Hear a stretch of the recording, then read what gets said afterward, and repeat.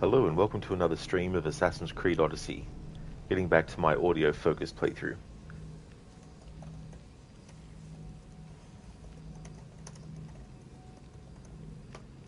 So this playthrough is intended for the purpose of getting materials for an editing project that I have in the works.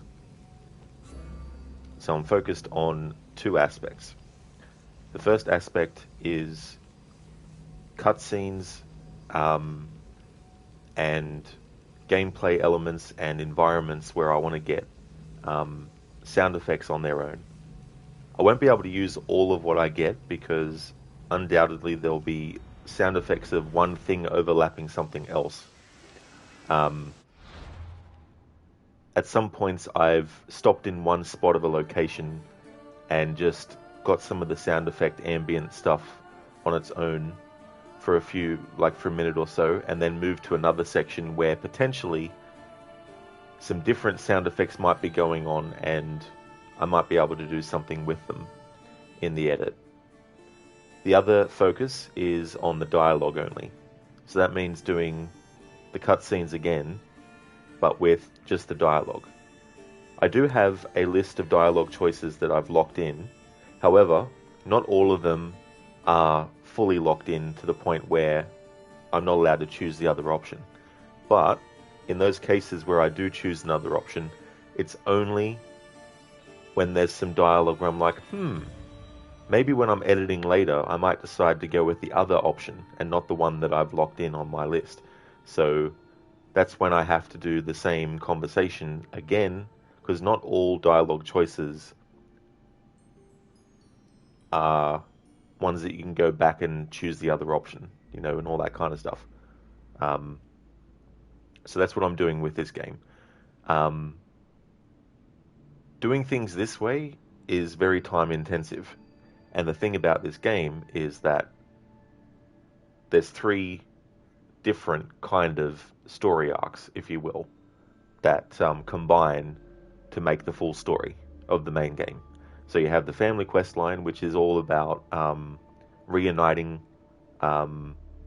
with Marini and, trying to, if you choose to, that is, trying to rescue Demos, as in, bring him back from being, quote-unquote evil, and bring him back to the side of quote-unquote good, You have the Cult Questline, where you have all the cultists. Now, obviously, there's cultists that are part of the main story, as in the Family Questline aspect, and you have to deal with them. All the other cultists, you don't have to deal with them, but if you want the full story about the Cult of Cosmos, it's probably best to actually kill all the cultists that you can come across.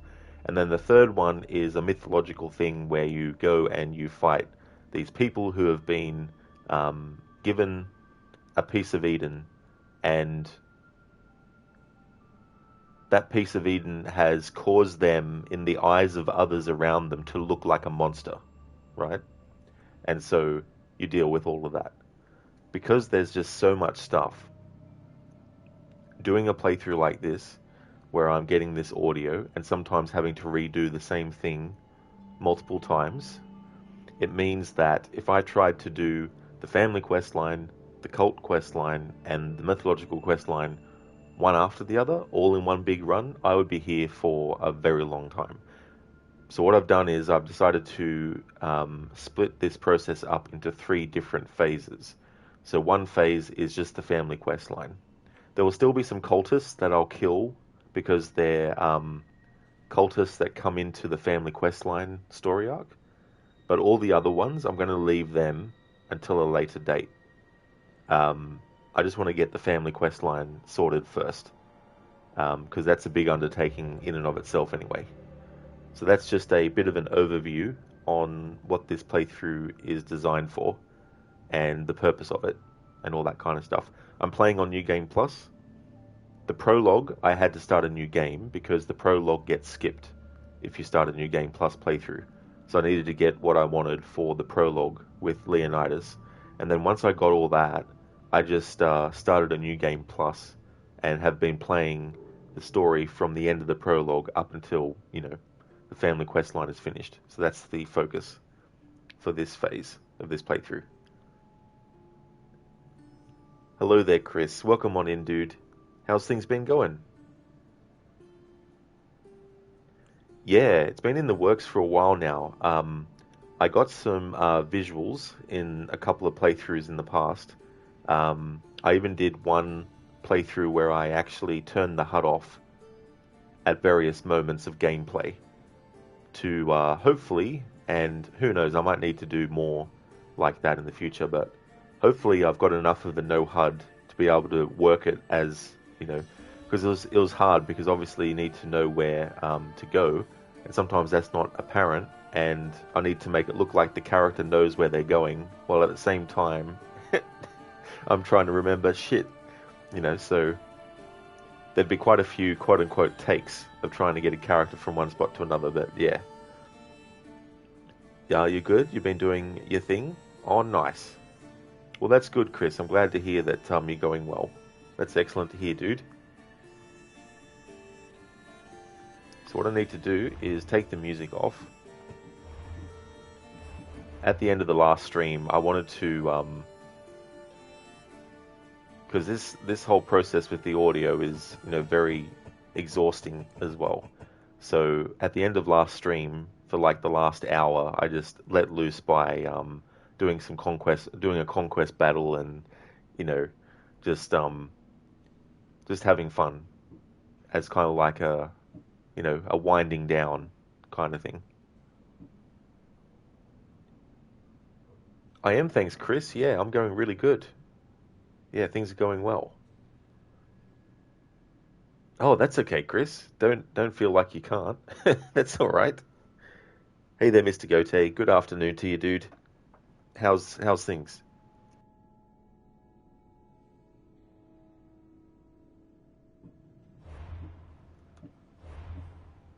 All right, so we're up to the first do no harm quest.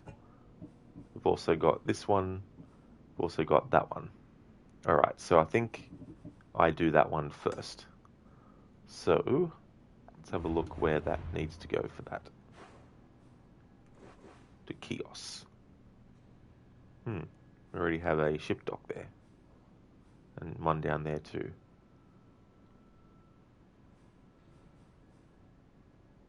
Alright, so I might go to that one first. And I think what I'll do is, pardon me, focus on the sound effects only for a moment.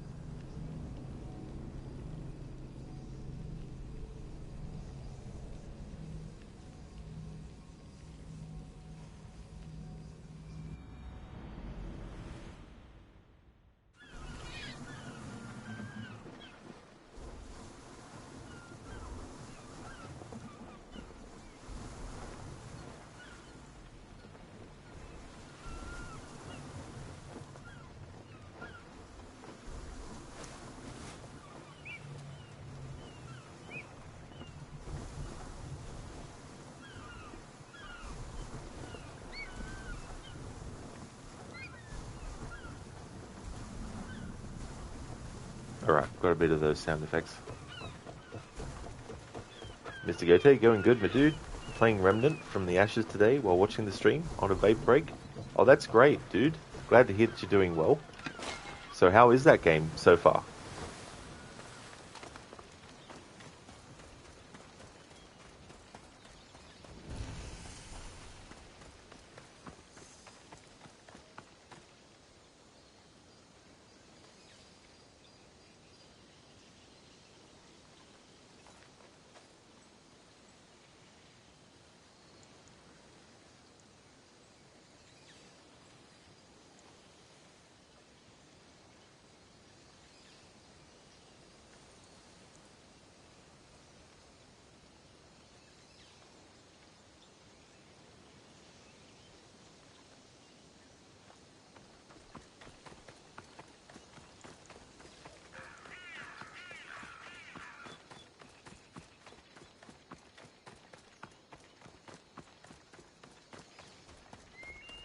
undoubtedly, when I get to the editing part of my project with this audio, there's going to be sound effects that I probably won't be able to use at all because they're probably masked by other sound effects happening at the same time. So in those cases, having the audio on its own for that will still be handy because it'll act as a reference point for me to use to actually find similar sounding sound effects online and use them instead and put them into the edit. So it might end up being a mix of certain sound effects that I can use from this gameplay that I'm getting, and also ones that I just download off the internet and then put into the edit as well. Like there's some that are going to be workable because they're just standing and listening to the ambience around.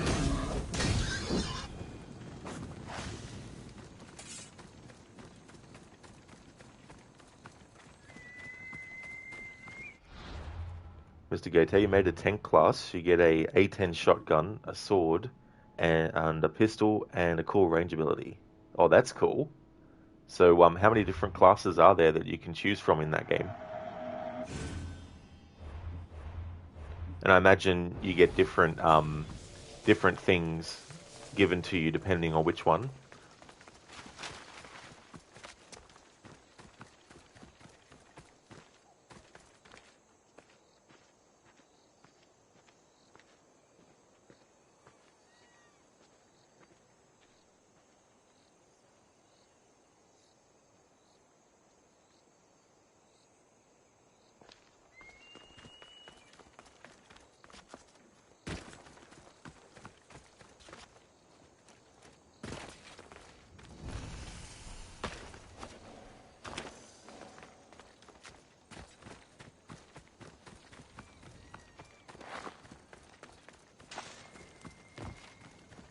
You'll love it when you get free loot.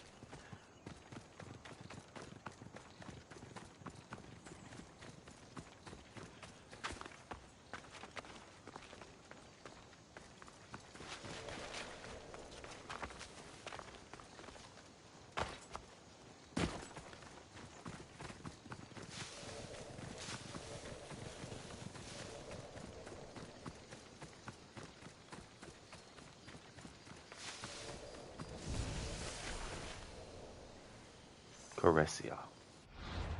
Mr. Gote, Alchemist, Utility, Support, Buffing Allies, Challenger, Close Range, Durable, Hard to Kill, Explorer, Finding Loot, General Utility, Gunslinger, Gun Handling, Fire Rate, and Ammo. Well, that's cool too, as well, to have all those options and to get, something different as well.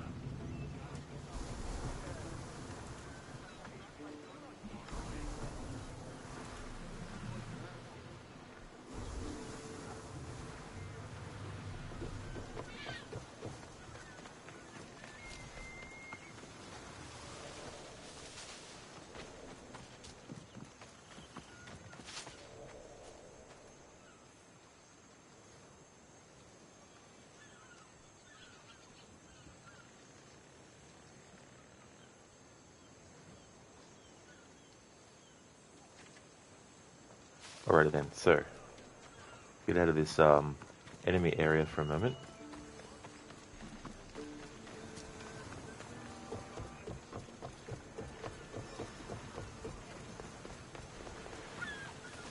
Although it's all a red danger zone.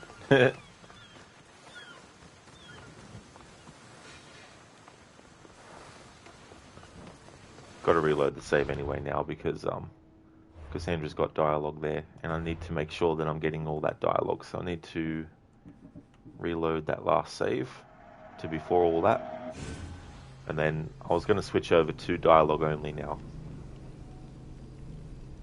Hey Blue Jester, there is a mod for AC Odyssey that scarred your life, is there? So what mod is it?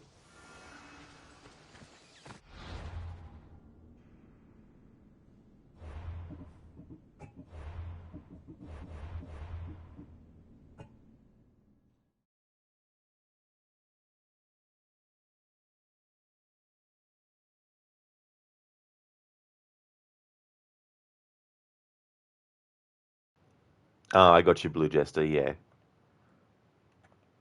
Yeah, I'm sure there's a lot of those mods for every game in existence now. Whatever floats people's boats, I guess. I should try to stay out of sight.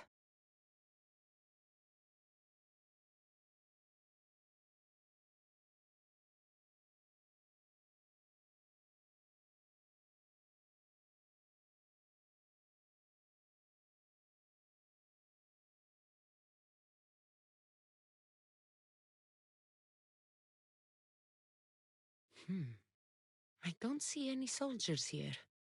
Only pirates. They must be running the whole island.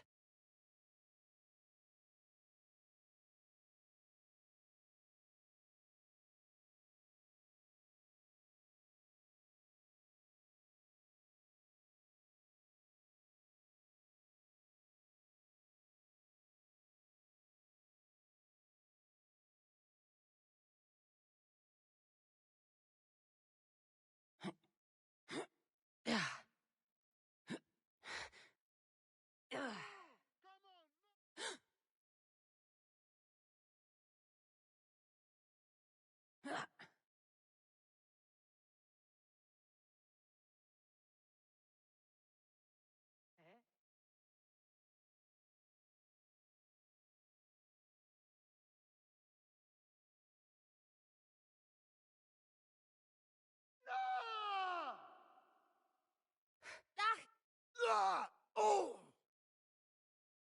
Gods have mercy! You want mercy? Ah! Those who trade in slaves anywhere on my island will be marked as slaves themselves, then hauled to Attica and fed to the system they tried to profit from. Get this scum out of my sight.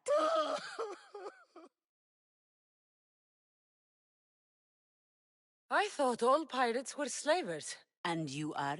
My name is Cassandra. Well, Cassandra, we're all thought to be murderers too. So, tell me why I shouldn't kill you right here. Alright, so my priority dialogue choice in this moment I've gotten is I need information. I don't think I'll need to really, use that. But this is me now thinking that. Maybe later when I'm editing this project, I'll be like, damn, I wish I got the other option of dialogue on its own. So what I'm going to do is get the I came to meet you dialogue and then redo this to get the I need information one. And then later on, I can decide which one I want to use out of the two.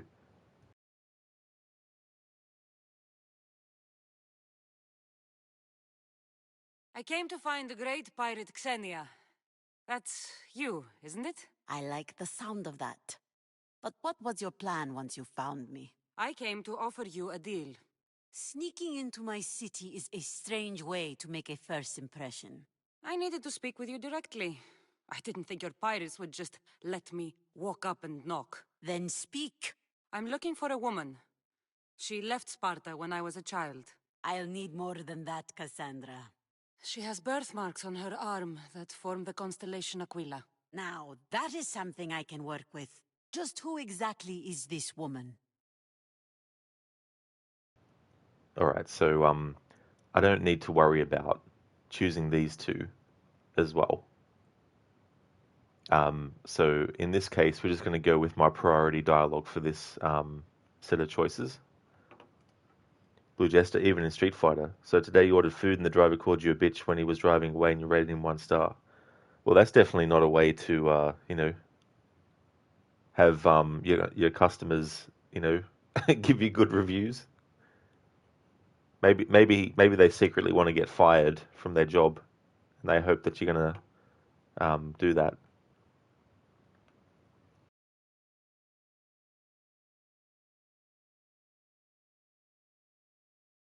She's my mother. I haven't seen her since I was a child. So, you're on a quest to find your family? Something like that. Then your path is not an easy one.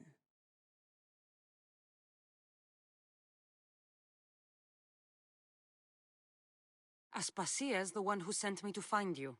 Aspasia? Now why would she do that? She said you might have information that could help me in my search.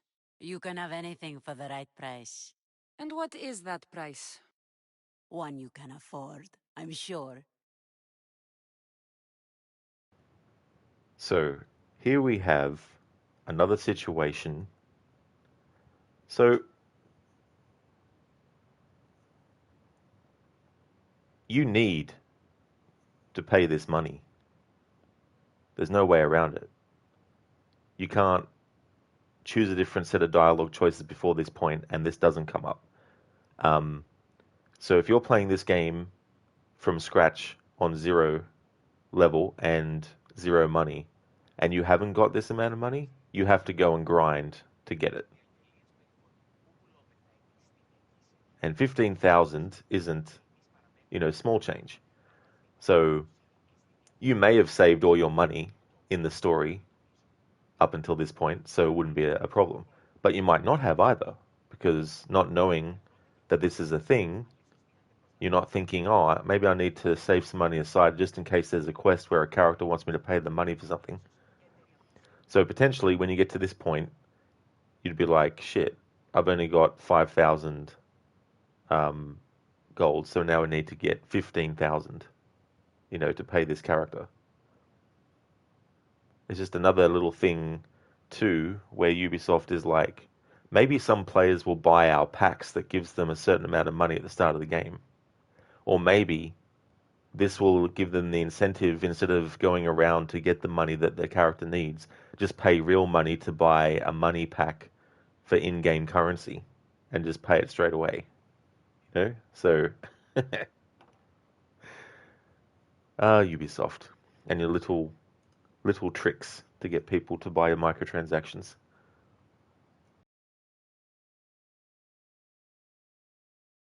Why do you need so much drachmi? I have a city to secure and people to protect. I have no interest in going to war. I just want to make sure the war doesn't come to us. Just need to add that I'm not against being able to buy outfit sets in a game and all that kind of stuff. But when you have like XP boosters and you have in-game currency boosters that you pay real money to buy, that to me is where I draw the line, because players who just want to play the game and they prefer to be rewarded with stuff for their efforts get basically told, we don't really care about that. It's more important that we get the people who want to buy the XP boosters who don't have the time to do that. You know what I mean? To play devil's advocate, you could say, well, not everyone has, time to grind for all that.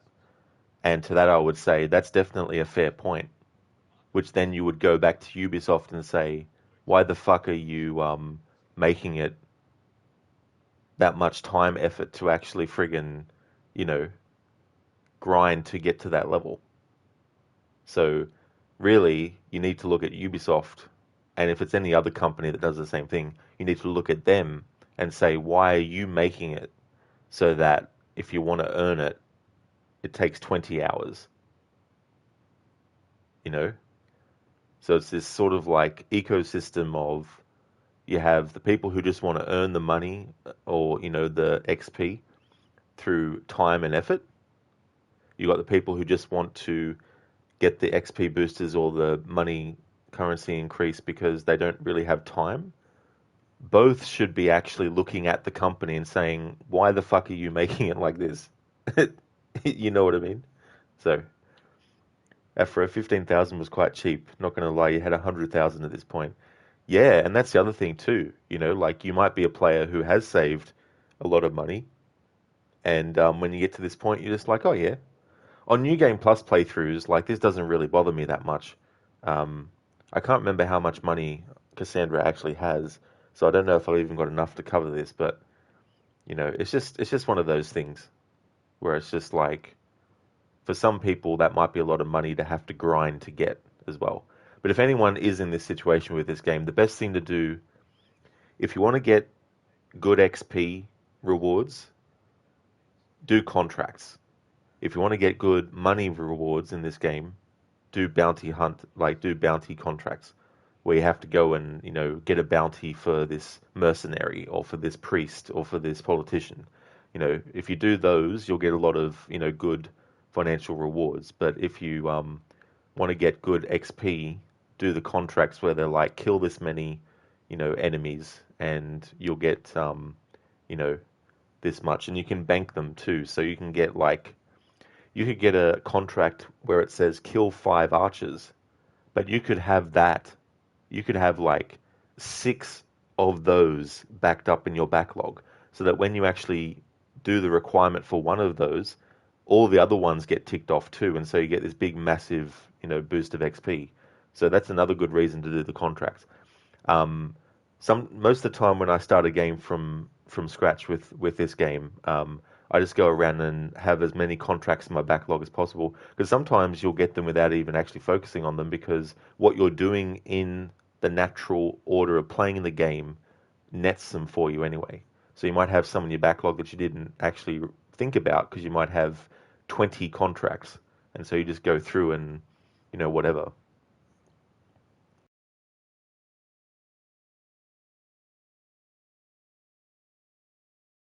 Here, take your drachmi. Nothing feels better than a heavy purse filled with coin. The information I need. How long will it take? I already have it. You do?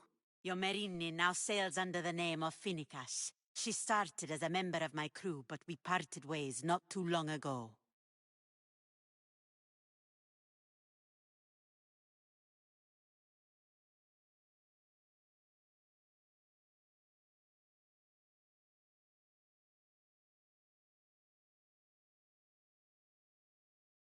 I'm leaving soon, Chaos is your home. but this isn't my true calling. My purpose. You might never find what you're looking for, Finicas. I can't stop until I do. You are a great pirate. And you are an even greater friend. Don't forget me.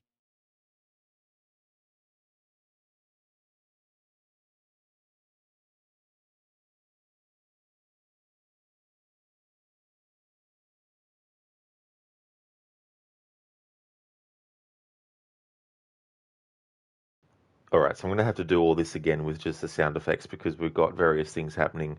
When we first meet Xenia, she's dealing with a slave trader and is using a knife to carve a symbol into his forehead. So I need to get the sounds of that happening and when she drops it and all that kind of stuff. Plus the exchange of the money as well. There'll be sounds for that, and then also that flashback that we just saw as well. After Odyssey report, helped out your mum with her island. Now we're going back to Sparta, apparently. But first you went to Thera to meet the guy that ruined 5th grade maths for you, Pythagoras. And then you dealt with the GNC tree of cultists. Only the Hydra is left, and you went up to level 44. And now you have your pirate set. That's awesome, Afro. That's really cool that you've got that. Also, what do you do at Hippo's workshop, that engraving shop in the mountains? Yeah, so you can't sell items to him, unfortunately. So if you want to get money, you need to go and just sell your items at another, blacksmith. Um, but if you want to actually increase the percentage of an engraving, there's certain engravings that you can upgrade, and it costs a lot of money. The first few or the first couple might not cost that much, but then you'll get into the hundreds of thousands that'll be needed. So for my character in this playthrough, I've got plus 40% fire damage. So any item that I've put fire damage on as an engraving, I now have all of those with plus 40% fire damage. So basically, that's the big boon with using Hephaestos's workshop.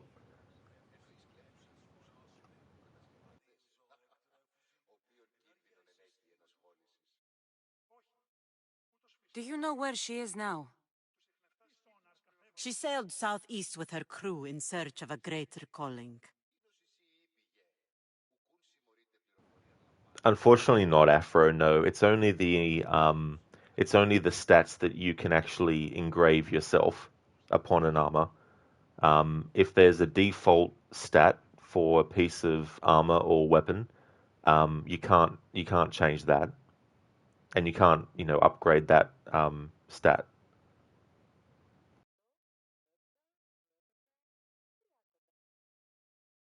She was part of your crew? For a time, Why did she leave? much too interested in the politics of war. Waste of a good pirate, if you ask me. I haven't heard from her since she left. Chaos is a long way from Sparta. How did your paths cross? On the sea long ago. In her, I saw a better life. In me, she found freedom. Together, we own the waves. I can't believe she was a pirate. She's the kind of woman who, once she sets her mind to something, gets it done.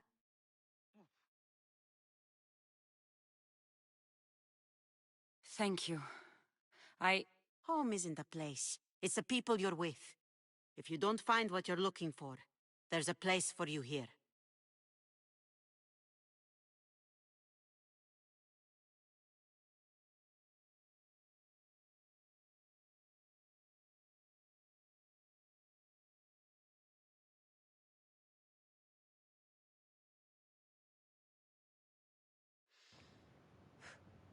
Alrighty then, so we've got that done. Now I need to reload my save from before and just do that with the sound effects. Or hang on, I need to get that other dialogue that's right. So I'll have to do that first and then do the sound effect stuff. Afro, how do you get the perfect sets then? Because you've seen normal engravings have levels next to them. Let's see. So this is an aspect of the game that I'm not really super versed in and interested in. So I just basically go for what I feel is a good combination of things, which may not necessarily be the ultimate way to do it. But there's plenty of videos on YouTube that will go through and explain all that to you. Um, but if you have a look at this, for example, I've got the plus 40% fire damage on the Helm of Achilles and plus 30% crit damage, and then the 17 warrior damage. So I can't go to Hephaestus and get better warrior damage. It doesn't work that way for this particular thing. So you'd have to actually just look at what gear piece has the best warrior damage, if you indeed want warrior damage to be your focus. And this is the thing where it gets more complex. And that's where I start to check out, because I'm just like, I'm just going to go to what I want.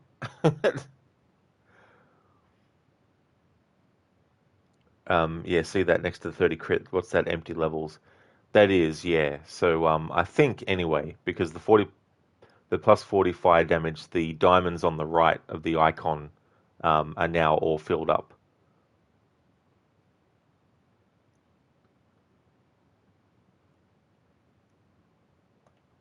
All right, so reload my save. This process will be a bit quicker now because I'm going to be skipping certain dialogues that I don't need now because I've already gotten them. But what I want to get is the priority dialogue choice that I had. Because the thing about editing stuff is you're better to get more than you might need because you don't know if you need more until you get to the point where you don't have it. And then you're like, well, shit, if only I had it. If only I got it back when I was sourcing all the stuff.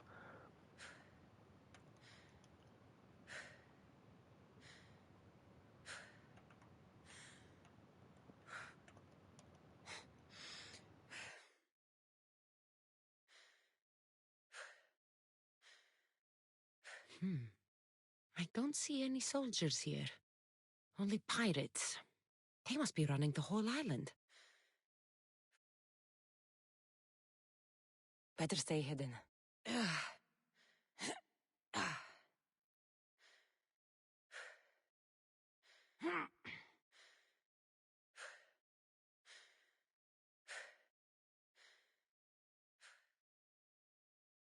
God! Then yet, and I wet. All right. So I came to meet you was a dialogue choice that I wanted to get the dialogue for just in case I ended up using it. But the priority choice that I had in my document of all the dialogue choices that I want to make, this is what I need to get now.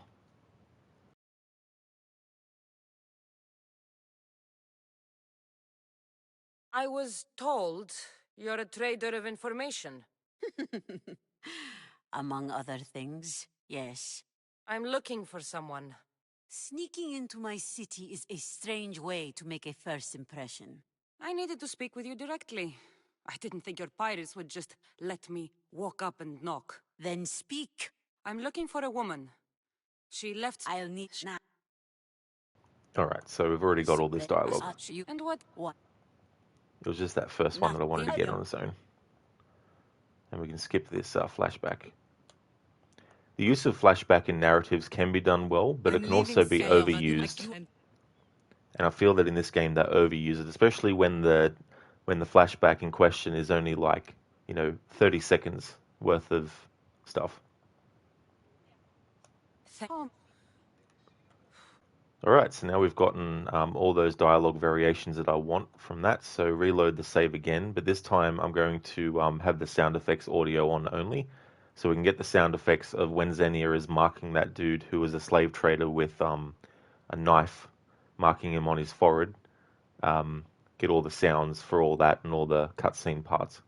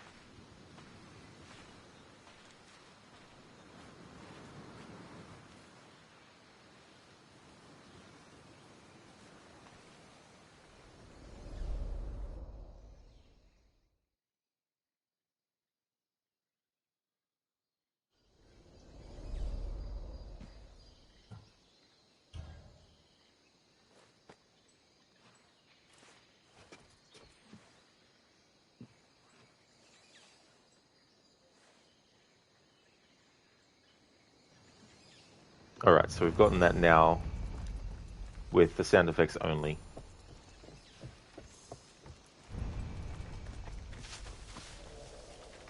Oh, I just remembered too, if you get detected by Xenia's pirates before you meet her and you kill them, the amount of money that she asks for will actually be more than the 15,000, I think. Hello, Anasune. Welcome on in. How's things? So with that quest covered, the next one I'm going to do is the one where we go to the Hetere. I'll leave the Hippocrates one till last.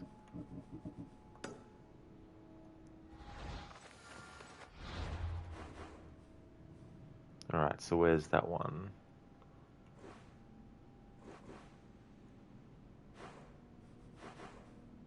All the way over here in Corinth.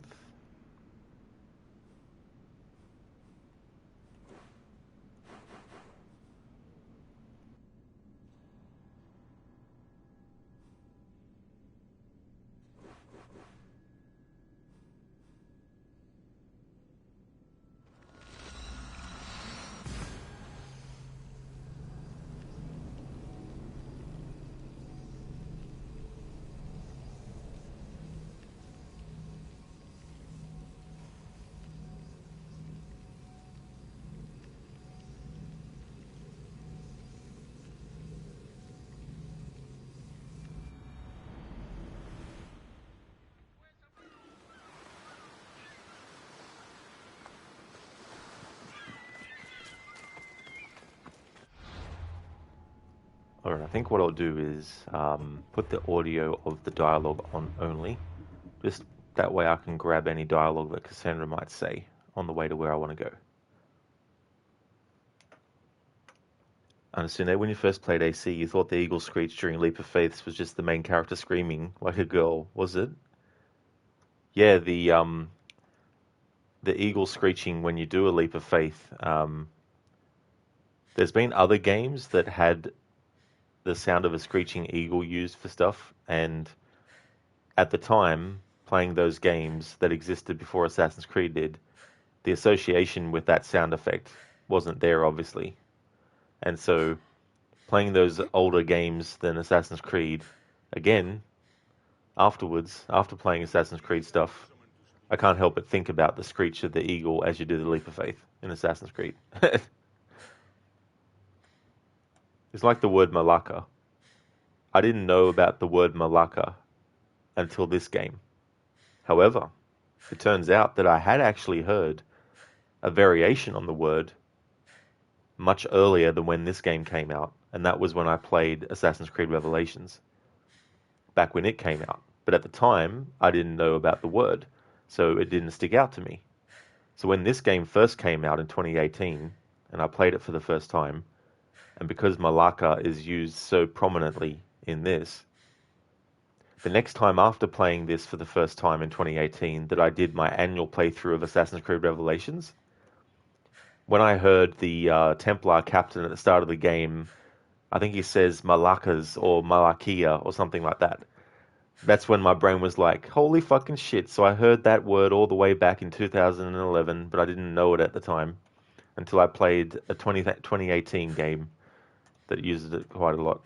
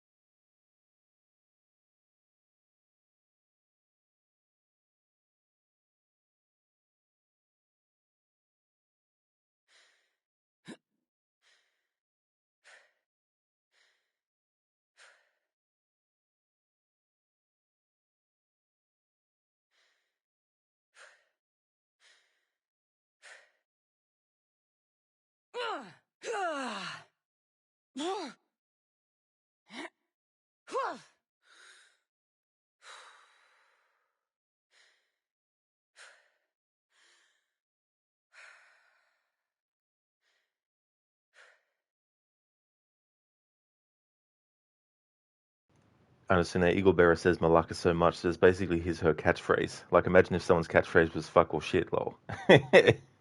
Yeah, yeah, that's true. Make a good point there, actually. There's an interview on YouTube between the two people who played Cassandra and Alexius, respectively, and they were talking about how many different variations of the word Malaka they had to actually record. Some that probably didn't even get used, but they were asked to do it that way anyway, and had to do it, multiple ways, like say it when you're surprised, shocked, in pain, angry, happy, sad, excited, all these different variations of it.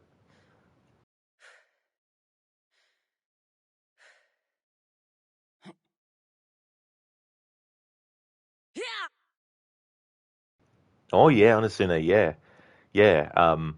The things that when you're, not that I have personal experience doing it, but the things when you're actually doing audio recording like that, some of the stuff that they have them do, especially when you think about all the sounds. So Come on. whenever a character is in pain, generally the person who plays them has to make all those noises and record them so that they can use them. Let's go.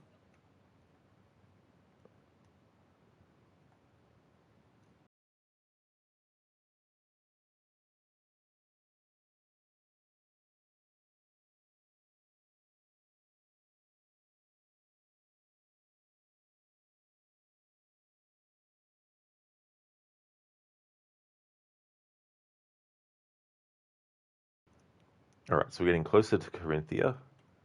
I've got the dialogue on only. To get the dialogue that Cassandra will say once we get close to Corinthia and all that kind of stuff.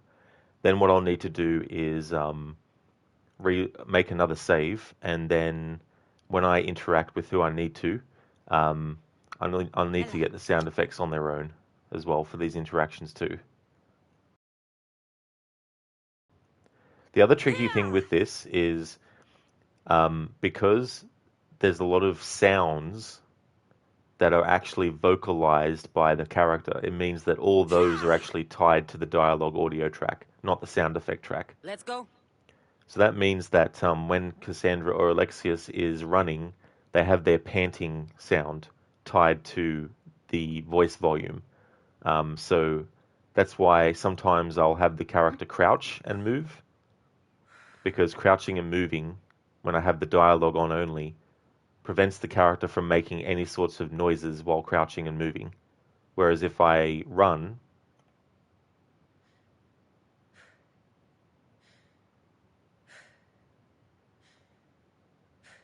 you have that happening. And sometimes I don't want that to happen over the top of dialogue.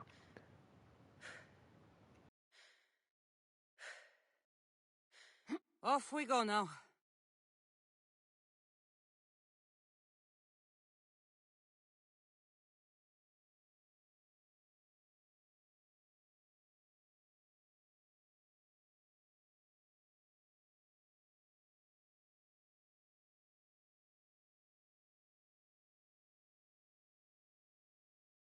Μεγαλώνει με θεά.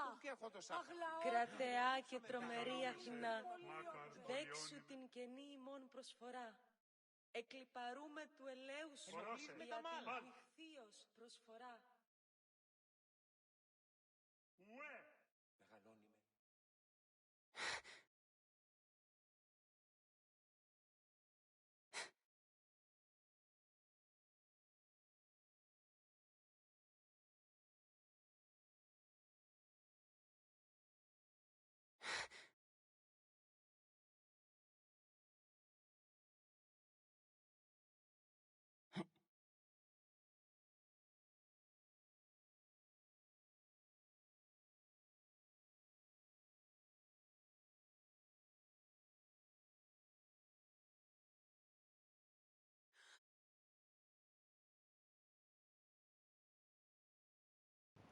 Alright, so I'll make a save here. There hasn't been any dialogue yet, but I want to get the sound effects first on their own.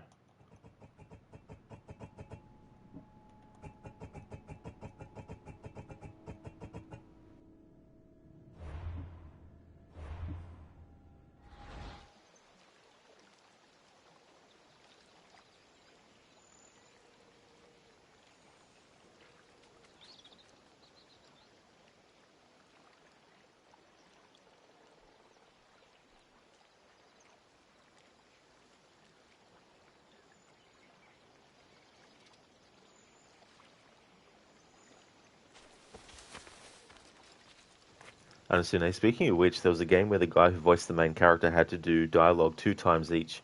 So if you're just walking around, it's normal, but if you're running, it actually sounds like he's out of breath. During said dialogue, I mean, oh yeah. Yeah, having all that to cover all different kinds of variables that might be in play for the player. So if your character is near death, in real life, if you were near death and you were saying things, you're not necessarily going to say them in the same way that you would if you were fine. You know, like if I'm in pain, I'm not going to be sounding like, this is great, this is delicious, hello, how's things going? I'd be like, oh, damn, you know, sort of thing. But I get what you mean, though. So depending on the state that your character's in, the dialogue that he says will be different in terms of how it's being delivered, not in terms of what they're actually saying. I think it wasn't it the Dead Space remake? I think they were doing that with.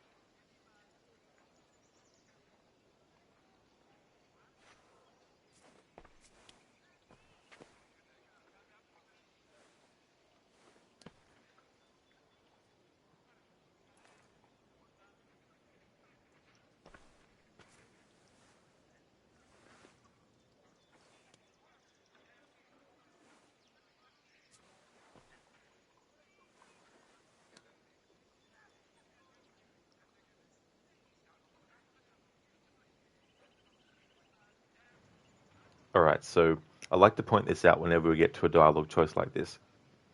This question that you can ask, who are the Hetera?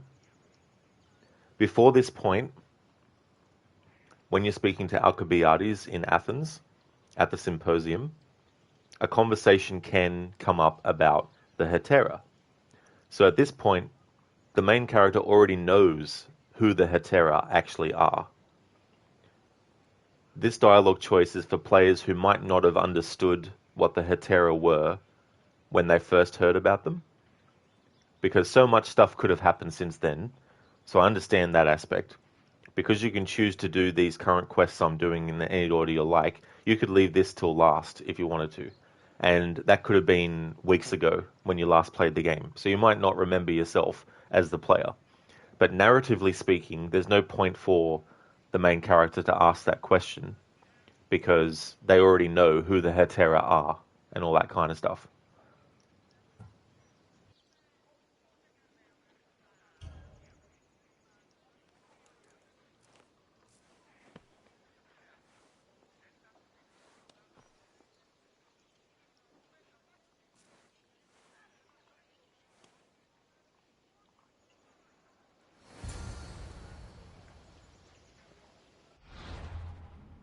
Alright, now to get that again, but with dialogue.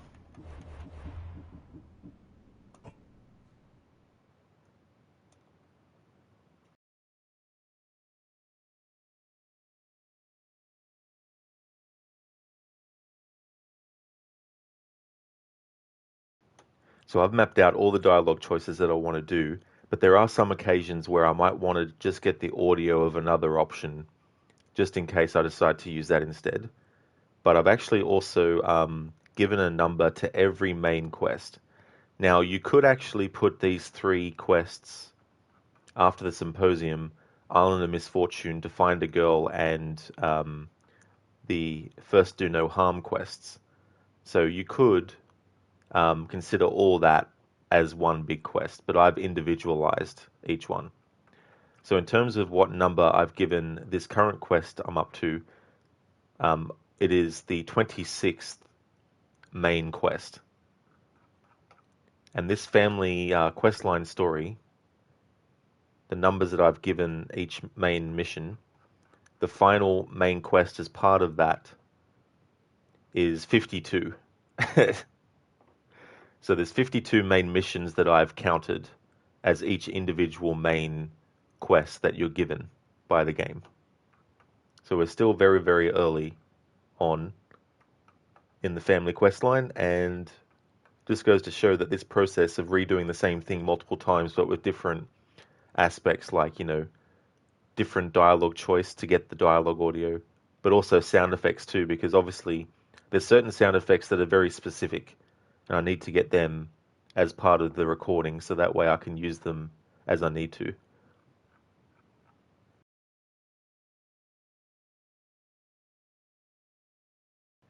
And as soon as I just saw a new gameplay thing they did for Mirage and noticed that in the inventory there were outfits and costumes, so you wonder how the two of them are going to differ.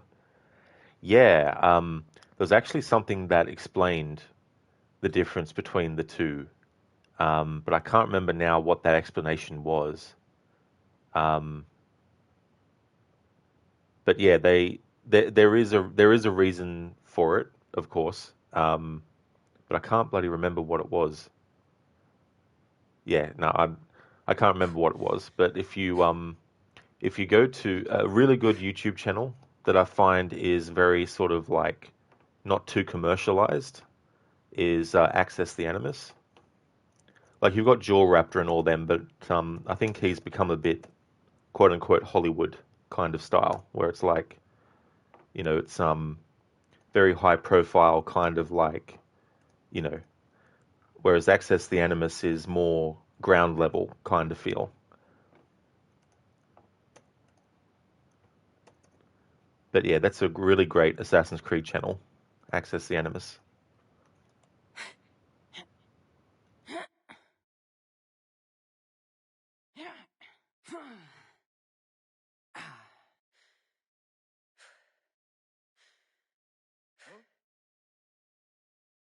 Alcibiades said the Etera here could help me find my mother.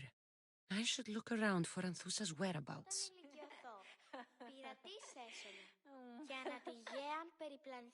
Are you Anthusa?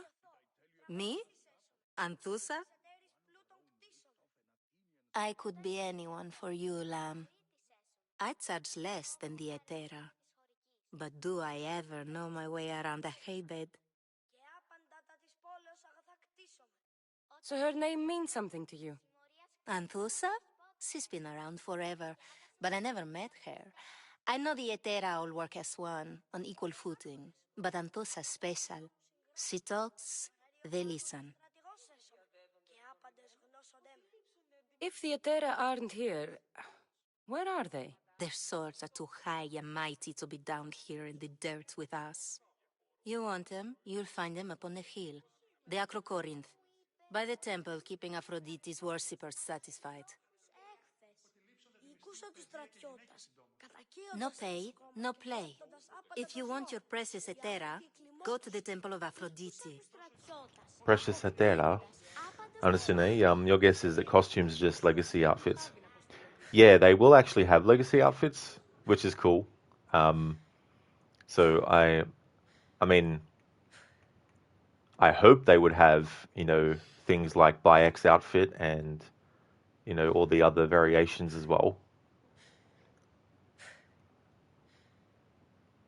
But yeah, there is something to do with the difference between the costumes and the outfits. But yeah, I just can't remember what it was.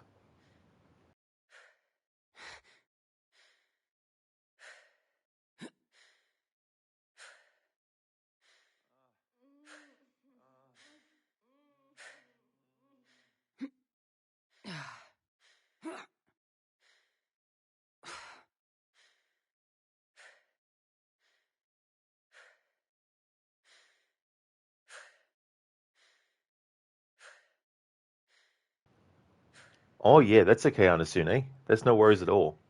It should be in one of their most recent videos, I think, about that, because they do a look at what has been shown of Mirage so far.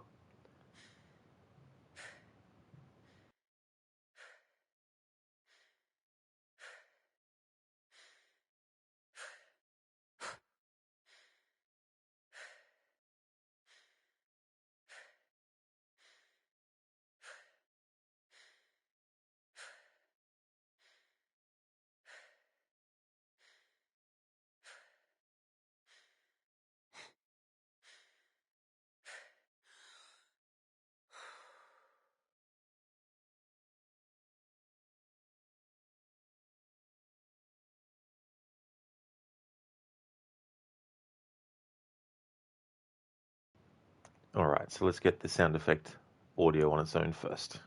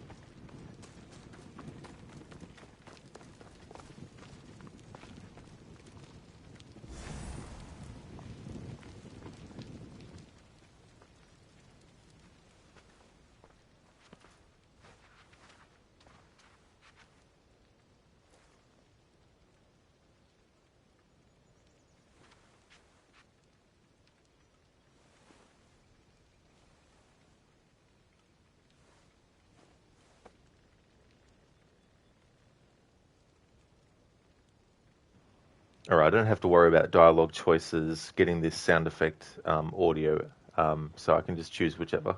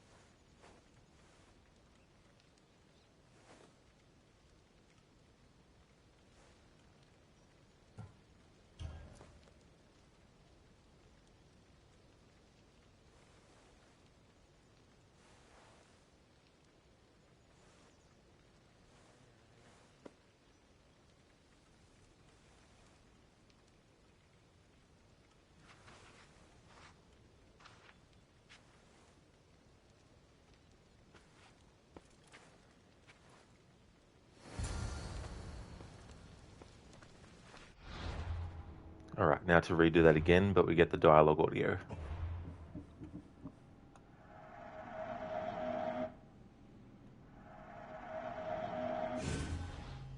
Hey there, hippie. How's things going? Welcome on in. It's funny.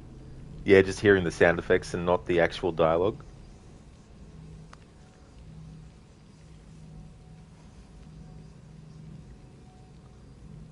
It's interesting from a perspective of thinking about the work that goes into video games and movies and other media that has audio, how much stuff has to be thought of when you're doing something.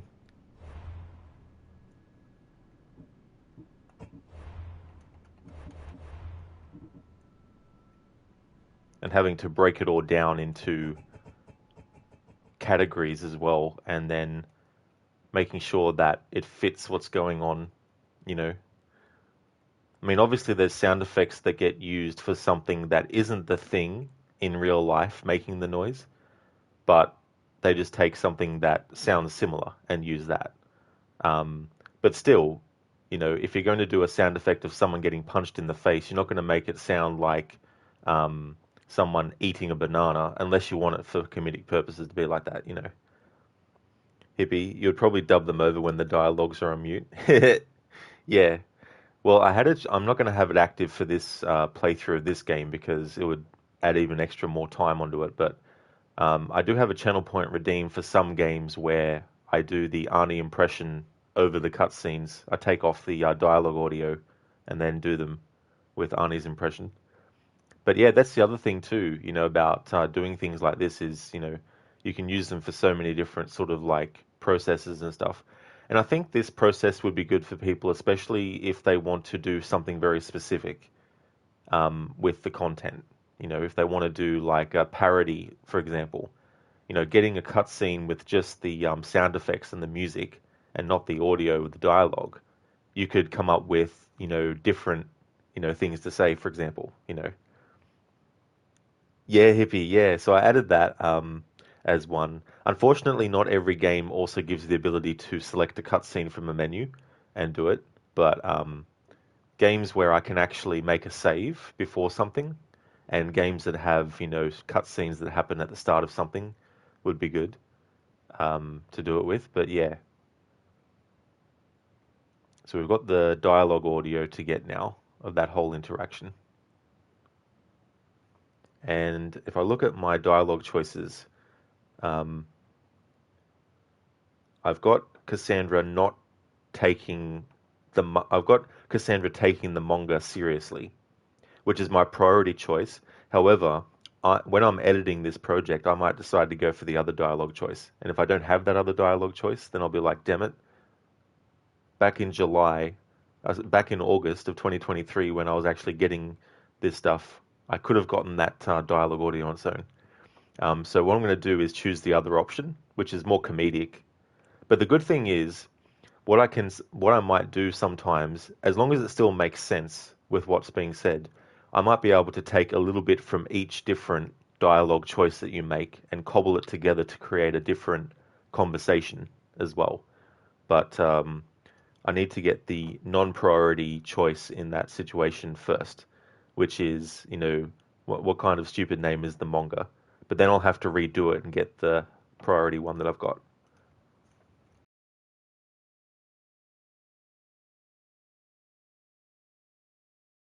Temple on top of the Acrocorinth. That's what I'm looking for.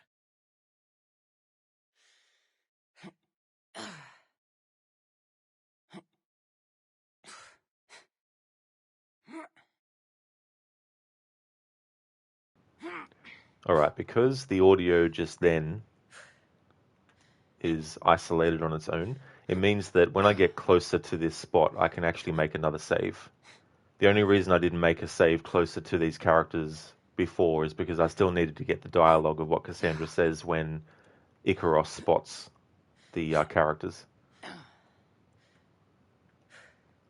To save having to climb up all this a third and fourth time.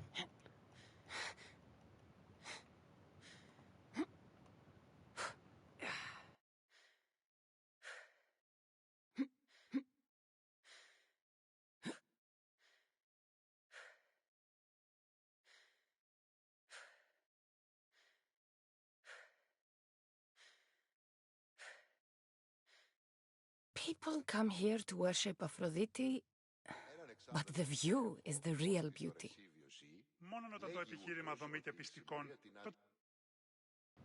Alright, I'll make the save here now, so it's not as far away. Because I'll have to reload this save to get the other dialogue choice as well. βοηθά το παραδείγματι των έργων αυτού ή να αντιβάλλομεν το δέον γενέσθε εις την Who do they think they are? I need to stop them. Εις όλων μας θεών απολογούμε. Συμπάθεις με τόσο Είναι τρόπο τα συμφωνημένα.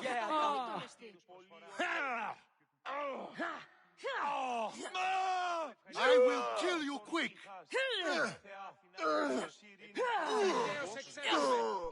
Behind you, Misthios! Here comes some more. Let's check it out. Stop. I want to... Ready.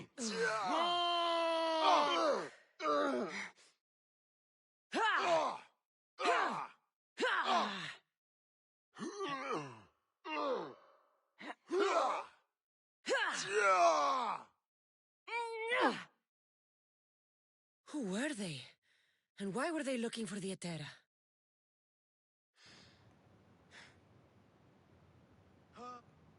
Actually, I'm better off making a save right here, because I don't need to get that particular dialogue audio more than once.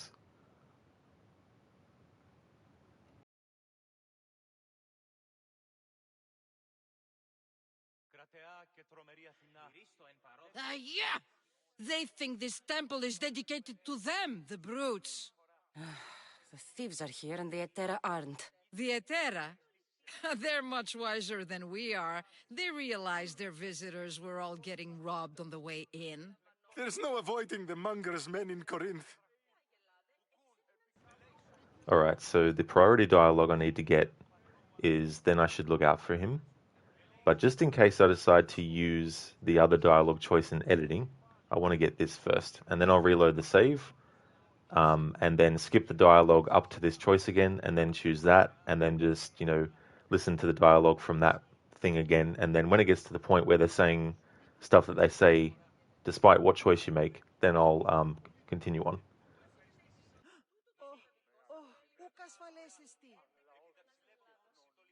Who walks around with a name like the Monger? Don't let him hear you say that. Last time his name came out of a fool's mouth, the man's tongue was sliced out. So the Monger is a Corinthian criminal? Master of the underground markets. He rules with one hand open for money and the other clenched around a weapon. A drachmi and blood-hungry monster's what he is. So he's hunting the Etera. For money?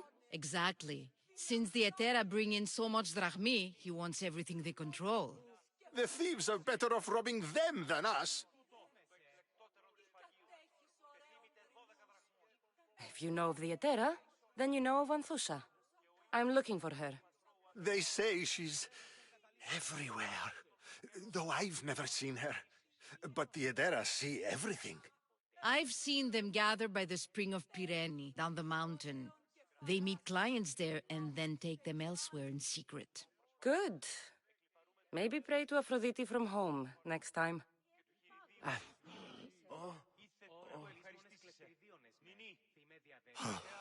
You taught those thugs a lesson of a lifetime.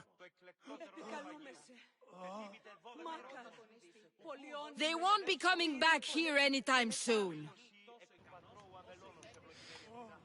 Alright, so now to reload the save, and then choose the other dialogue option. That might actually be something that I can take both versions of and put it into one. Like, I could still put it so that Cassandra does say that about the Munger's name, but then also says the other dialogue. But it just depends on how it feels when I get there. The other thing that is going to be difficult is any dialogue that gets said where there's NPCs making their own dialogue around where the person is talking, because it'll make it tricky. Because if I'm cobbling together audio of dialogue and for one part an NPC is saying something, but then you hear them cut off abruptly as the next bit of dialogue happens, then that's going to be immersion breaking for the project once I get it all edited together. So it'll be interesting to see how that all plays out. But unfortunately, I can't isolate the NPC dialogue from the main character dialogue or characters who are ones that you need to talk to for story purposes. I can't isolate their dialogue through the menu alone. So we'll just have to wait and see how that all falls into place. But let's interact with them again and then choose the other option. Yeah! They think this temple is dedicated. There's no...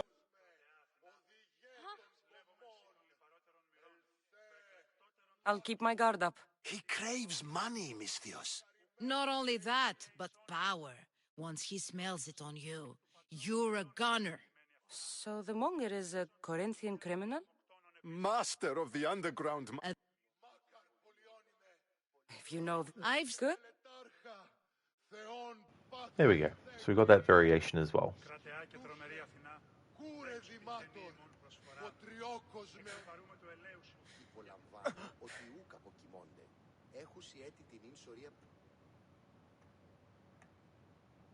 Alright, time to save. And now I'll change the audio to just sound effects for this next part.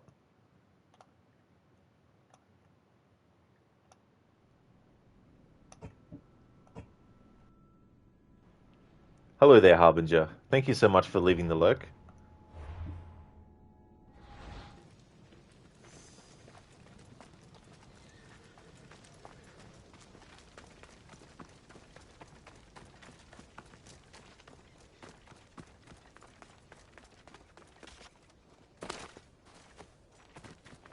Alright, I just want to get some ambient sound effects.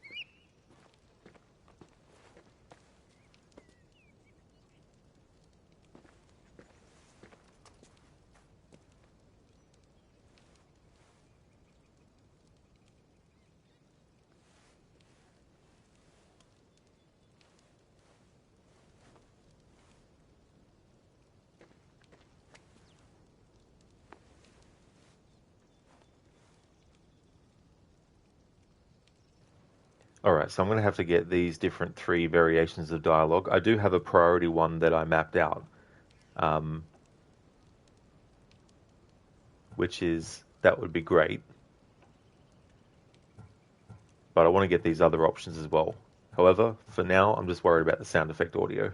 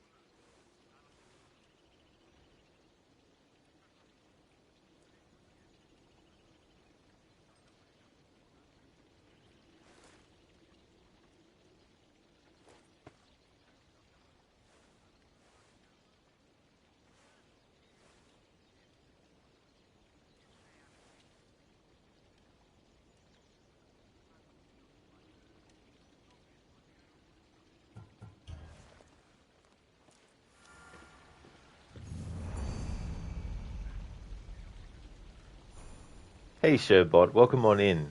Thank you so very much for raiding. Thank you very much. Welcome everyone. Hey there, sunniest of rays. Welcome in. How's things going for everyone? So this is a very different playthrough to what one might expect.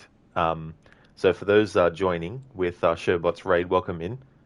I'm doing something with the game story, and I need to get the sound effect audio isolated from the music and dialogue, and I need to get the dialogue audio isolated separate from the music and the sound effects.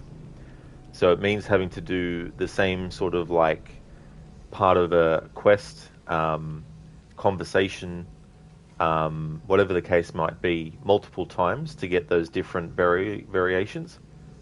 I've already got the visuals from previous playthroughs, some without the HUD elements, so I can use that in the project that I'm working on. But I wanted to do a playthrough to get the sound effects and dialogue audio. So that's why there's no dialogue audio at the moment, all music. And that's why when I switch to dialogue only, there'll only be dialogue and no music or sound effects. Afro, you really liked and prefer the cult of Cosmos than the Ancients in Valhalla. The cult somehow feels more like a threat. In Valhalla, most of the Order members were just random people, like that one guy who plays the harp. You have to find his clue by playing that stupid minigame. Yeah.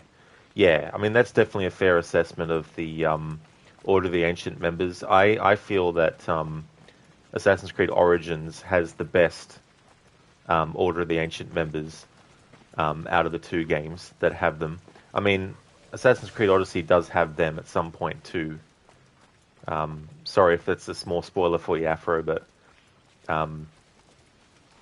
yeah, the ones in Valhalla, and I think there is a spoiler point that you could argue for some of those Order members being like that in that game, but it's still, irrespective of that, which I haven't mentioned, irrespective of that, it's still understandable to think of those Order members that way, because you're right, a lot of them are pretty much just, regular people doing whatever, and they're just like, oh yeah, my crops died and the Order came and helped me, so that's why I kill people for them. Things like that. Sherbot, things are going very well. You spent a long time drawing a sloth. Now, that is very apt. If you're going to draw a sloth, then drawing it really slowly, that would definitely be a very meta way to do it. Also, like if you were drawing a snail as well. But that's cool. I'm glad that things are going well, and it sounds like you had a good stream as well. So I need to go into the options and change it so it's just the dialogue. There's going to be some variations that I need to get with some of these dialogue choices, so I'll have to reload the save a few times and cover those.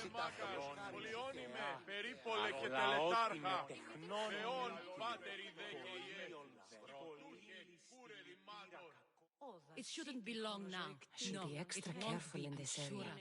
Then they'll help. Everyone has something. Alright, I need to reload the save because there was two bits of dialogue overlapping each other. Cassandra saying, I need to be quiet, this is a danger area. And then the dialogue from the two characters were also talking at the same time.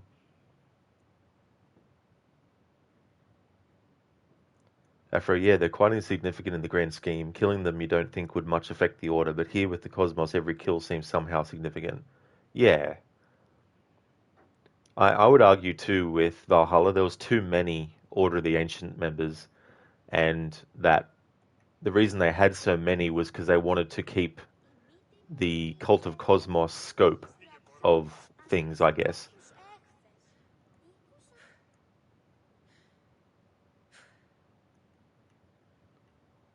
Sure, but someone gave you a drawing tablet. It's been real nice. Now that is awesome that they gave you a drawing tablet. That would be really cool to have as well. I wonder how much some of those would be actually. I guess it would depend on the quality of it and other factors as well. Hey there, Kenway. How's things going? Welcome on in.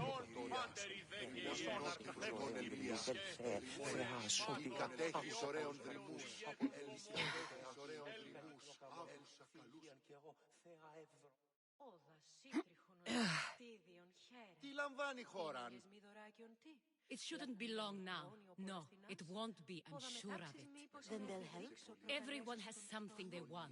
My job is to figure out how much they'll give for that something. Then Corinth will be ours again. Very soon it will return to its rightful hands. So much NPC dialogue just drowning out so much stuff. It's just so annoying. But I'm going to make a save here anyway, so that when I reload my save to get the other dialogue choices, I don't have that far to go. Sherbot, it can be used with or without the pen, which is kind of neat. Now that is cool too as well. Especially too if you somehow lose the pen and you can't just go and get one straight away. At least be able to use something. Oh, that's good, Kenway. Glad to hear that's going well. And same with me too. Things are going good. Sherbert, you never thought you'd want to use a trackpad instead of a mouse, but in some circumstances it's so nice. Well, that's a good point too as well. Like as much as I don't mind using a trackpad with laptops and stuff, I would much rather to use the actual mouse when it comes down to it, really.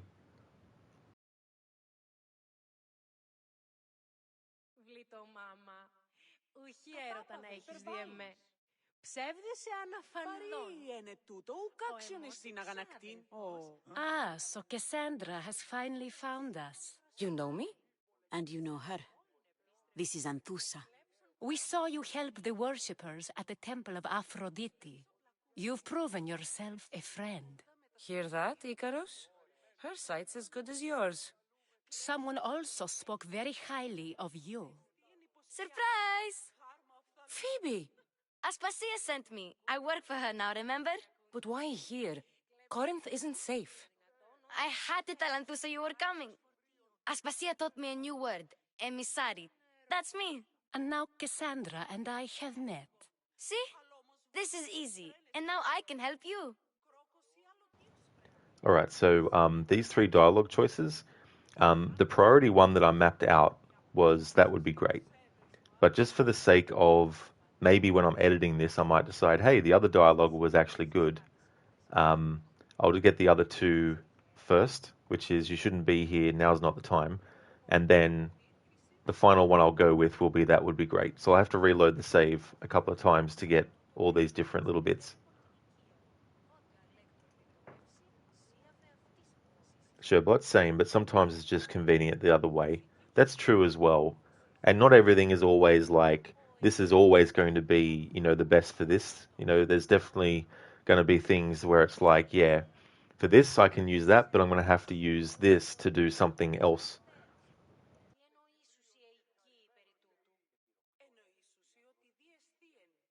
There is a killer on the loose in a city with no morals to begin with. You can't just follow me around like in Kefalonia. The Monger, the Cyclops, I made it all the way here, didn't I? Yes, you always find a way. We need to move inside, Cassandra. We're not the only ones watching. Come with me, and we'll talk. Can I come? As long as you're quiet.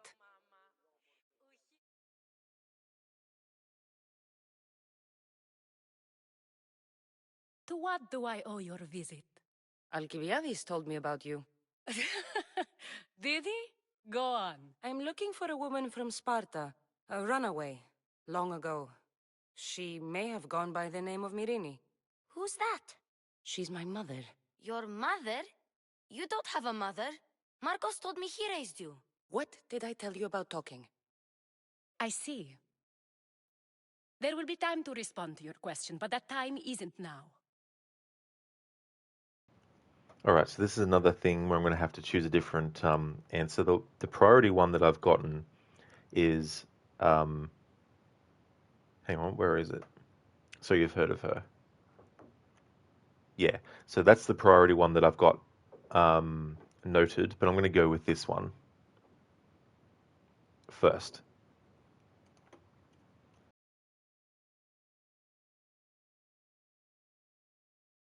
That's not the answer I'm looking for.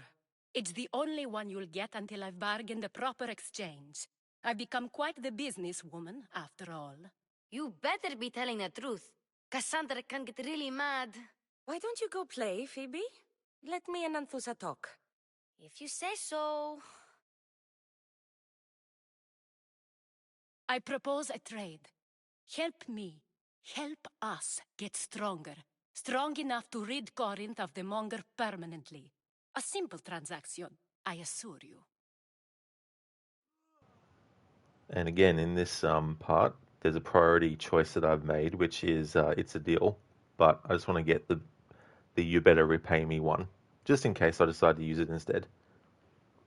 Afro, what do you think about the combat then? Odyssey definitely is your favorite. Now, Origins was too slow and cumbersome. Valhalla, although not that ability heavy, was fun, but not as responsive as Odyssey. Also, Odyssey is the first game where they have nailed the parry timing. Well, I like the combat in all three, to be honest. The only thing I would say in Origins, sometimes it's annoying that when you're doing the dodge, that there's three separate kinds of dodges that happen when you press the dodge button in a row, but then you have to wait until the window of opportunity is open again to start doing another dodge. So I would have to say I prefer the ability to dodge the way that you do in Odyssey and Valhalla as opposed to Origins. But apart from it, with everything else though, I think it's pretty fine. I mean, generally in games with weapons like swords and stuff, I don't really use the heavy weapons that much.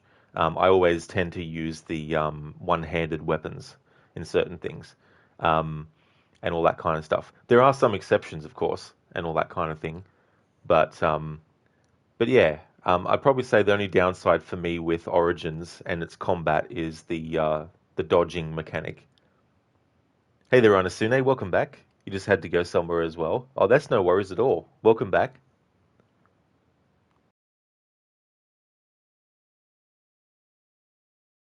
As long as you deliver what I'm looking for, we won't have a problem. Negotiation always involves some compromise, you know. Compromise I can do, but I won't be cheated. Then we're in business. Now, you've heard of the Monger?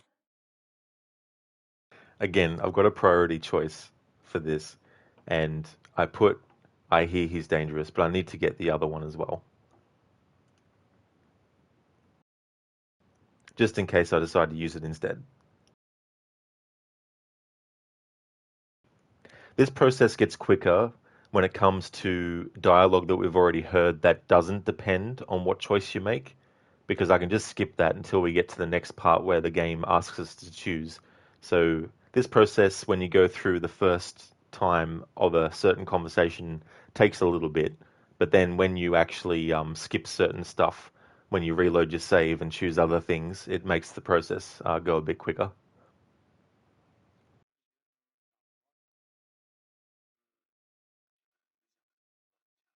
I heard about him after I killed his men. Seems he's famous in Corinth. For all the wrong reasons. His knife has shed much Corinthian blood, but that's just the way of commerce. The blood between us is bad. Then you've held your ground well. You're not dead. Not yet, anyway. But he's employed enough thugs to amass a small army. Now they're attacking people in the street, us included. He's been killing Etera? Killing? We're smarter than that. But action must be taken before it goes that far. I'm not the only one who needs help. My girls, Damalis and Irina, are suffering too. More Monger trouble? I wouldn't doubt it. Work against their aggressors, and then it will be his turn to suffer. You'll find Damalis here at the spring, but Irina has gone to Bellerophon's garden. I was just thinking about this scene when Enthusa and Cassandra first go down into this area here. Cassandra, from the camera angle that they show her from at the start of this whole interaction, she has behind her the light coming from the outside of the building. and it basically makes her face really, really strongly hidden with shadow. And so I feel that when they were actually doing this whole interaction thing, where they're positioned now is probably where they should have actually had them positioned when the scene first started, because then you have both characters. Because where Enthusa is standing, she doesn't have the bright light from coming outside behind her. She's got enough light coming at her from the front of her face to be able to see her clearly, and same with Cassandra as well here. That was just something that I just that I just thought of then. Hey there, Brutus. Welcome on in. How's things going, dude? Sherbot, you love that you go through all the options. Yeah, it's good to do in something like this because when you get like two or three choices where it's like you have to choose one of these three, and whatever you choose, unless you reload your save and want to see the other outcome, whatever you choose out of these three, that's what you need to go with, and then the next branch of dialogue comes on. With this project, with some of the dialogue, what I'll be able to do is I might be able to take little bits from each dialogue choice that you make. That is a dialogue choice where it's either that or this, and cobble them together to create a whole different response that, as long as it makes narrative sense and actually makes sense within the conversation, then I could do that. But I won't know that until I get to the actual point of the project where I'm literally editing all the dialogue together and mixing, matching stuff. Because then I can do comparisons. I can have like one version next to the next version next to a different version, so I can play them all in a row and see how they feel differently like that. Because I find it easier to compare things when they're really close together as opposed to separate and apart. Anasune, also, you rewatched the Mirage gameplay trailer and you're not sure about the parkour, just because whenever Basim jumps on a beam, he seems to stop for a split second before jumping again, which might ruin the flow of parkour. Exactly, Anasune, and that Assassin's Creed Jade mobile game, the parkour is the same in that too. Every time the character lands on something, it doesn't matter if what they land on is only like a few inches away from where they jumped from. They just stop for a split second and then keep moving instead of landing and keep moving. you know. So you're definitely right with that. They haven't really like they talk about how they've really changed it, but there's a lot of things that they haven't changed in a way that would make the parkour more fluid, and those things are things like manual jump, manual back eject, and manual side eject. The thing about that is you can still do back ejects and side ejects in the newer games, but you can only really do it when you're really close to what you want to back eject to or side eject to. Whereas in all the other games before, Syndicate actually, because Syndicate was the first game that took out the ability to do a manual jump. In those ones, you can be pretty far away from what you want to jump to, and the character will still do a side eject to it and a back eject to it. So until they bring back the manual jump button, there's going to be a certain fluidity of the parkour that used to be in the series that's not going to come back. But hopefully they've done some stuff that can't really be noticed on a surface level that might actually change things too, as well. Like, I understand if a character jumps off something that's really high up, when they land, of course they're going to take a moment to actually regain their footing. But if it's only a small little tiny bit that they're jumping off from, and the distance isn't that far, they shouldn't be stopping for the same amount of time that they would be if they had actually jumped from a higher point. I get the idea of having to be more realistic, but we're still talking about video games here, so you still need to have a balance between the realism that you're trying to convey and the actual gameplay that you're trying to do. And sometimes you need to make the balance more for the gameplay side than the realism side, and sometimes you need to make the realism side a bit more than the gameplay side. But I feel the parkour in Assassin's Creed needs to be more balance of gameplay side and less so much realism side. Blue Jester, you would imagine the world if Adolf Hitler won the World War. Terrible, very terrible. Yeah, I think any person in existence who wanted to basically control the population, if they had actually succeeded, then I think it would all be a bad thing as well. Hey there, Brutus. You going good? Excellent. That's great to hear, Brutus. That's awesome. And I'm going really well. Things are going good. Having a good Saturday. I'm going to get this dialogue with these questions now so that the next time I run through these dialogues, I can just skip certain ones.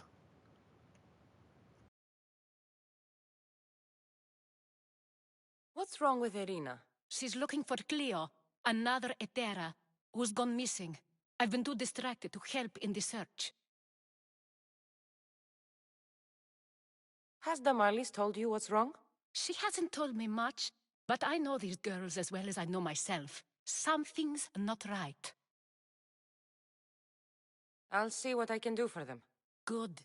The monger feeds his thugs. With the drachmi, he makes smuggling, weapons mostly, which is all the more lucrative now that he has a war to supply. So, if someone interrupts the monger's supply, his men go hungry. Exactly. Go to his warehouse in the port of Lecheo and burn his cargo, all of it. We'll let chaos take care of the rest. Why rob people who can't put two drachmi together if he has a business? It's illegitimate, but gets him rich. Even the smuggling is a front. He steals slaves, innocents, who shouldn't be harmed, but his thugs can burn. Seems to me that burning his biggest source of income is asking for trouble. I want to put the new muscle I've acquired on show. Plus, violence is the only language he understands. I know many people who speak that language. Alright, so in my priority dialogue that I've got noted, I didn't actually bother asking these two questions. However, there might be something usable in what they're saying that I could actually incorporate into the edit for the project that I'm doing all this for. But I won't really know until I get to it. Because the other thing I want to do, having the dialogue audio isolated from sound effects and music, means that I can take off certain words of a character's sentence if I feel that that word doesn't really fit either the context of what's being talked about, or if it doesn't really suit the narrative, or if there's no real point in even discussing that information. Because what I envision with the project is to do it as like a series format. So things would be split up into episodes, and I want there to be a flow so that you don't have too much time of the character just standing there talking for too long. So there will be some dialogue that I'll not use at all, and I won't know that till I actually get to that point.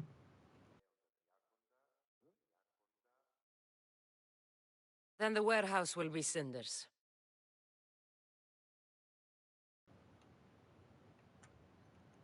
Alright, so time to reload the save, and then grab those dialogue choices that I want to grab that I haven't gotten on that pass through. And so if they really want to make the game realistic, then why not remove climbing, since realistically no one can hold onto a ledge for that long. Your point being, in games there are always going to be unrealistic things in games, whether the players recognize it or not. Exactly. And that's the thing about video games is, you're trying to convey two things at once, especially with modern games. You're trying to convey the story, you're trying to convey the characters, and you're trying to convey how you as the player are able to move them through the environment, And the thing about playing a video game is there's a certain level of suspension of disbelief that you need to have. Now it's fine. I don't think it's bad for people to look at a video game and go, "Oh, isn't that so funny?" The character's able to hold on for 20 minutes without straining themselves. That wouldn't happen in real life. Ha ha ha. That's fine. But you're dealing with a video game after all. However, obviously there have been video games where they've tried to put in a little bit of realism in gameplay through the aspect of a stamina meter, by having the character have a stamina meter that is slowly draining the longer they hold on, and if they don't do something else, the character's automatically going to, let go and drop, so things like that. But there's always going to be some semblance of unrealistic things, Be careful.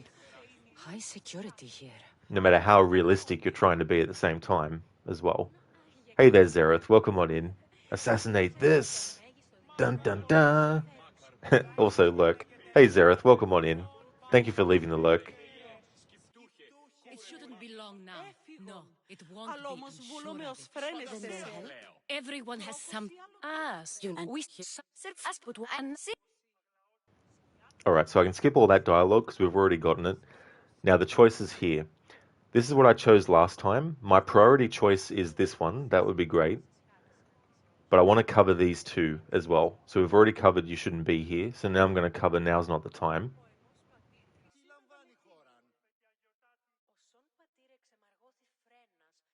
You and I will talk about this later. I don't work for you. I work for Aspasia.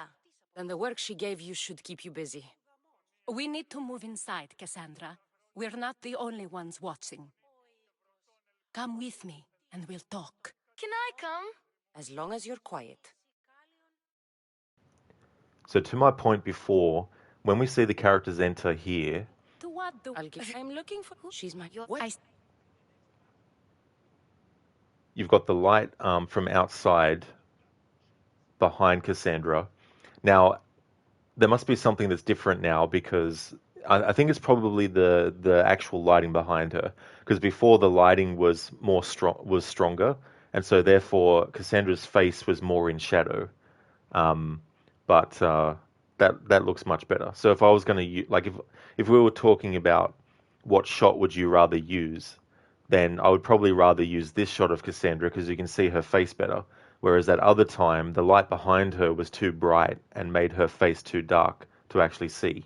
So I like this sort of like shot better because if you're wanting to have two characters talking to each other, you want to make sure that both characters can be, seen clear enough so that you can actually see their facial expressions. Because the more shadow that's on Cassandra's face, for example, the less expressions you could see come through that. Whereas if there's a bit more light on her face, you can actually see the expressions a bit more. Anasune, Zereth, they see me lurking. You're not good at stealth. Yeah, that's the thing, right? It's like, how do you do stealth with text? Anasune, sometimes you might not even notice the unrealistic things. Exactly, And we all have so many different things that we might notice. Like, for example, if you show someone an action movie who knows how guns work and knows how things like reloading works, they'll be able to tell if the actor has been trained good enough to actually do it realistically, right? But people who don't have that background might not even notice that, so they don't even see that, they don't even register that information. It doesn't mean that the person who's not noticing it is bad for not noticing it. It just means that they have different things that they're absorbing from what they're experiencing than someone who does have knowledge of that kind of stuff, for example, as well.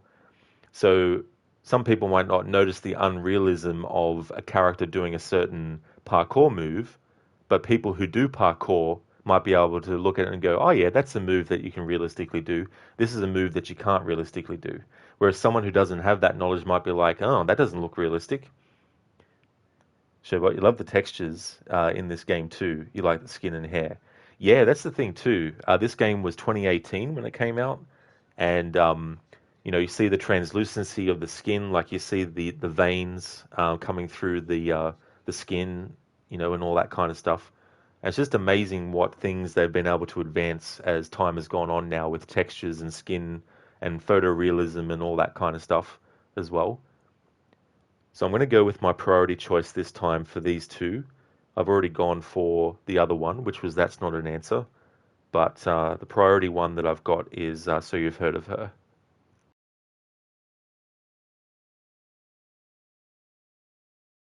As long as you tell me what you know, sooner or later. You'll have to trust me. You don't get to where I stand without credibility. My word is yours. And you can always trust Cassandra. Why don't you go play, Phoebe? Let me and Anthusa talk. If you say so.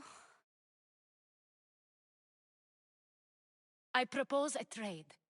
Help me. Help us get stronger. Strong enough to rid Corinth of the Monger permanently. A simple transaction, I assure you. All right, so the priority dialogue that I've got is it's a deal. I've already gotten the "you better repay me" option, so we're going to go with the priority dialogue now.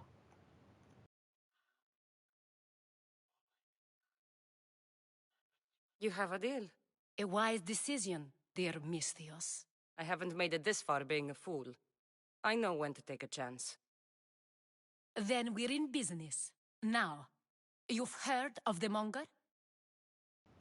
All right, again, now it's time to choose my priority choice, which is "I hear he's dangerous." However, because I have the audio of the other option, when I get to the editing part of this project, I might actually decide to go with this one instead.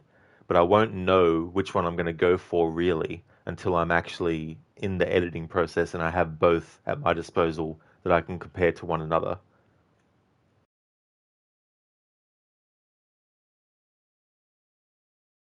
From what the worshippers say, he's someone I should watch out for. They're right. I'm sure his victims wish they'd been more vigilant. My eyes are wide open. Then you've held your ground well. You're not dead. Not yet, anyway. But he's employed enough thugs to amass a small army. Now they're attacking people in the street, us included. He's been killing Etera? Killing? We're smarter than that. But action must be taken before it goes that far. I'm not the only one who needs help. More Monger trouble? I wouldn't doubt it. All right, I've already got the dialogue for these two options, so we're just going to go straight to this one. I'll see what I can do for them. Good.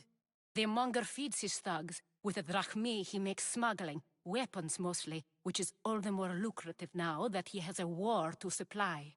So, if someone interrupts the Monger's supply, his men go hungry. Exactly. Go to his warehouse in the port of Lecheo and burn his cargo. All of it. We'll let chaos take care of the rest. Then the warehouse will be cinders. All right, so that's that. Now to reload the save so we can get the priority dialogue when Phoebe first shows up. Now that I've already gotten all the other variations. Anasune, like in Mirror's Edge, you used to think the springboard high jump was realistic, but after watching lots of videos and looking it up, you realized it actually wasn't that realistic. Yeah, and that's the devs looking at it from a perspective of what would be better for gameplay purposes, whether it's more exciting to look at or whether it's more exhilarating for the player to experience, or whether visually it looks more stylistic. So there's so many different things that they could be or so many different reasonings they could be going with as to why they make those sorts of decisions. It shouldn't be long now. No, it won't be, I'm sure of it. Then they'll have... So you and we...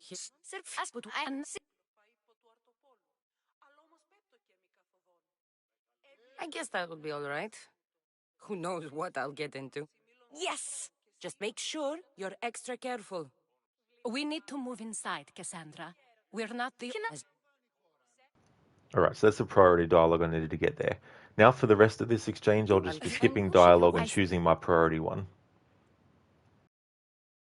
As long as you why don't you have a deal? I have...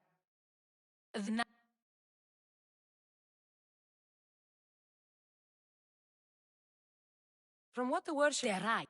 Not he's been killing... I wouldn't... Good. Then the... All right, so finally got that exchange. The sound effects of it on their own, and all the different variables for the dialogue choices on their own, separate from the sound effects. So now we have more multiple quests accepted, which is all part of this. So we have Follow That Boat, Port of Lawlessness, and this quest here is still like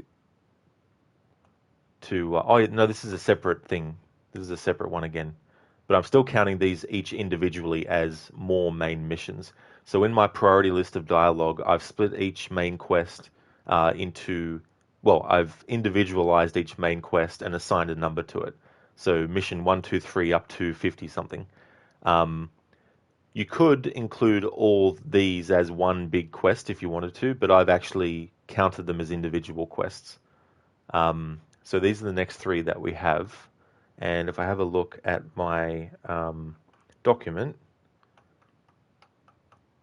let's see, which is the one that I deal with first? Oh yes, the one that I deal with first is follow that boat. Now this is another situation that's going to have a lot of different variables as well. I do have my priority dialogue that I've chosen, and depending on what the other options are, I might actually play it by ear as to whether or not I accept them, or just go with what I have as a priority thing. But what I want to do is get some sound effects on their own for this part of the story as well.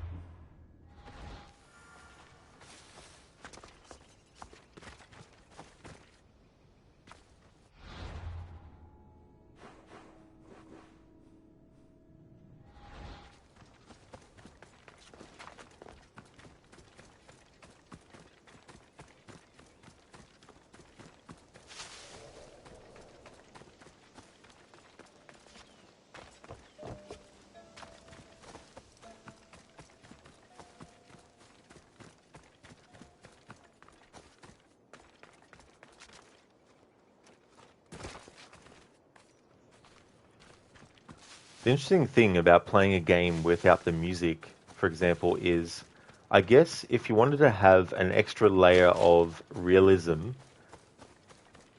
like obviously if you choose to play music, you're going to hear music in your day-to-day life.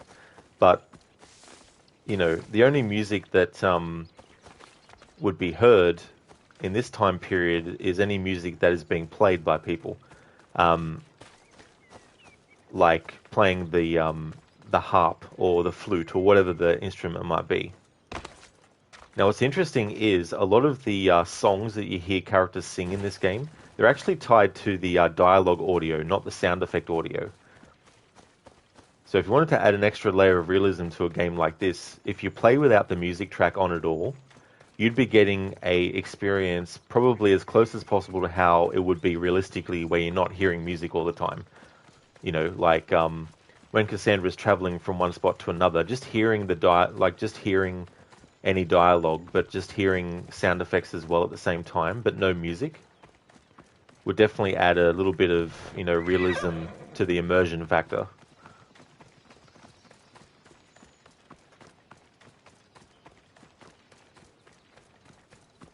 But sometimes too, it's hard for me to imagine playing certain games without the music on also, because sometimes the music that accompanies what's happening adds to make it even more exciting as a thing, for example, or even better, you know.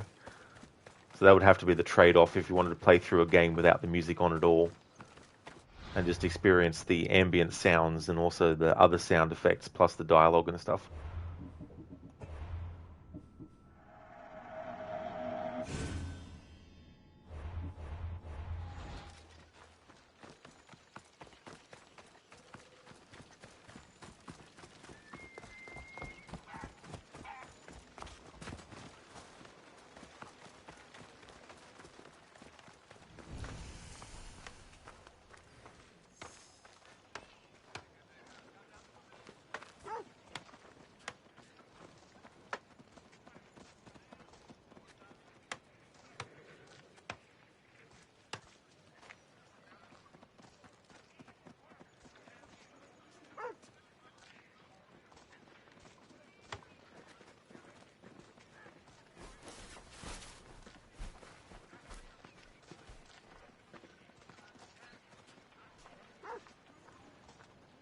Alright, just wanted to get some sound effects of this dude hammering that.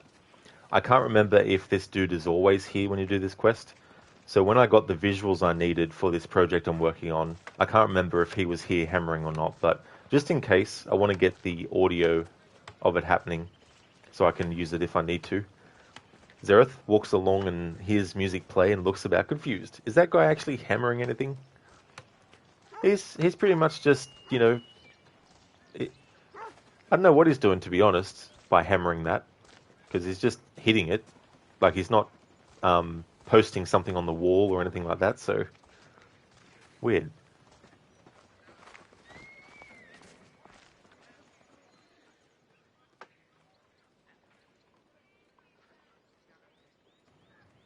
So the dialogue here doesn't matter yet because I'm not covering the dialogue aspect of this interaction yet.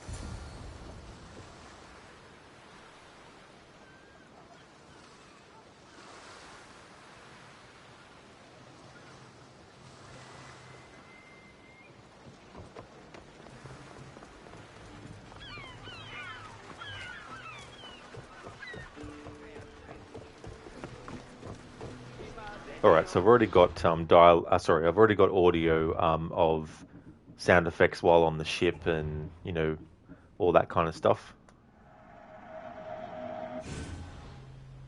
Now to get the dialogue audio sorted for that little section. Anasune, by the way, what is the project? So for a while now, what I've wanted to do is actually change the way that the narrative of the story is actually told. And part of that is by also cutting out parts of the story that aren't really needed to still make the whole piece actually make sense. Like, for example, there's a lot of side quests that you would think not doing them at all doesn't impact or doesn't turn up or doesn't have anything to do with the story. However, the side quest on Kefalonia, where there's like this plague, there's a family that you can come across, and the option you have is to accept what the priests are saying, that they need to kill this family who are sick to stop the spread of the plague, or you can decide to side with the family and kill the priests instead. So if you decide to spare the family, later on you find out that there was a plague on Kefalonia because of your actions. However, if you never see that quest, if you never experience it, if you never do anything with it, you get to a point in the story where it gets brought up. And you would be like, what plague? What? that would make you think that's a very important part of the narrative then, because the character of Cassandra or Alexius, if you're playing as him, says to Phoebe, I'll go and see and check out. Which then gets in your mind, oh, I need to go back to Kefalonia and check out. Maybe that's part of the main story. But the thing about it is, after you have that conversation with Phoebe in Athens, you could never go back to Kefalonia, and it doesn't get brought up again from that point on. So when I look at it in the overall picture, there's no need for that to be part of the main story. It might feel like it is up to a certain point, but after that point, there's no more references to it, and it doesn't matter anymore. So my thinking is just take that out completely. So with Barnabas, there's a part where he mentions the plague, but it's easy to skip him saying that when playing it because I know the timing of the conversation and when to press the skip button to go past the point where he actually mentions it. Because the conversation that he and Cassandra are having, when he mentions the plague, it's the final part of their interaction, which means if you press the skip button before the camera goes over to him, it goes back to gameplay. However, when Phoebe brings up the plague, you can't do that without it being jarring because you have to press the skip button multiple times because the camera switches angles more than once during the conversation about the plague. So when I do my project, what I'll do is I will completely take out any reference in Barnabas's conversation and Phoebe's conversation of the virus completely, so that the scene will just play where Cassandra has gotten the information she wants, and then when she's saying goodbye to Phoebe, they'll talk about everything else that's not related to the plague, because in my version of the story, the plague will be completely removed in completion. So that's an example of what I want to do with this project. And ultimately, I want to get to the point where, for my annual playthroughs, I just basically show the project once it's completed and, provide commentary over it. But I will have a version that doesn't have commentary, of course. But that's my ultimate goal with it. So I've got to get all of the source stuff first. So I've gotten all the visuals that I want, and I've also gotten the visuals without the HUD elements for gameplay purposes. So now I'm getting the dialogue audio and the sound effect audio. So I can work with that. But there's just so many moving pieces to it. So it could still be another 2 years from now until I get it finished. But I need to get all this stuff compiled together to be able to do something with it as well. Zereth, it's a dialogue. It really, really is. And thinking about dialogue when you're actually having characters talking, but while going somewhere on their horse, there's going to be a lot of interruptions for the dialogue because of bumping into characters. I can avoid all the characters I want while on horseback, but the person I'm riding with keeps on knocking people over. So I'm going to have dialogue of, interruptions to it. So it's going to be very tricky for those moments in the game to get the audio of the dialogue in a way that doesn't get interrupted all the time by the NPCs going, ugh, or get out of my way, or what are you doing? Things like that.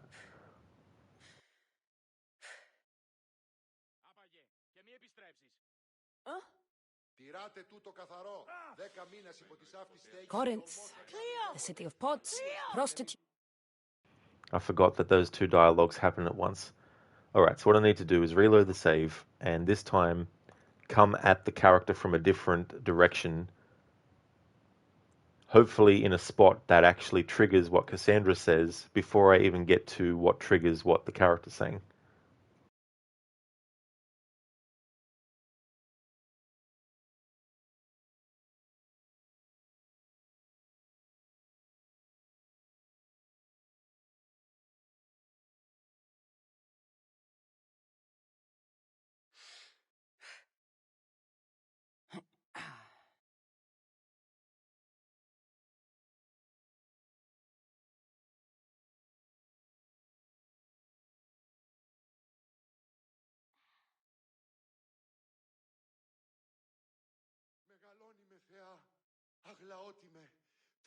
Corinth, the city of pots, prostitutes, and not much else.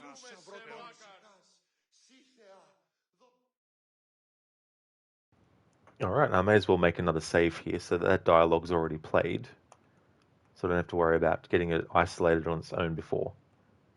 Because the thing is, I might decide not to use that dialogue at all. So I don't need to have that dialogue overlapping the actual dialogue that I might want to have as priority. So I'll make a save there now so that dialogue Cassandra says won't happen again. And then we can get this character's dialogue without any interruption.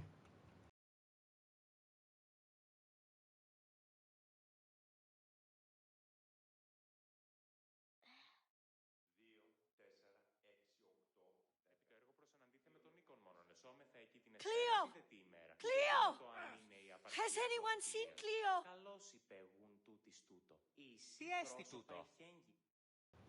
Now I wonder, does that dude who's hammering make that sound effect every damn time? Or was it just a coincidence? Or a random thing? I understand now you were doing a co-op mission in Unity, but you got kicked out of it. You literally seconds before said mission finished. Oh. Like it's that could be annoying at any point, but especially when it's towards the end of doing something that happens. Like fair enough if it happens at the start of doing something, it's annoying too, but not as annoying.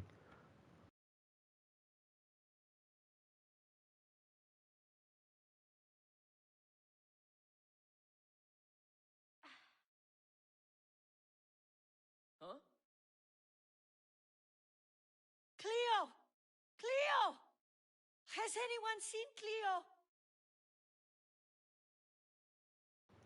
Okay, so sometimes the dude hammering is not there. So it's a good thing that I've gotten the sound effects of him hammering, because if he is there in the footage that I got years ago without the HUD on, then it means I've already got the sound for it. But if he's not there in the footage that I've got without the HUD from a couple of years ago, then it's all good as well. By Aphrodite. Cleo better get back here soon. Alright, so I'm trying to play Cassandra as someone who is not really believing that, you know, things like Aphrodite and all that and everything about the gods and goddesses is real. There does come a point, though, where even if you were trying to play the character that way, the game's narrative makes it automatic that the character will say things related to gods and goddesses from a point of view of, you know, believing in them. But I'm going to get both variations of this just in case I make a different decision in the editing.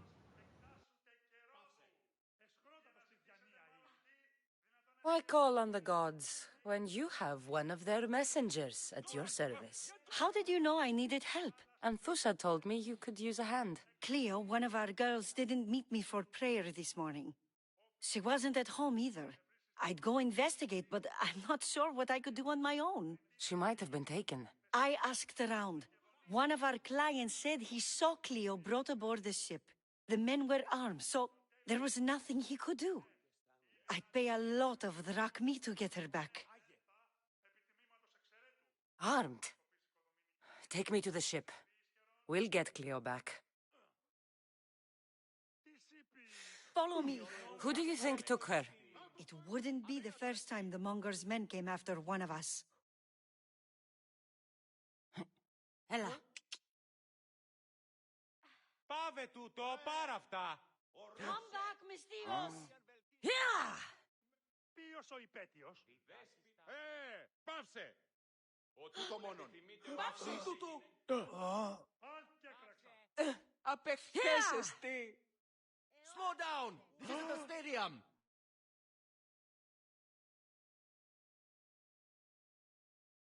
None of us have ever disappeared like this before. Some are worried they'll be taken next.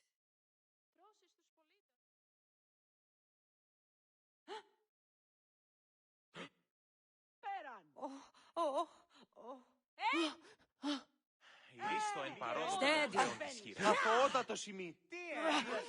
Μη διαφυγήν μέτε. Παραμένω. Γιατί του το πεις? Καταστροφήνει. Βούλομαι ή κατεϊέν. Μη τούτο τολμήσεις. Ου καλόν εστί. Corinth may have a bad reputation, but it wasn't always that way. We used to be safe. Until the monger. We're not sure why he came here, but Corinth is worse off because of him.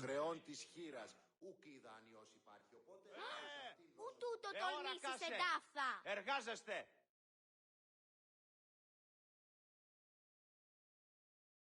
Όταν ηλικιωθώ, πειρατής έσωμαι και να την γιάν περιπλανηθώ. Όταν ηλικιωθώ, θα πεσίξω και τον της εταίρει.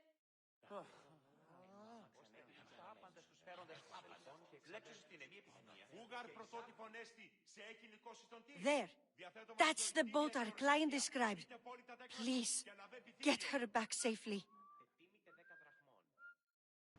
All right, so that's our ride and the dialogue.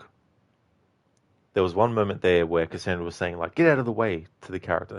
Now, that might be realistic in terms of, like, the fact that there's a character that is in the way, but I might want to not have that dialogue. So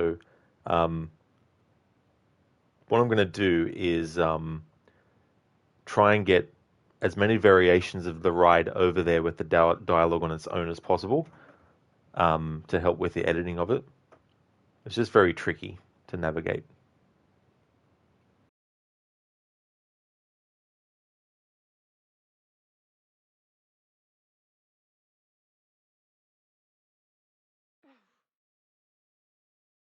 Huh? Cleo! Cleo! Has anyone seen Cleo? By Afro. All right, so I'm going to choose the priority choice that I have, which is you'll have to settle for a mortal.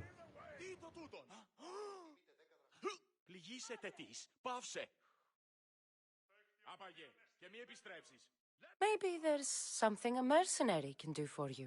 How did you know I needed help? Anthusa told me you could use a hand. Cleo, one of our girls did.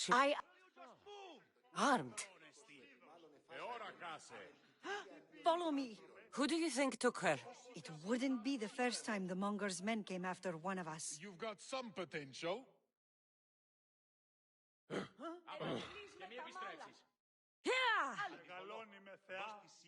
Άσε τούτου. Πάψε. Οχλείς Τετίμητε 10 δραχμών. Μη οράσος πικρατικός διατίθεσης. Ώρα κάσε.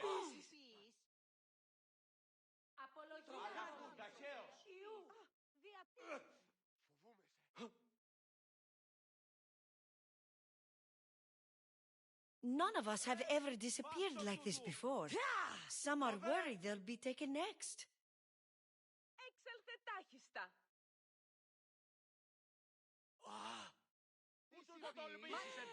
Τι πειράς ποιήν νηδία. Πρώτα στη Διανία ή. Διανέσσον. Πάβιν. Αυτήκα. Αλλά ντάλλον. Πίξλα ξορέγει.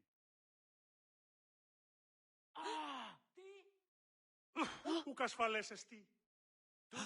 Corinth may have a bad reputation, but it wasn't always that way. We used to be safe.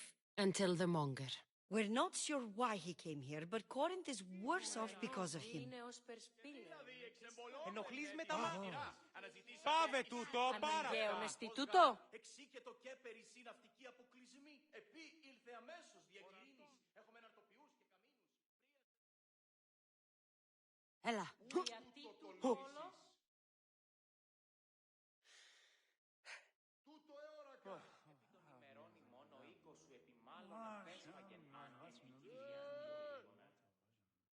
There. That's the... All right, so in that variation of the ride over, there were some things that might have been okay that weren't in the previous one. And then there might be new things that aren't okay in this one. So I'm going to do another pass at that. But this introductory dialogue with this character, I'm just going to skip it all now because I've already gotten it on its own.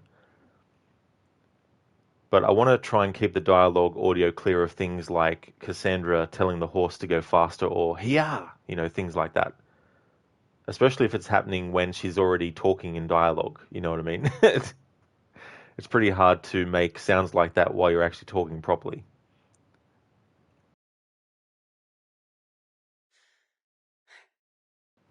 Oh, that's okay, Anasune. Thank you so much for being here. I hope you have a really good one. It was good to see you in chat again, and thanks for chatting.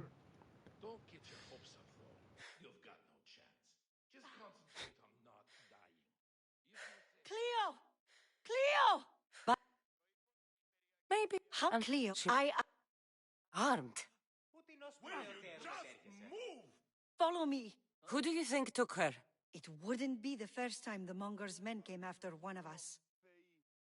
Get going, you're in the way!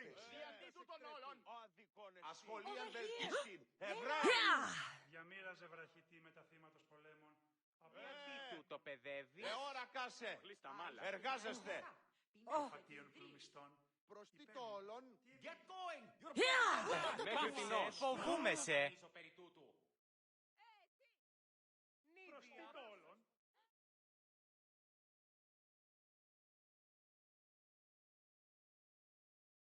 None of us have ever disappeared like this before.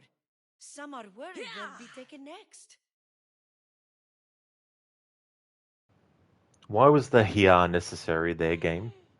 We were going along without even without the horse going fast or anything.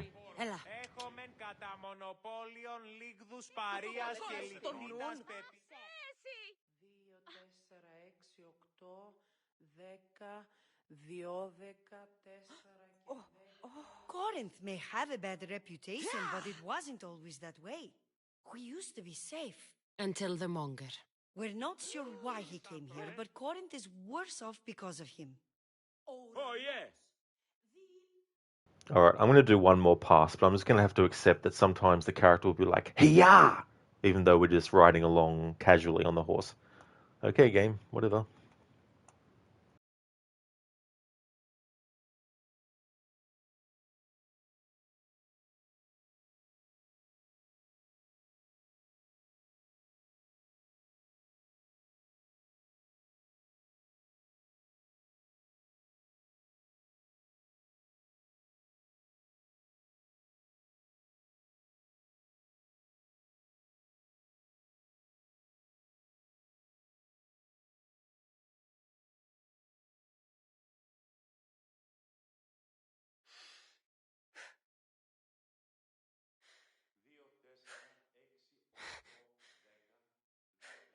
Cleo!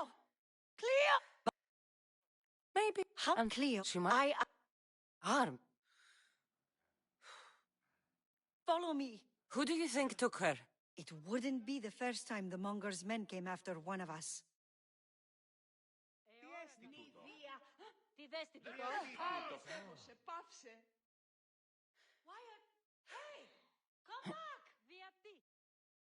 Φύγε. Ούκ ασφαλές εστί. Ούκ έγνο, τη δίπρα του.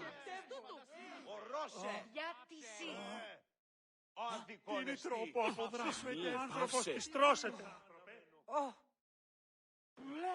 Πάψε!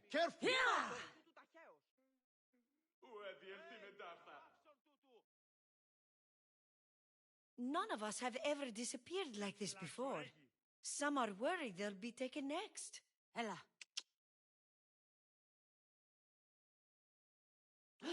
Αλαντάλο. Προς τι το όλον. Τρισκατάρα το σημείο. Έγνο διέλυσεις. Ολέθριον ήμαρ. Μη κίνη. Ποτιούν επιθυμείτε ο Πάψε άντρας του δε. και γυναίκας να με φέρει. Δεν σε εκτρέπει. Δι' τάχεις τα απελπίνε. Corinth may have a bad reputation, but it wasn't always that way. We used to be safe. Until the Monger. We're not sure why he came here, but Corinth is worse off because of him.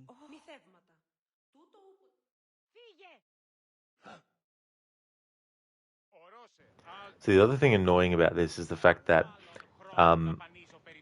if the visuals that I got without the HUD a couple of years back in this game don't have someone being bumped into when a certain bit of dialogue is happening, then it won't match when I just take the dialogue audio from this playthrough and put it over the top of that vision that I've gotten. Ποιος ο υπέτειος?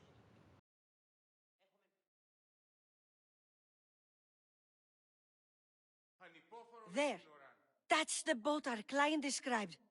Please, get her back safely. Alright, so that's enough of trying to get that audio or the dialogue as clean as possible. I've done a few variations of it, so hopefully there's something I can work with later.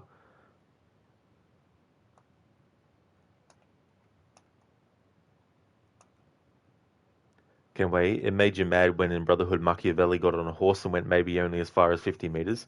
Yeah, that can be funny where they do that with games, you know, like don't have to go far but go on a horse. Unless there's more horse riding after that part. Must be because you didn't say you were friends with Aphrodite. Yeah, the game was like, how dare you play your character in a way that we give you the option to in this moment, but later on we won't give you the option in scripted dialogue to do.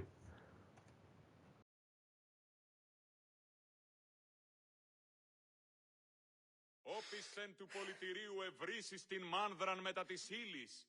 Ενταυθεί ευρύσεις ρητίνην και ήλινες Θεσσαλίας και Μακεδονίας. I posted the quest on the ship's board. I have a good feeling about this one. Welcome back. There's a message. All right. I forgot about this dialogue being a thing. So this is one of the cultists. Now, I'm just doing the family quest line for this phase of this playthrough with the audio. So it doesn't matter about this dialogue, but if I can get the dialogue now for this, it means I don't have to worry about it later anyway.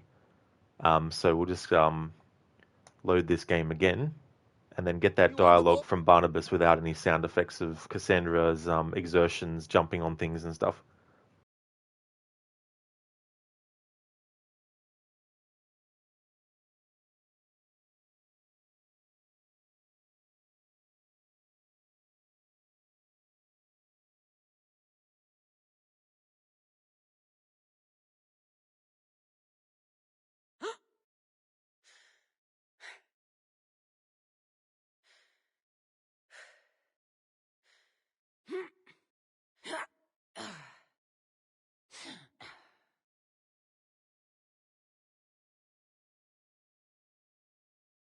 I posted the quest on the ship's board.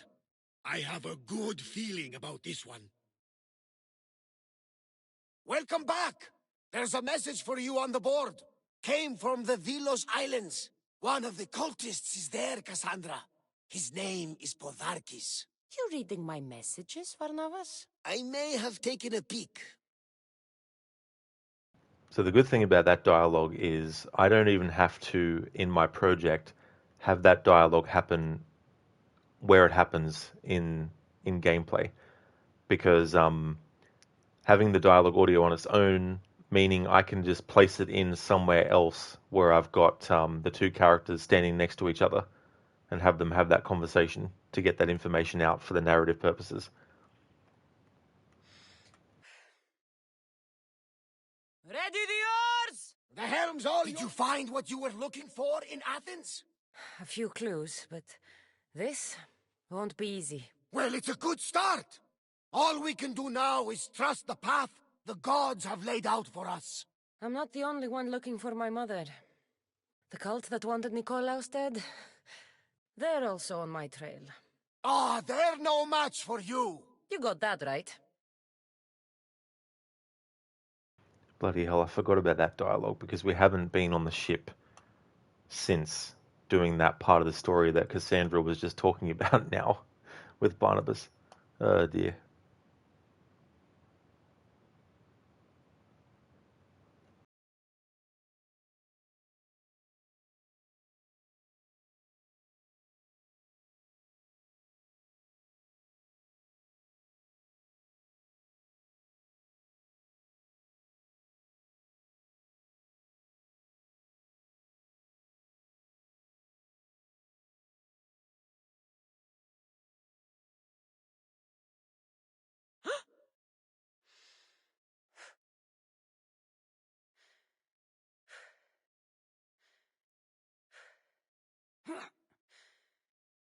I posted the quest on the ship's board. I have a good feeling about this one. Welcome back. There's a message for you on the board. Came from the Vilos Islands. One of the cultists is there, Cassandra. His name is Podarkis. You reading my messages, Varnavas? I may have taken a peek. Ready to depart! Commander, you're back!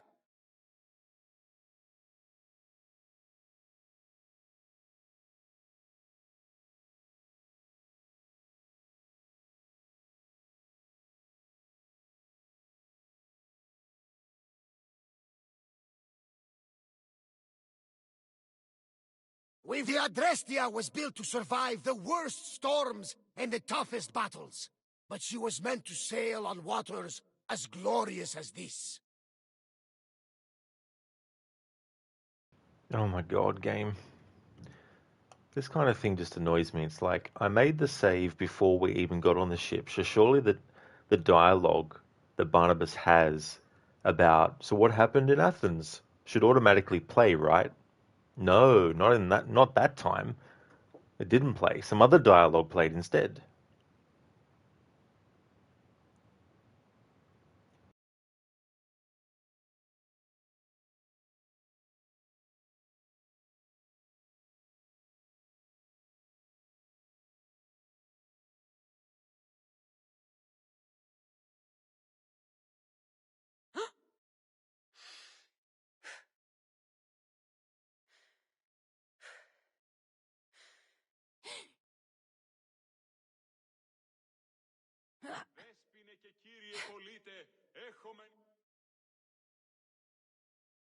I posted the quest on the ship's board.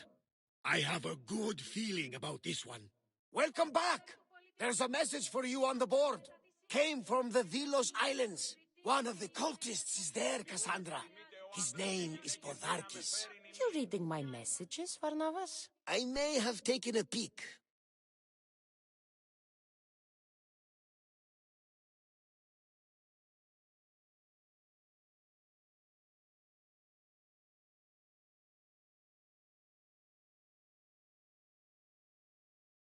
We've reached open water.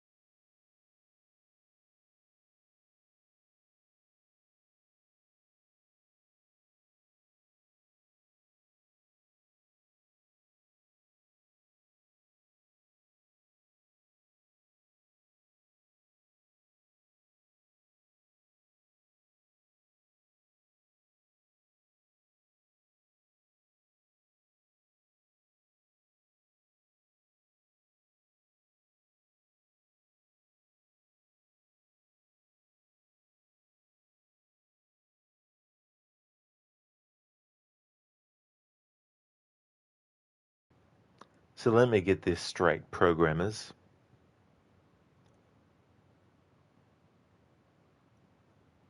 There's dialogue that only triggers when you're on the ship. I make a save before even getting on the fucking ship. So you're telling me that it's still programmed so that the dialogue might not even play? Doesn't make fucking sense. If I was already on the ship and made the save and then reloaded the save, yes, I could understand. But we're not on the fucking ship at the point where I made the save. So any dialogue that happens on the ship after the point from which I reload should always fucking play all the fucking time because I made the save before getting to the point where that dialogue would activate. But no, apparently not. So we have to do this multiple times until that dialogue happens again, where Barnabas asks Cassandra about what happened on Athens or in Athens or whatever. It's just fucking ridiculous.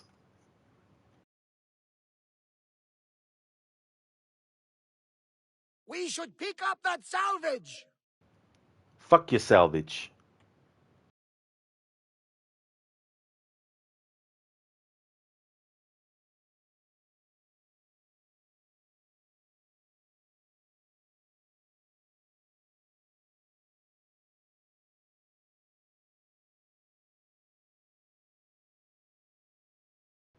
All right, we try again until we get the dialogue I want.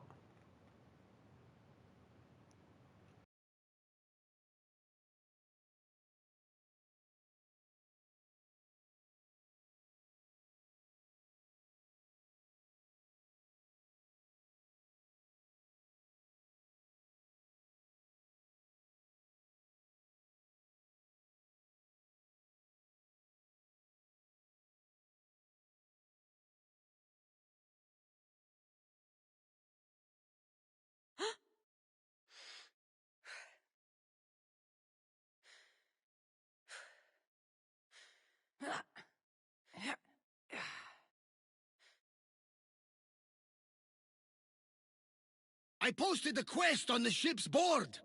I have a good feeling about this one. Welcome back! There's a message for you on the board. Came from the Delos Islands. One of the cultists is there, Cassandra. His name is Podarkis. You reading my messages, Varnavas? I may have taken a peek.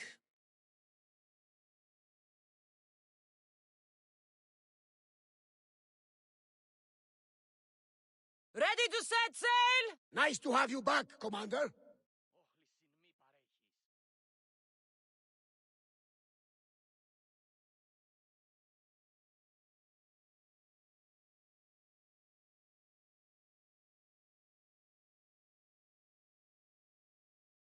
Rowers, slow down!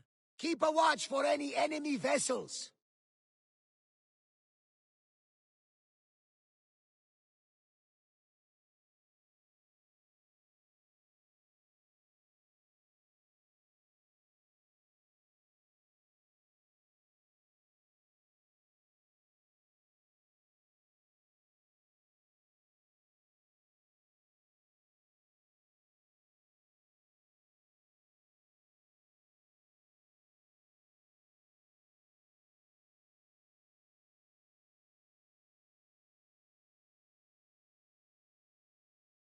Forward!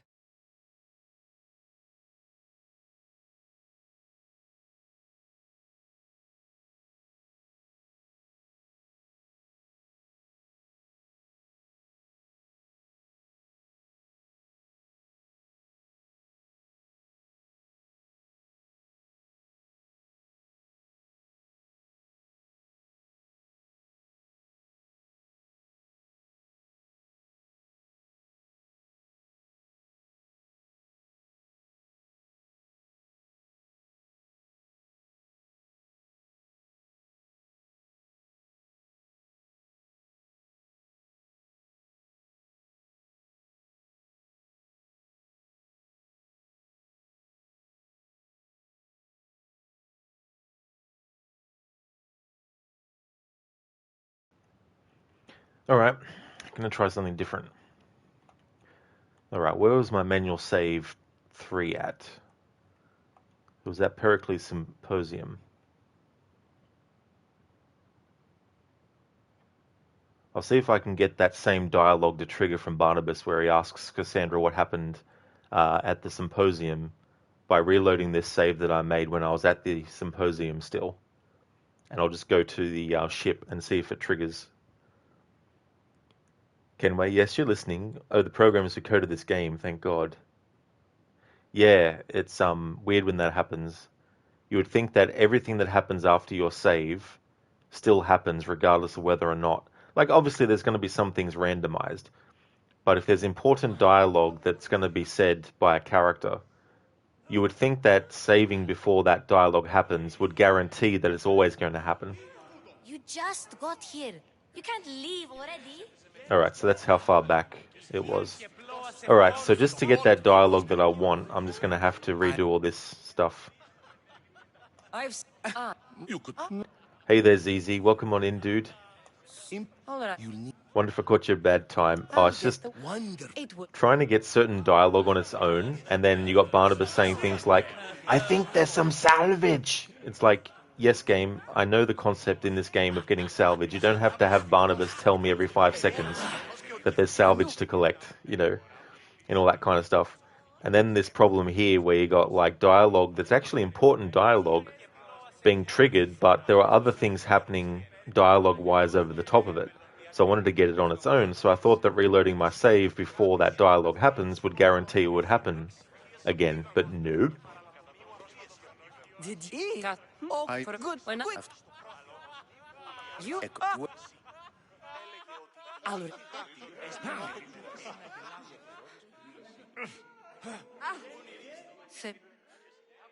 I'm. Yeah.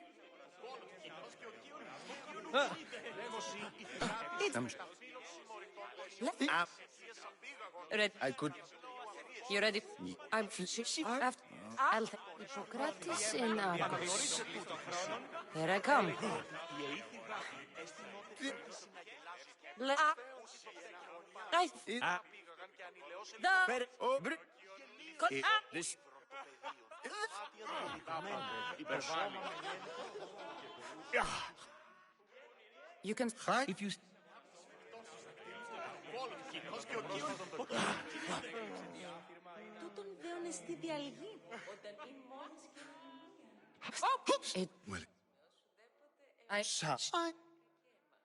I. Now. fled. That these will. And. Χρόνοι παρελιλείς τους δακτύλους του επιτοκόλου του κοινός. Be you. You will it yet. Law. If you.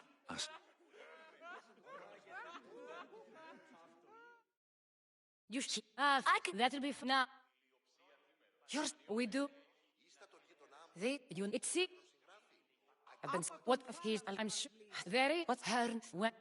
Now do me a favor and get Pericles to come down here and greet his guests. Zerth, there's salvage to collect. Salvage, over there. I think we could get that, Cassandra, for salvage. The Barnabas trash mouth at the best of times. He reminds you of the crew members in Black Flag. They never shut up. Yeah.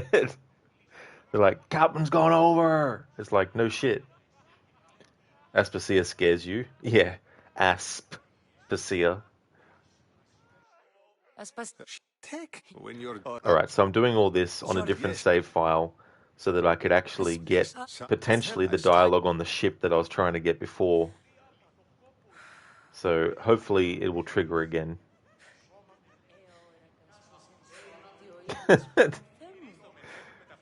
Zereth. Oh. What? There's a. In Prince of Persia: Sands of Time, there's a character that yells out to the prince, "Pull your lever and I'll pull mine," or something to that effect while you're doing a puzzle. Alright, we can't skip this little bit here for some reason. Don't know why, but game's like, no. It's just two characters walking out a building. To come along this time? No, Now we can skip. Alrighty then, so let's actually go to the ship and see if the dialogue that I want to trigger on my save file later in the story than this point will actually fucking trigger earlier in the story.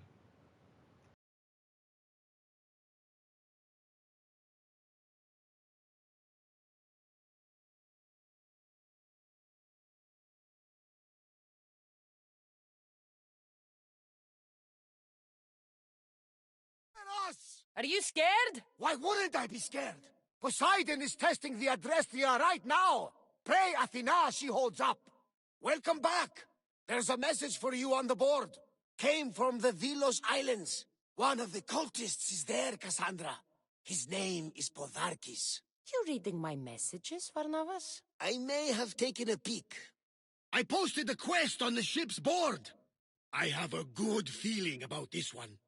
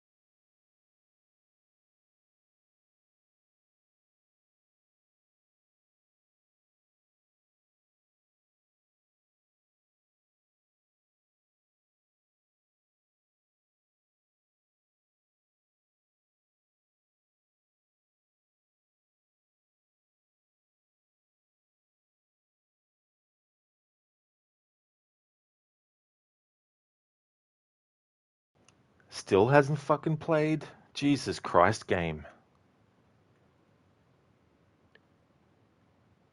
If I can't get it to actually trigger, I'm just going to say, fuck it. Fine, I won't have the dialogue in the fucking story then.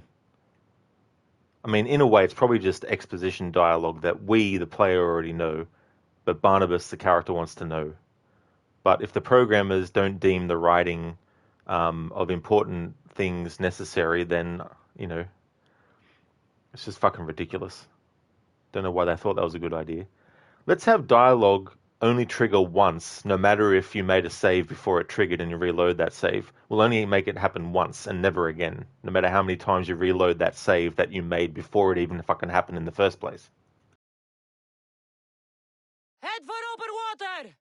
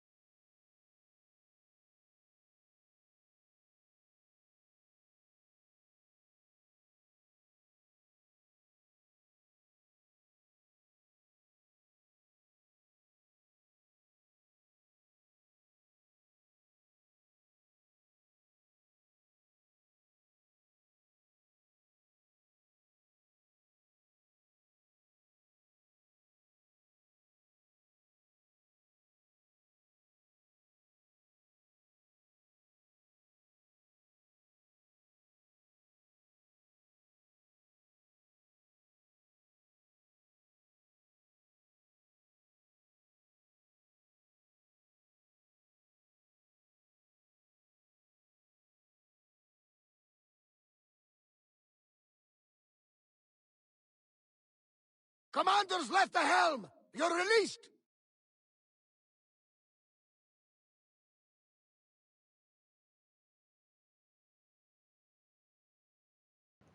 Alright, let's try fast traveling to some other Leaving the helm!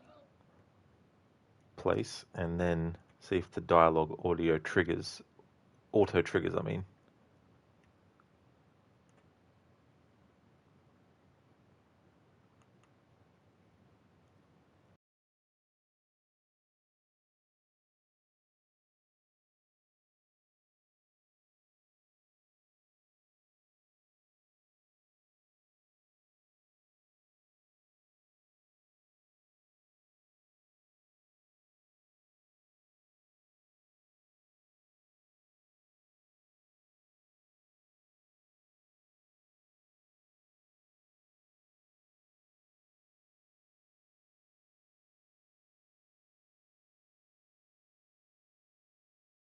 They'll be on high alert.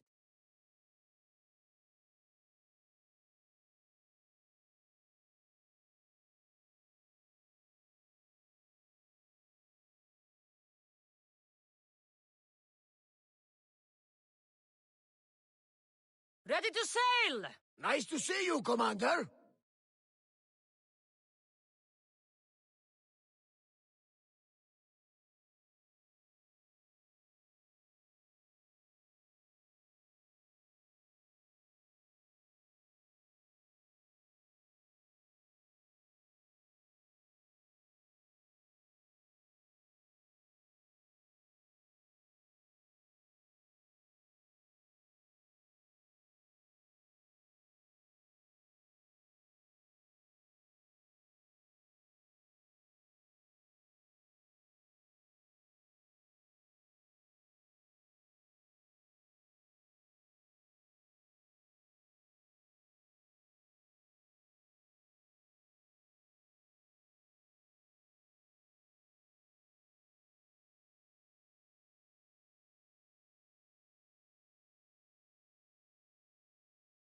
Drop the sail!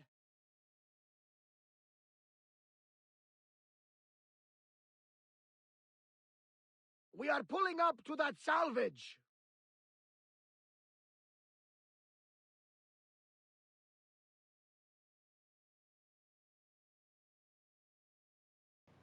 I just can't believe this, how this dialogue's not triggering now. So, irrespective of where you fucking have your save made, before the dialogue happens. If you trigger it to happen, then the game remembers for the rest of fucking the playthrough that you've already heard it once, even though you're loading save files from before it triggered the first time. That's what it feels like. That's great programming of dialogue. Awesome job, devs who were in charge of that. Wonderful fucking job. You deserve a pay rise. Rowers, in position!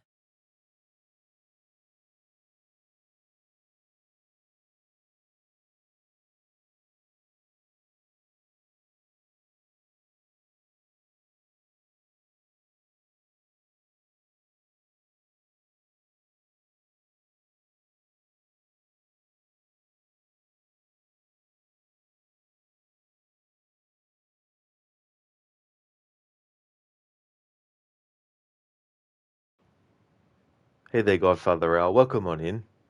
It's going pretty good. Just having frustrations trying to get specific dialogue to trigger that triggered for me, but there was other dialogue overlapping it, and I wanted it on its own.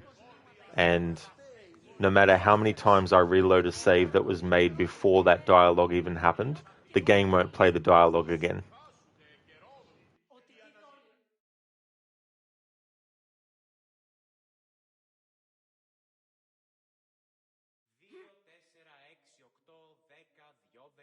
Χαίρετε και καλώς ήλθετε εις το μείζον πολιτήριον ενταφή.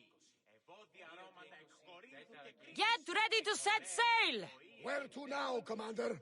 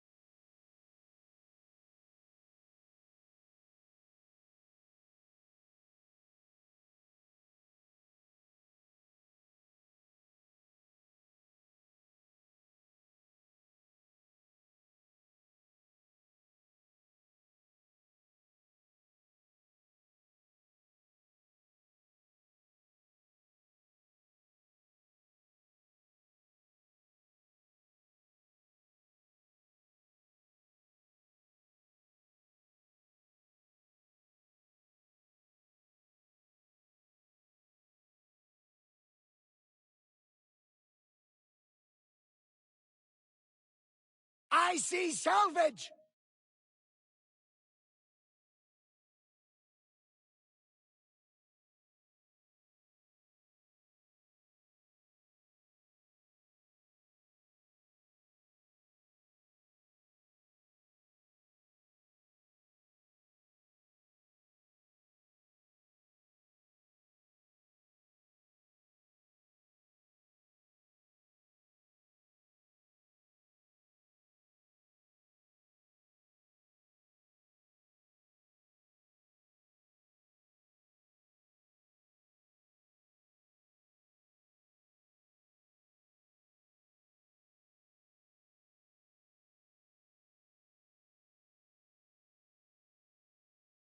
Slow!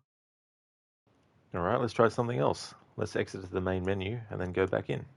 See if it wants to fucking trigger it. Godfather, you also used that armor piece on Cassandra when you played her. You felt like the only fitting one. All the others felt like male armor on her. The Odyssey, the Amazonian outfit. I wanted to have Cassandra wear it for the appearance of it, because I've got different armor actually equipped. But the only piece that I could unlock for her was the chest plate part. So I've got that, and then I just chose other appearances for the other items to make it look as close as possible, but not exactly. But I'm playing this on the PlayStation 5, and this is only my second time playing the game on a PlayStation 5. And so the first playthrough that I did on PlayStation 5 was playing as Alexios, and of course Alexios doesn't get those Amazonian outfits as part of the thing. So I was just able to get whatever he could get. And so in this playthrough, trying to get that set, I killed Belos, the Beast of Sparta, and got that. I was level 55 at the time, and he was level 79. So I got that done so I could get the chess piece. But all the other pieces, you need to kill the other cult members who are part of that. And I wasn't going to focus on just all the cult members and that. So just went with the chest plate appearance of the Amazon set. 90% of the armor sets look fine and works for Alexius, but only really that Amazon set looks good on Cassandra. Yeah, that's it. I mean, there's different, things that people, look for in terms of like aesthetic as well for characters with outfits and stuff that, might be like, oh yeah, that's fine for both versions.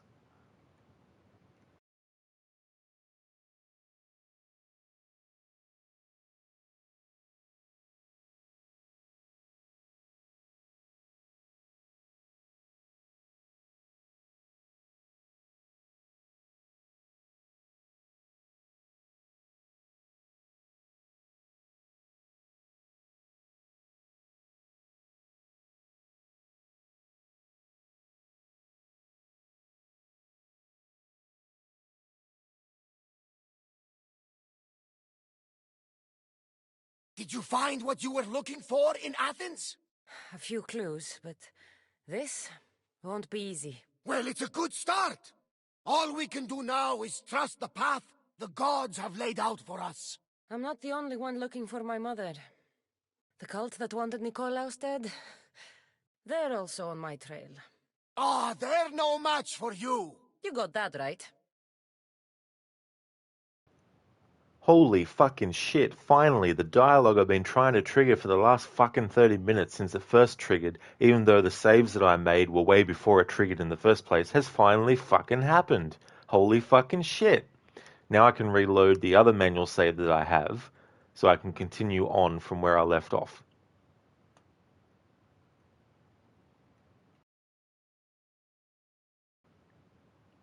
So I had to literally exit to the main menu and then go back in for it to trigger it.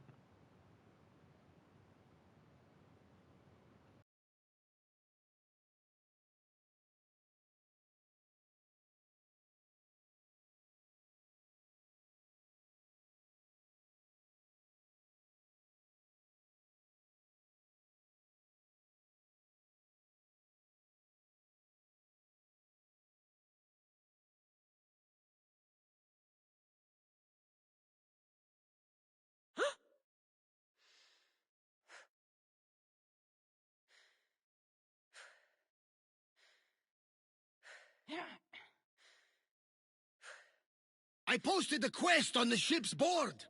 I have a good feeling about this one. Welcome So this back. dialogue There's here a always message for you on triggers the board. if you make Came a from save the Delos before Islands. you hear One it. of the cultists is there, Cassandra. His name is Potharkis. You reading my messages, I've one already of gotten this us? audio I though. may have taken a peek. Alright,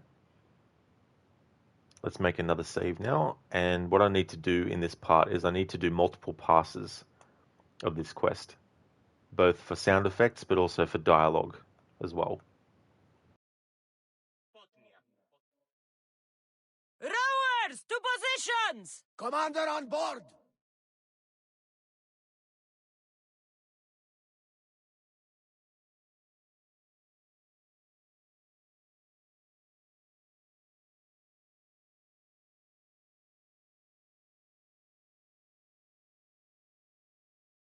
I want to know of any approaching enemy ships.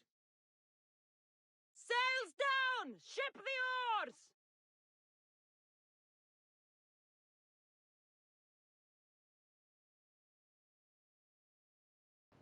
Actually, let's make the save a bit closer to it.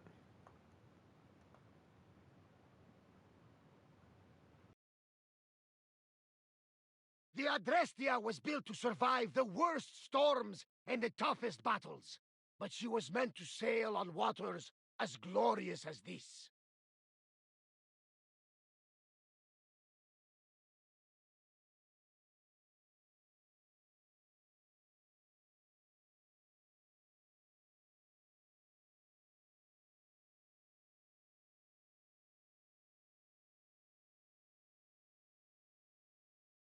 Get the oars out!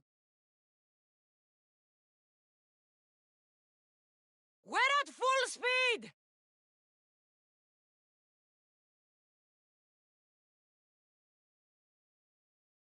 Attack with your spears! Slow!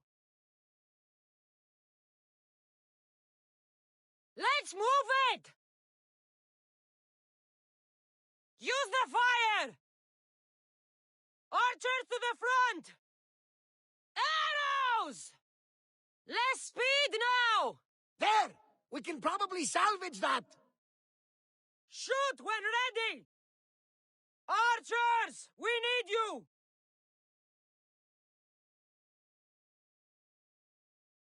Ah! Safe again! The Adrestia lives to sail once more! With me! Prepare for boarding! You'll die today! Try and take us on!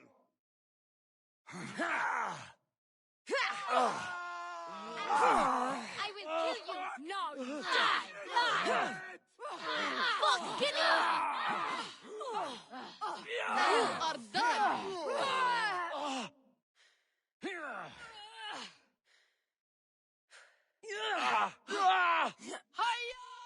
Stay back. I'm here to rescue you.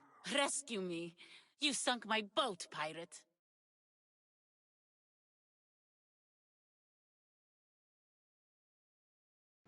Alrighty then. So, let's have a look-see at what priority dialogue I've actually chosen for this. Alright. So, the priority one that I've gotten is you don't have to be afraid. But, what I want to do, just in case I decide that there's something usable in the other options, I'm going to choose the other two options first. I'll have to reload the save that I made each time to do that though. But once I've covered these two, a pirate, never, and no one points a knife at me, then I'll go for the priority one that I've got listed, which is you don't have to be afraid.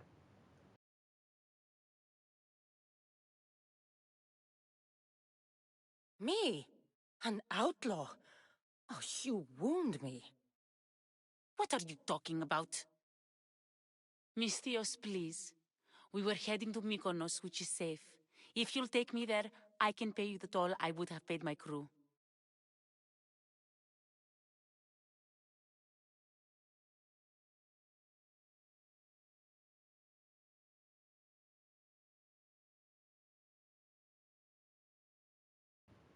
In this case though, I'm going to go with my priority choice and not worry about getting the other one.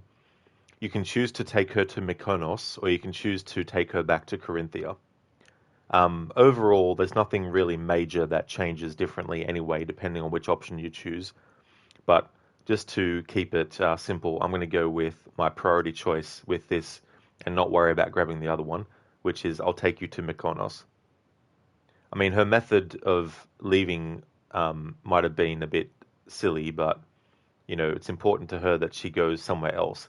And ultimately, the idea is to make sure that she's safe away from, Corinth and away from the manga.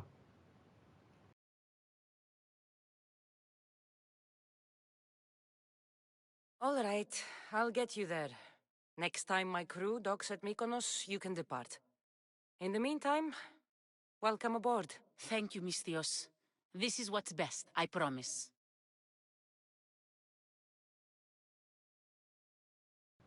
Alright, let's reload that save that I made, redo that battle, and then choose those other dialogue options.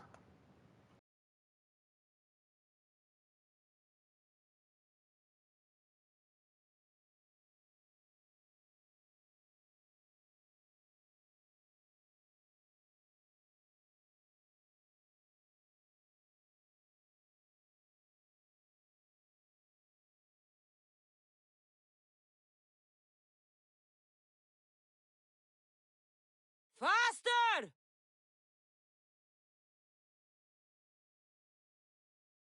Get that sail down!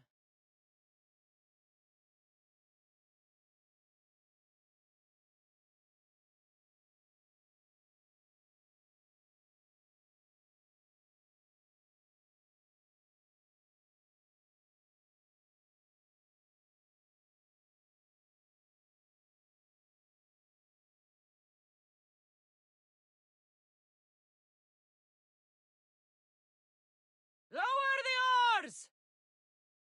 Master! Arm yourselves! Make them burn! Throw spears! Mark! They are going to hit us! Spears now! Prepare to board! Follow me!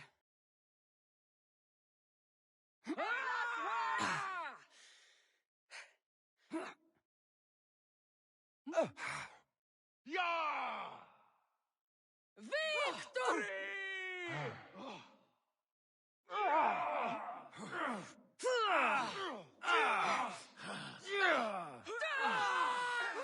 You're going down, Mistios! This is your last... Stay back. Don't make me take that knife by force. I was sent here by a friend. Lies. Your friend Irina hired me to save you from these men and bring you back. Irina? I commissioned that ship to steal me away from Corinth. You're escaping? From what? You have no idea what the monger does to people. The things I've seen, no one in Corinth is safe.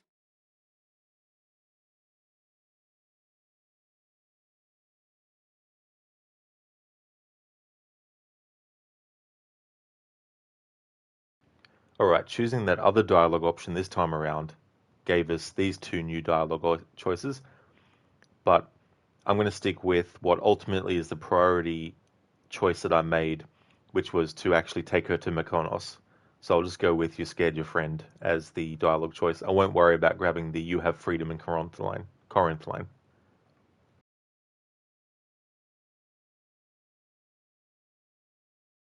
Irina thought you were abducted. She clearly cares about you. If she cared about me, she'd let me go. Even Anthusa can't keep us safe anymore. She clearly disagrees. Mistios, please. We were heading to Mykonos, which is safe. If you'll take me there, I can pay you the toll I would have paid my crew. All right, I'll get you there. Thank you, Mistios.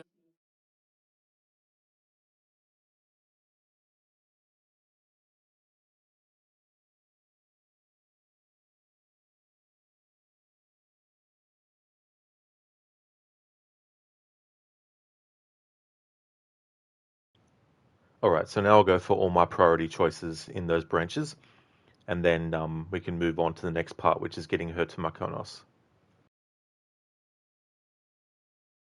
Let's go!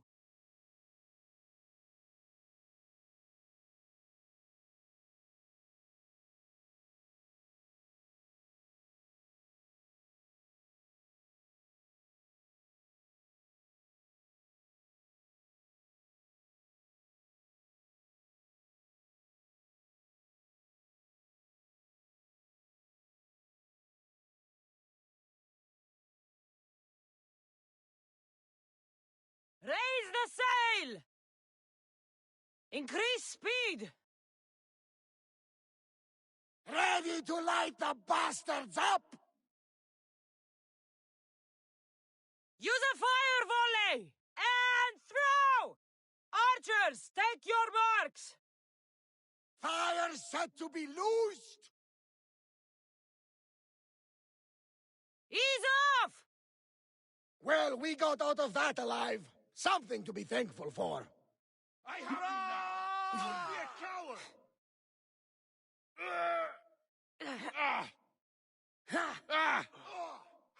I'll enjoy this.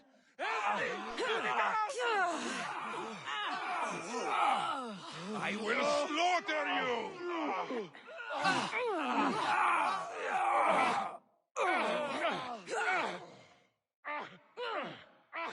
Help me put it down! Here's where you die! Oh! Stay back. Put the knife away. I'm a friend. What do you mean? Your friend Irina hired me to save you from these men and bring you back. Irina? I commissioned that ship to steal me away from Corinth. You're escaping? From what?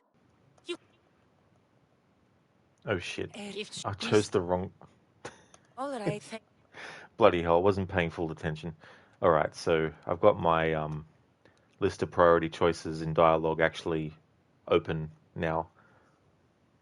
I needed to choose you don't have to be afraid, because I already covered the other two options.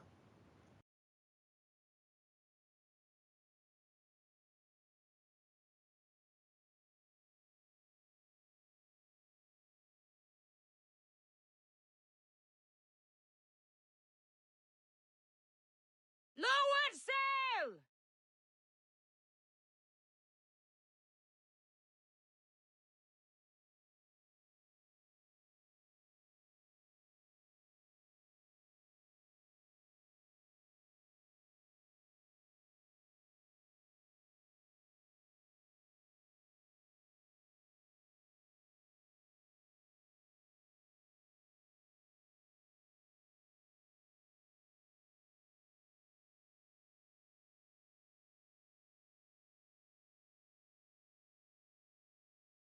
Sails up!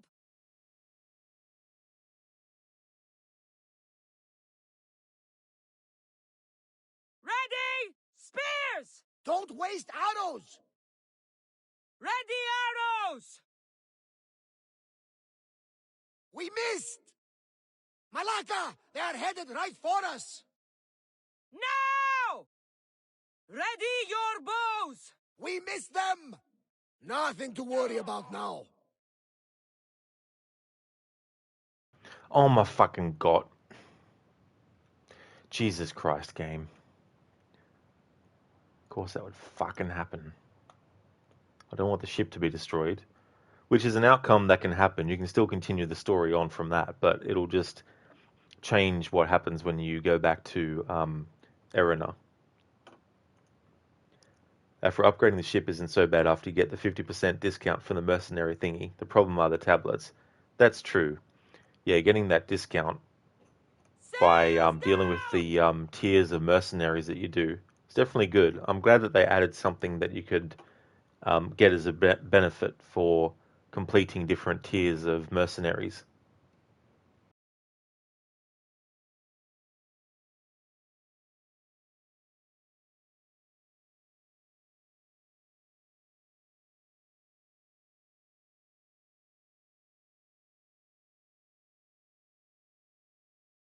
Fight them for all you're worth!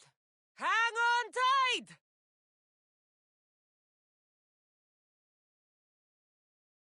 We need to move before they hit us! An excellent hit! Archers! Ready yourselves! Now the spears! Weapons out! We board the dogs!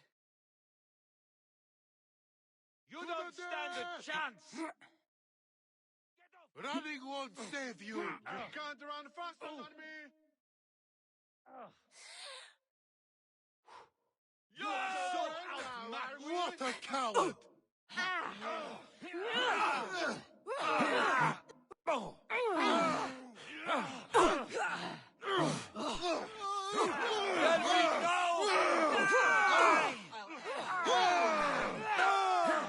I will destroy you!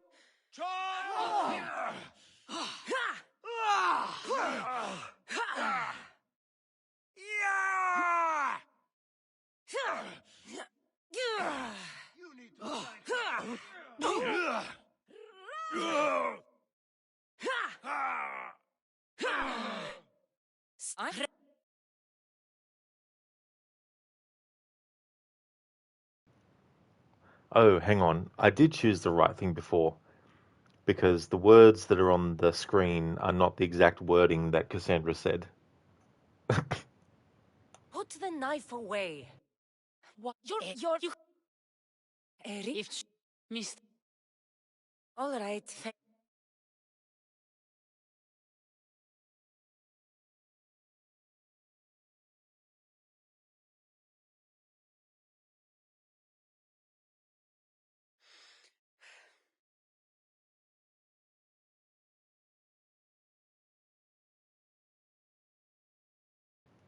For superior skills. I can't save at the moment. All right. Let's go and fast travel to somewhere else.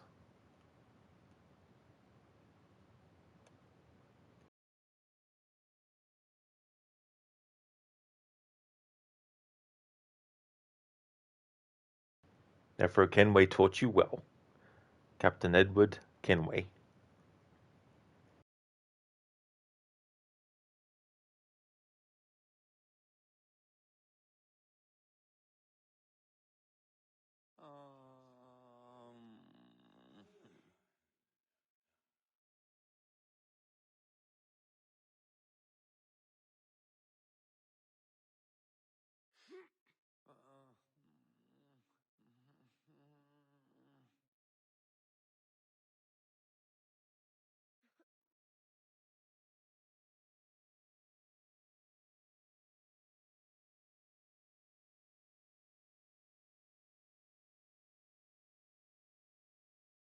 There's much to do, and many unknowns on our horizon.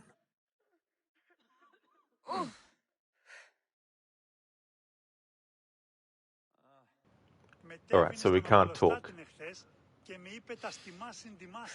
We can't talk to this character individually right now. Alright, not to worry. So, Mykonos. I need to get the dialogue from it, so hang on, what's it put under?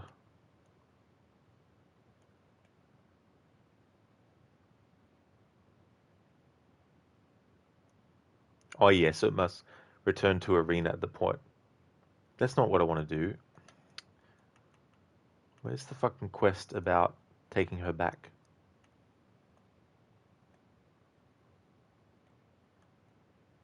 Ah, here, it's down further. Escort service. Here we go. That's the quest.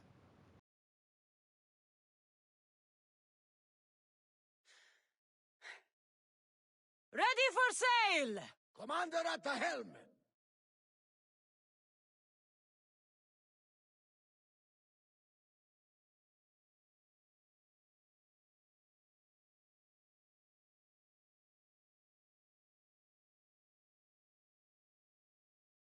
Salvage nearby. Shall we pick it up?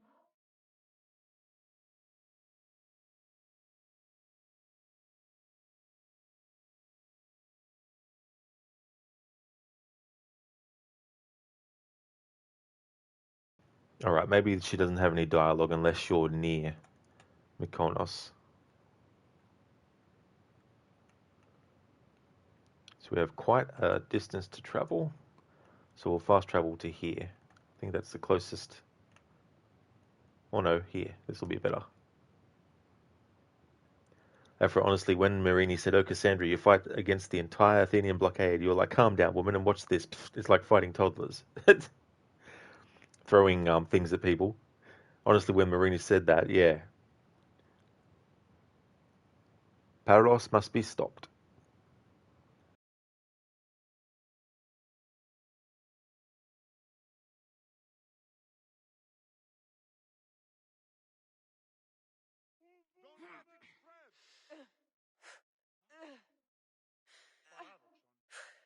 The seas are treacherous around Chaos. We should be careful. What? Charybdis and Scylla await at the bottom of the sea, I suppose. No! Pirates! A lot of them! Ha! Only pirates?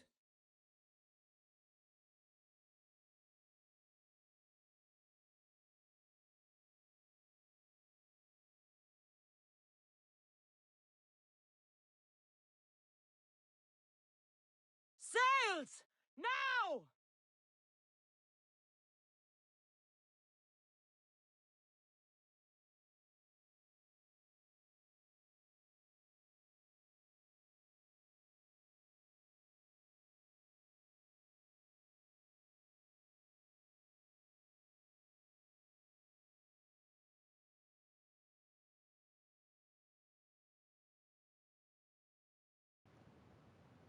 Yeah, don't think so, Afro, no.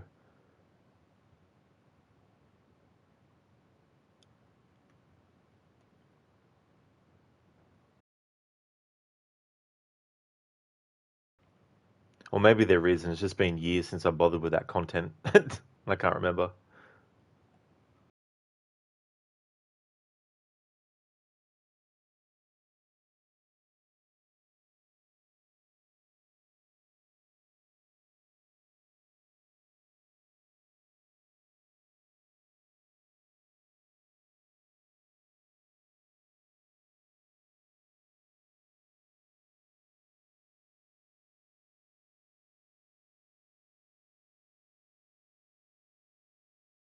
There's salvage nearby!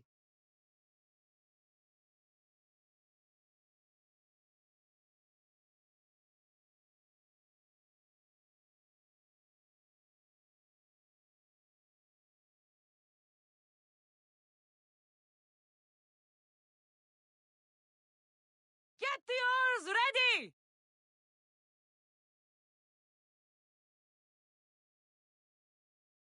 Get ready to fight! Ship your oars!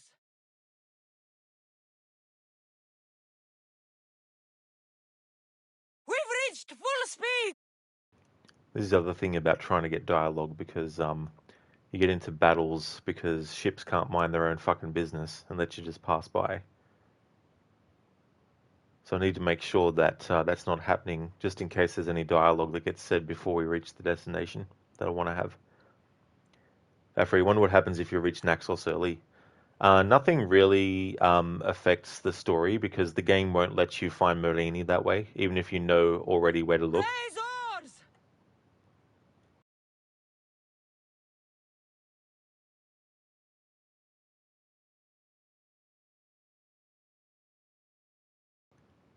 After, you hate Barnabas is screaming like that in your ear, "Look, Captain, 5 floating logs, we can use them." Yeah. There's some salvage. Oars down! Slower!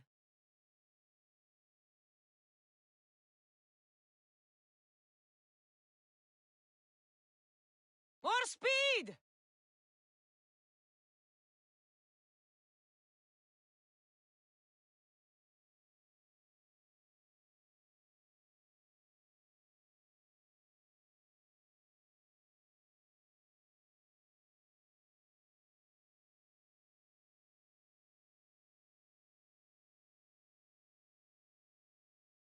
Whoa!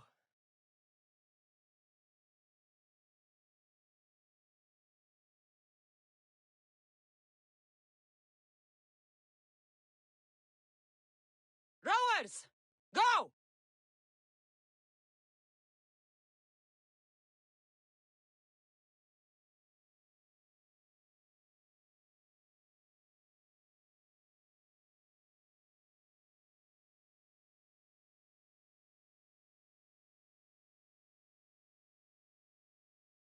Make ready for mooring!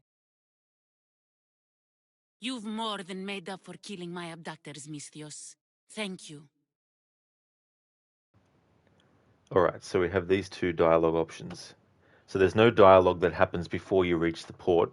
It'll just automatically go into this cutscene, which means I can get both of these versions, just in case the one that I have as a priority one doesn't end up being one that I want to go with in the edit. So my priority choice for this is Tell the Truth next time, but I'm going to choose Stay Safe, and who knows, I might even be able to join the 2 dialogue options into the one exchange.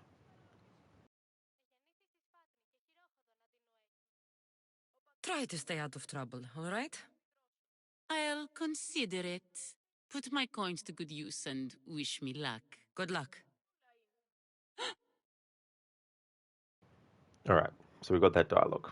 Reload the save, get to the dock. Now that I know I don't have to worry about dialogue happening before we get to the dock. Yeah, Fro's like, "No, we weren't, Barnabas. Shut up." It's like, we know that mechanic already, Barnabas. Master Kenway, more speed. More. Go to half speed. Lower the sail!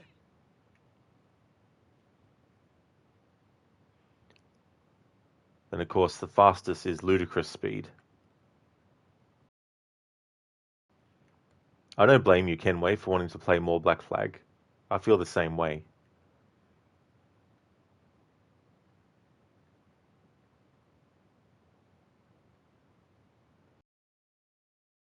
Start rowing!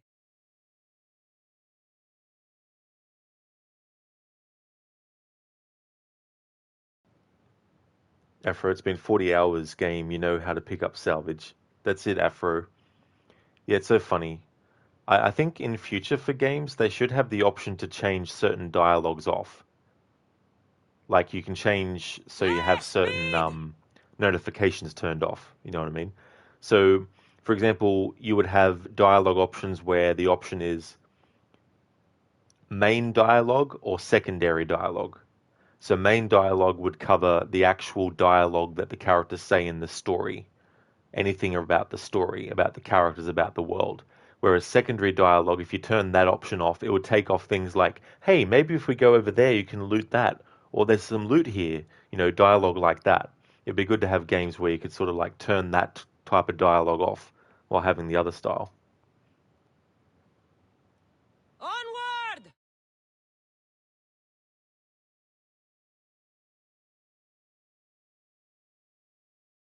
Go!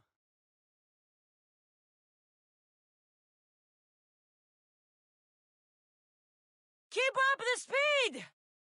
Pull up here!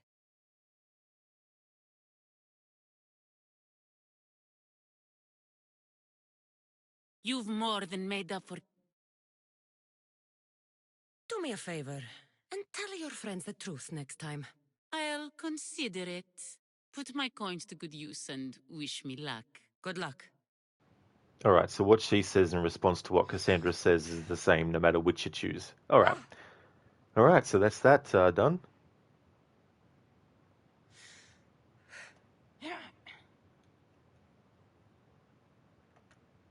All right, while I think about it, let's have a look. I've got 2 ability points. Let's put that into the master categories.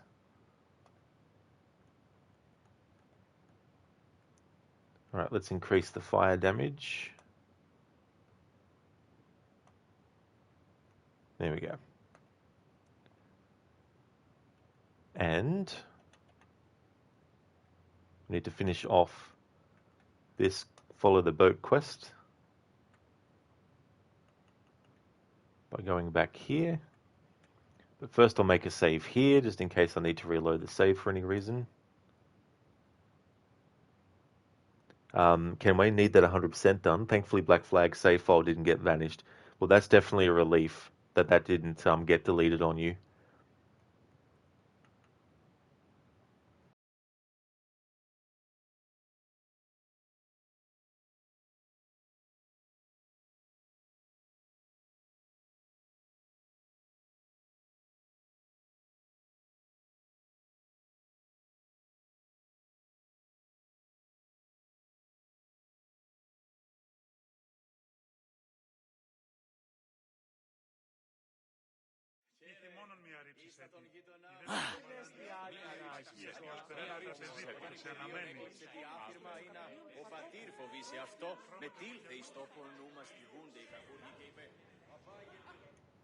Alright, so let's save here, just in case there's any dialogue variations I want to grab.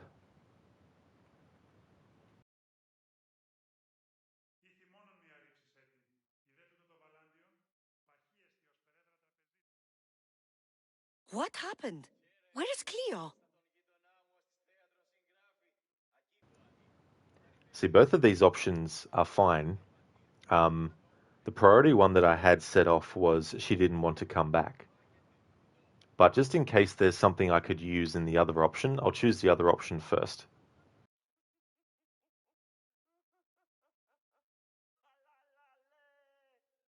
Your friend is safe. That's what matters. So, she's really gone? She's not coming back. No. Thank you. I'll let Anthusa know. Guess I'll be alone at prayer tomorrow. You promise she's safe? You have my word.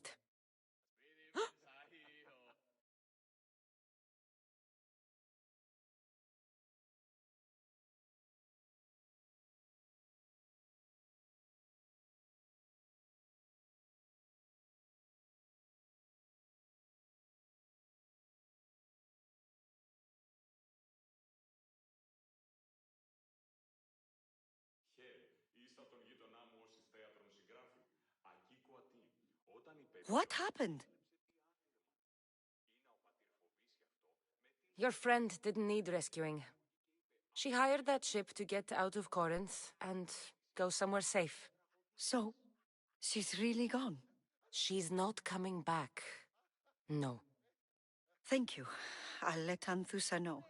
Guess I'll be alone at prayer tomorrow. You promise she's safe? You have my word.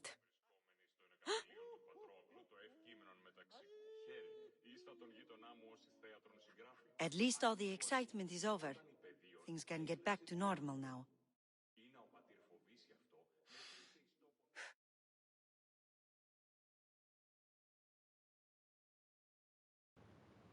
Alright, so the next quest I'm going to do is to help a girl. And in this quest, we need to gain the trust of the Hetera. So we need to help Damalis.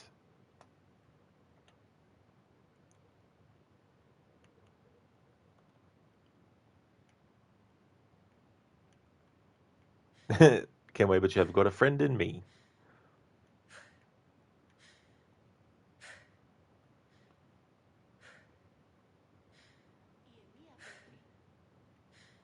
Back in the days when they didn't have Facebook.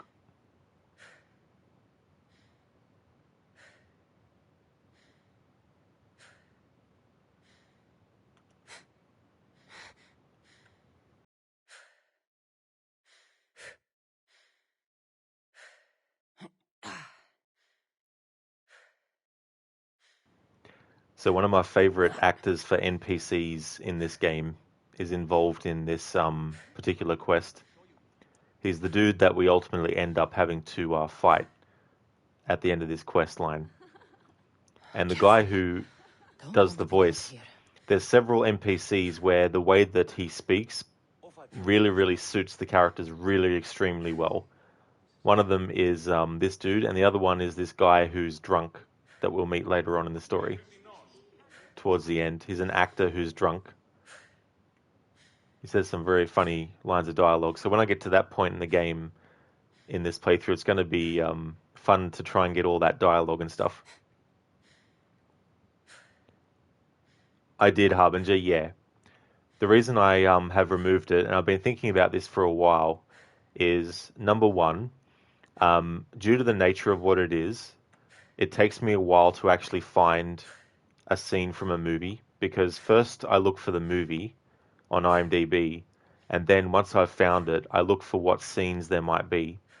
And sometimes what I find there isn't that meaty of a scene. It might just be, one character says one thing, and then the other character says one thing, and then that's it.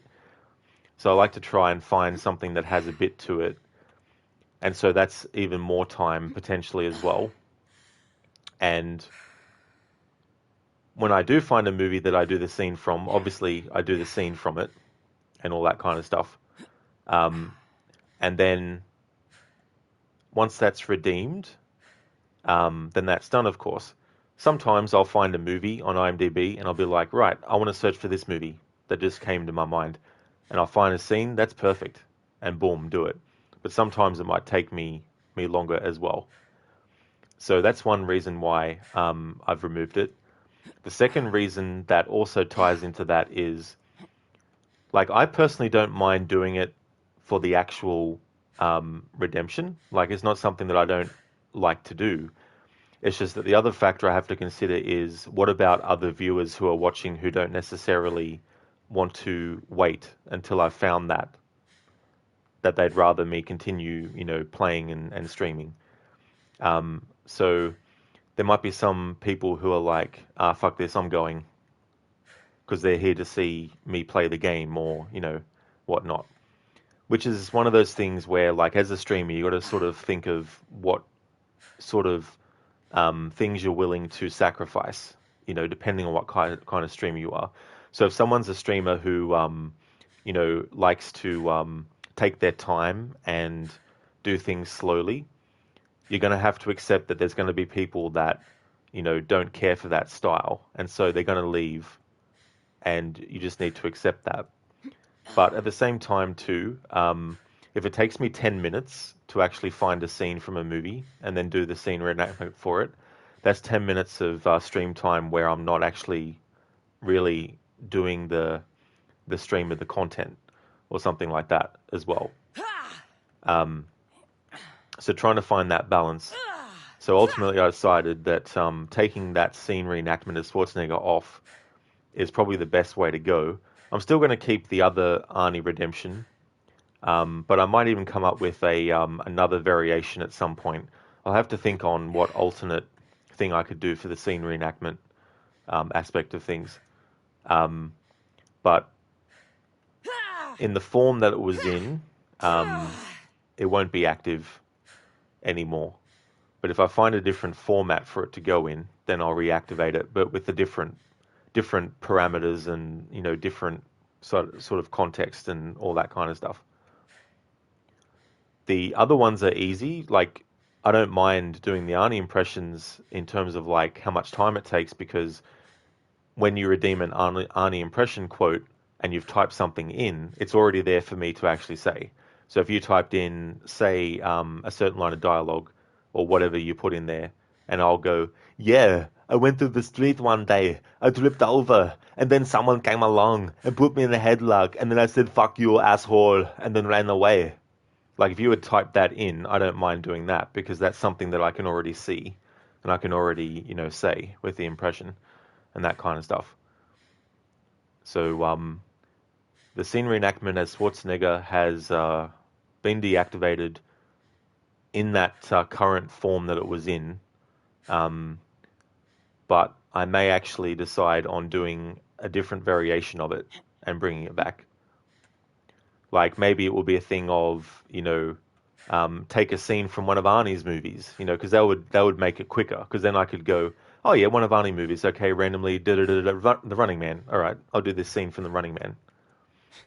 Actually, that's what I should change it to. I should change it to pick a scene from an Arnold movie, it'll probably be, I don't know, I have to think about it. I won't be able to implement it right now because I need to think it through more. But I think that's what I'll do. I'll come up with a new scene reenactment reward related to Arnie, but make it a bit quicker for me to figure out what movie and what scene and all that kind of stuff. Kenway, what if you simply used the last scene in the game you were playing? I mean, that would be a whole different other kind of redemption to do, which would have its own kind of like parameters to kind of do things. And when I come up with my channel point rewards, I always try and think of what would be some things that people might try to do to exploit it, or create a loophole, or get around certain things.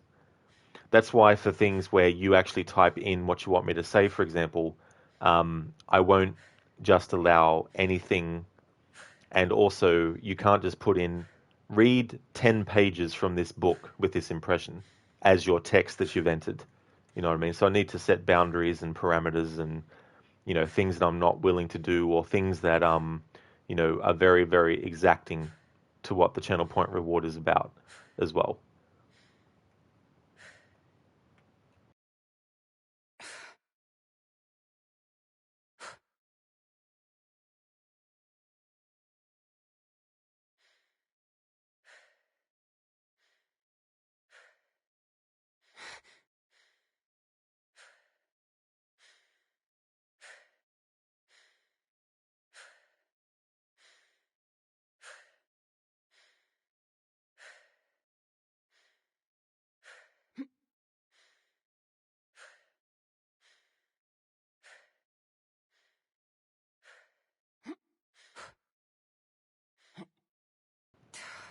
So in terms of what I'm doing for this playthrough, I'd like to get to the point in the story where we meet Marini at the very least. And depending on how long that takes me to get there and what time it is for me, that's when I'll decide whether to keep on going with the story, or I might decide to do what I did last stream, which was just let loose at the end of the stream by doing conquest battles and, fighting in the arena and all that kind of stuff. Because doing things that I'm doing for this playthrough is very time consuming, but also exhausting sometimes because of how many different variations I need to cover. And trying to think ahead of time, like, okay, what would I need and what might I not need? And also thinking about things like when there's a character talking, but there's an NPC in the background speaking something, when do I initiate conversation with the character to make sure that the audio of the NPC isn't interfering and, all these sorts of things?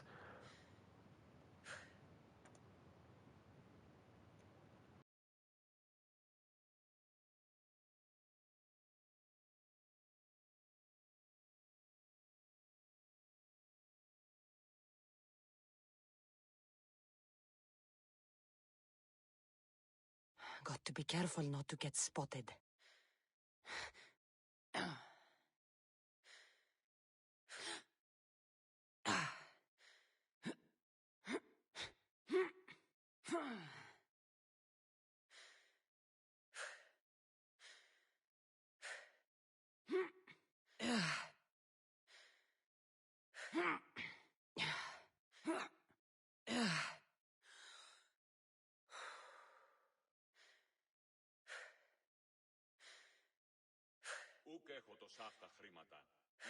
Επικαλούμε σε έναν Αγωπολιώνη, περίφολε και τελετάρχα, θεών πάτες.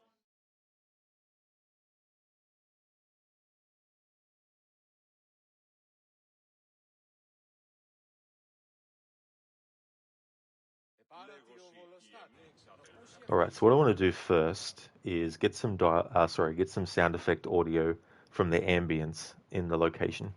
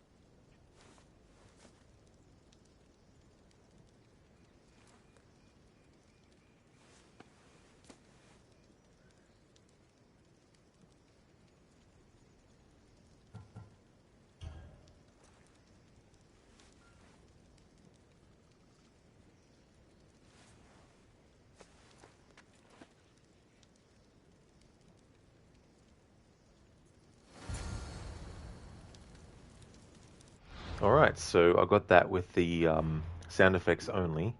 Now to reload that save I made and change it so it's just the dialogue. And that way I'll be able to cover all those dialogue options, including the ones that are in white text, to get them, and then do each of this part in bits and pieces, because this quest could take a while to do, and I'd rather not do it all in one bit with one thing and then reload the save, do it all again in one bit. Doing it bit by bit like this will definitely help a bit.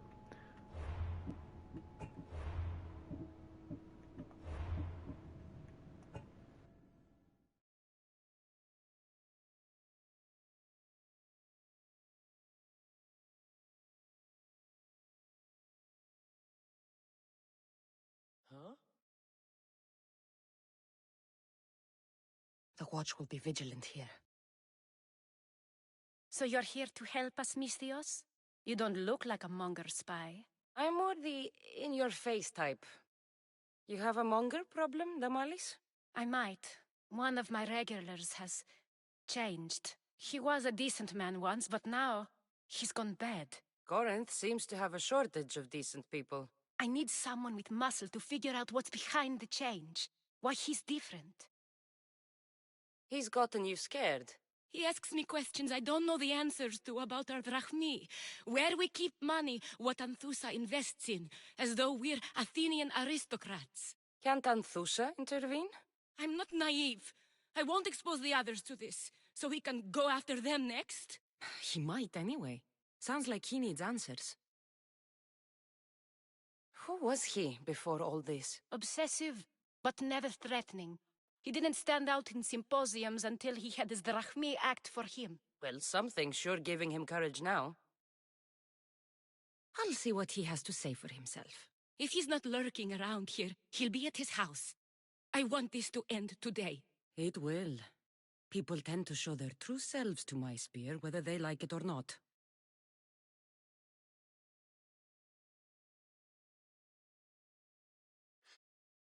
Alright, now we've covered the dialogue aspect there. Make a save.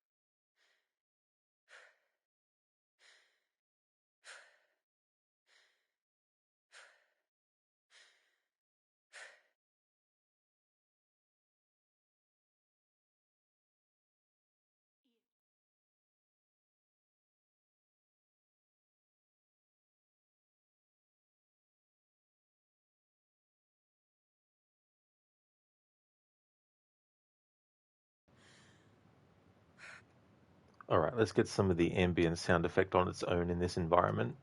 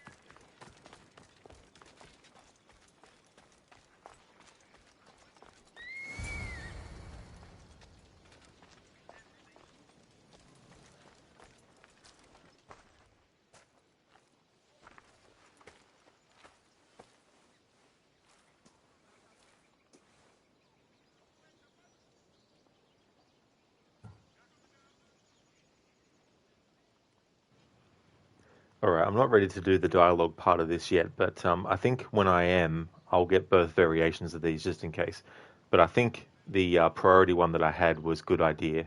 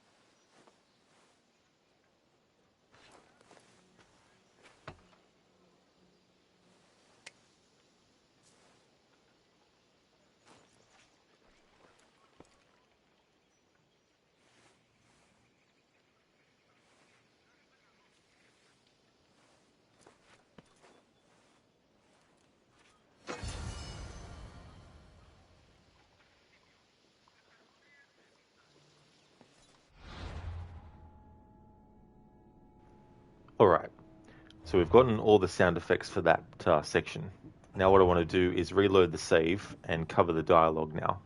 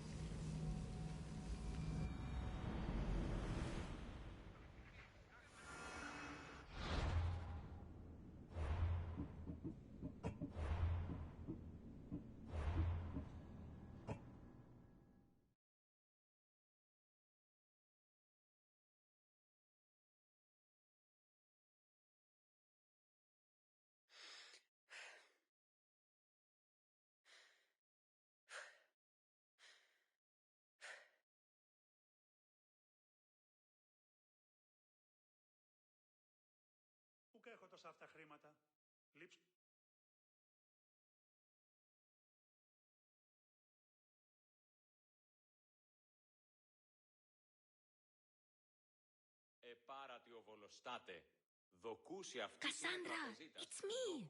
Cassandra! Good, you found me. Shh! What are you doing here? I heard Damalis talking about her crazy client earlier, and I wanted to help. All right, so I'm going to go with the non-priority dialogue that I chose, which was "You better behave," and then I'll reload the save and then get the other one and cover that too.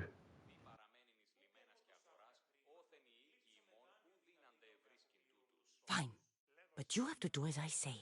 No games. I know that already, because you never let me have any fun. I'm going to talk to Damalis's client and see what he has to say. I've been here, spying, and I heard him mumbling to himself. He's weird. But maybe if I tell you what he said, it could help? Let's hear it. Let me think. He said something about having to meet someone at Faye's pig farm tonight. That could help. It could. Did he mention why? To get something from them. A deed to some land, I think he said. Well, that's something. What else? Oh, he said their name. The Nomenes. Wonder who that is. Good to know. Thank you, Phoebe the spy. Not bad, huh? Time to act. Listen closely. You sneak inside and see what you can find in his house while I distract him. Quiet like a mouse. Good, but if you get caught, run. Right out the door. We'll meet afterwards. Promise? I'm ready.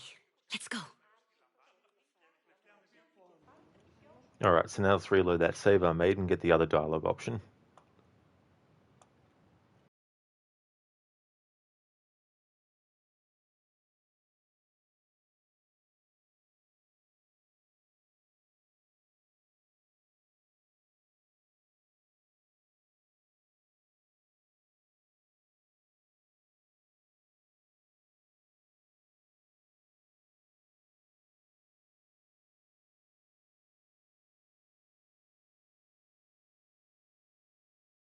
Cassandra! It's me!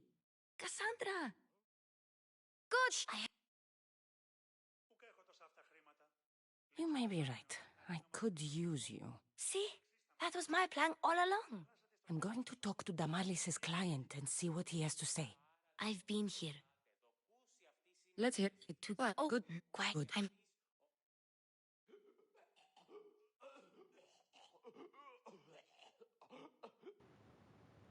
Is that NPC right over there?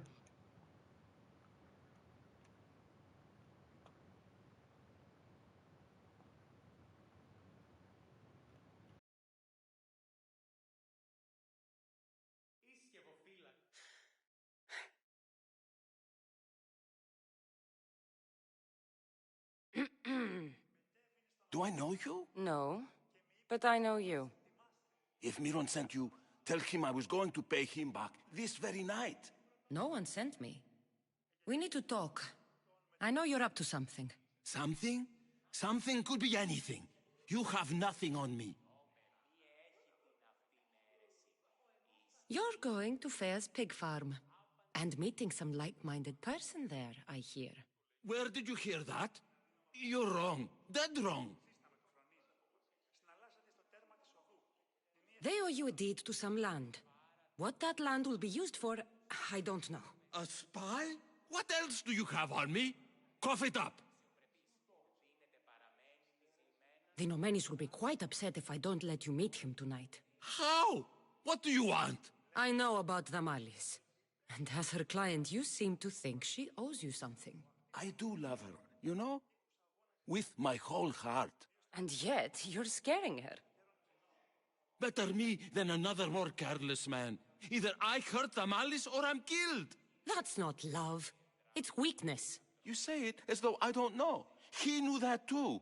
That's why he's making me. Who's making you? Tell Damalis I'll stop. That I'm sorry. Fine.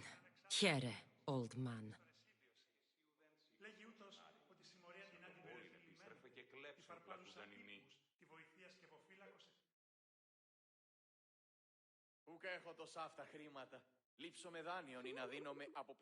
Let's see what we found. I wonder what this means. What's this? A coin purse? His things aren't very nice, though.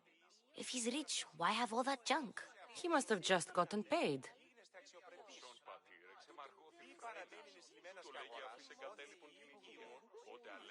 I've seen that iron poker used before. He didn't have a furnace. Why does he have this? It's not used for fire. It's a weapon. For torture. I saw someone use it in Fokis. Someone huge. Huge like the monger? Just like the monger. What does the letter say? It's mean. It says he'll get hurt if he keeps doing things wrong. I thought as much. And it says more. That he needs to bring the malice to a place here in Corinth. There's directions. What do you think it is? Don't know. But I'll find out. Right behind you. Not this time. Go to the malice and wait for me there. Oh, please. You've done enough for today. It could be dangerous. I'll come find you after. Fine. Oh, I almost forgot. I got the sword from you from his house. Wow. You're a good thief. A place to bring the malice. A prison? I should find out.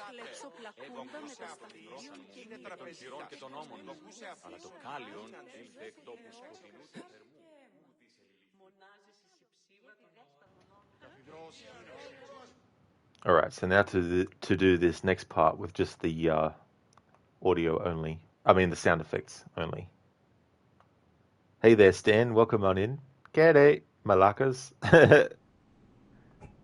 That's the choice words. How's things going for you, Stan?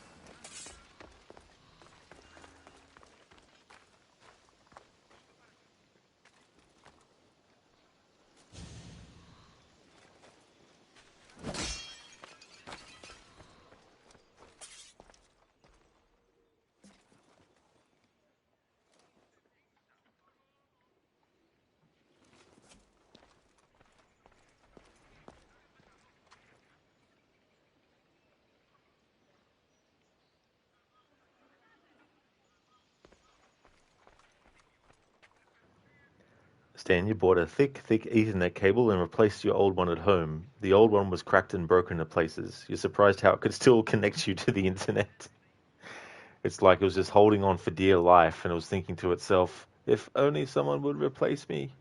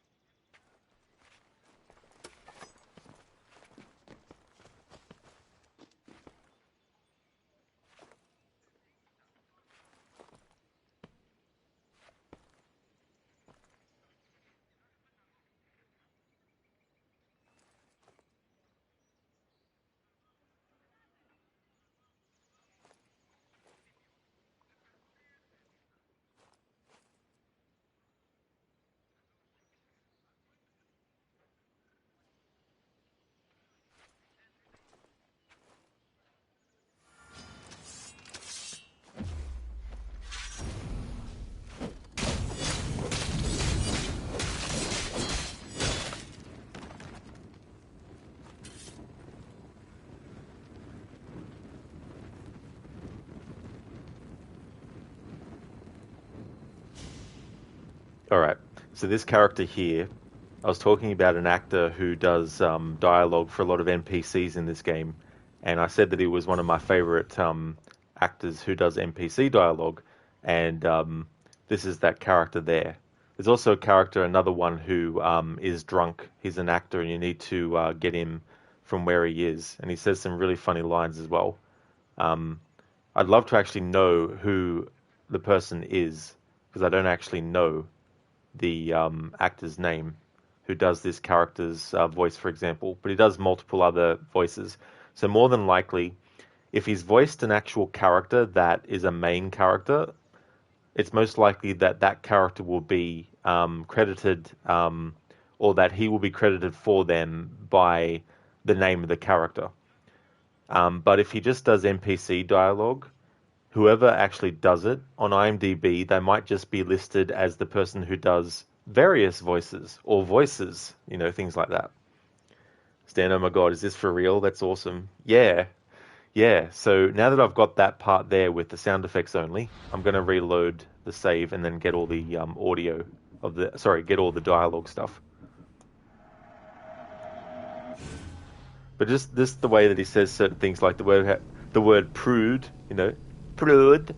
Just the way you'll find out when you hear him talk. But yeah, the guy that he plays who's drunk is so funny. So when I get to that point in the game, I'm gonna love getting all the different things that he says.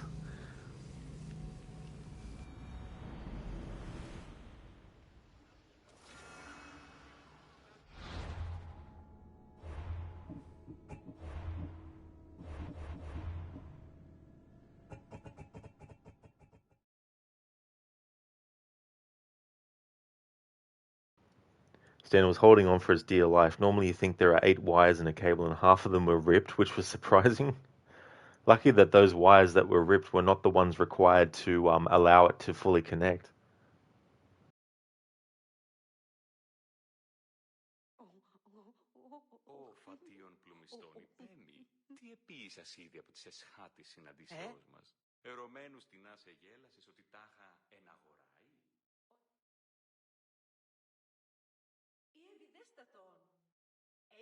You heard they're building new I need to stay hidden. Huh, that's so. Yeah, I overheard the commander saying there was going to be a drinking parlor. Wine for all. Yeah, whatever you say. Well, that's what I heard anyway.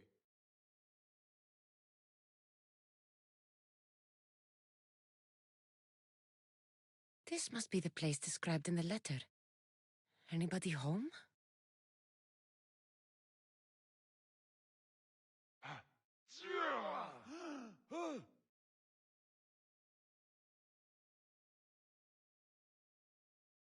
Τι πεις, ω άνθρωπε.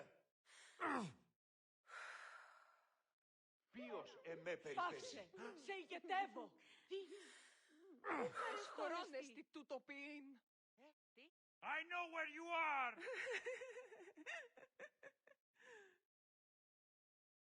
Die, dog!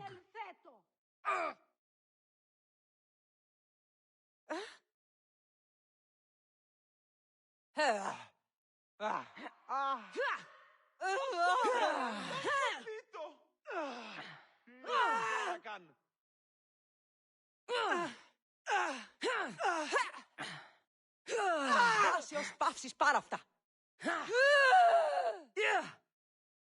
Ούκ τη δίπρατη. Ούκ επιθυμώ το τέλος όψεστε.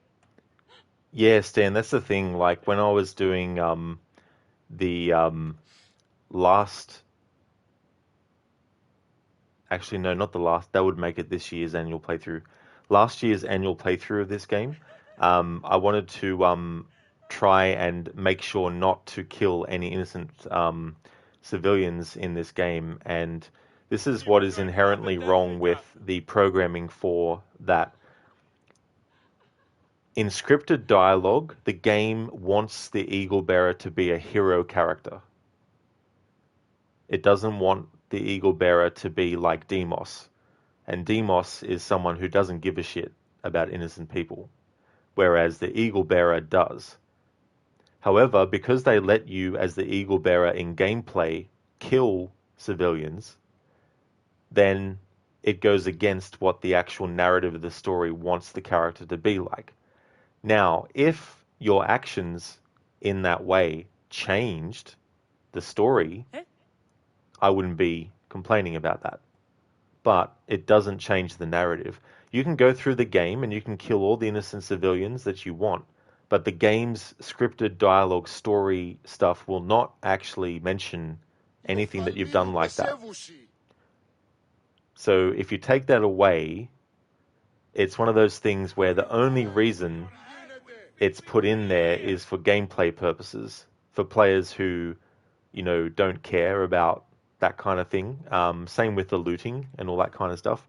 The punishment in gameplay is all that happens, which is the bounty gets put on you. But you can kill innocent people in front of Barnabas, for example, before a dialogue encounter with him. And when you interact with him, he won't mention that, why'd you kill that? Nothing. He just talks, normally whatever he's been scripted to say.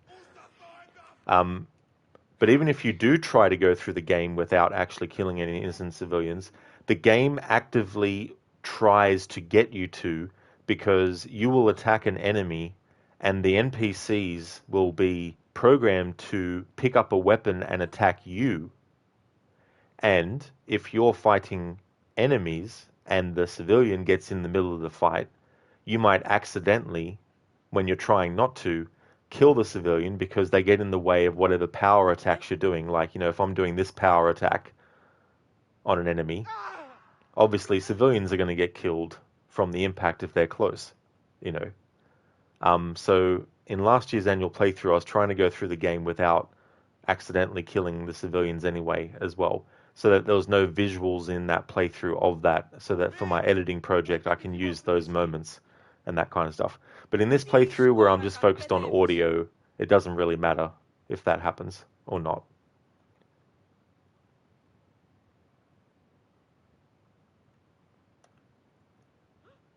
Stan, your router is in the living room, so you had to lay the cable from there to your room half naked so it could be like a sexy construction worker. So much for staying your blade from the innocent. Those Ethernet cables.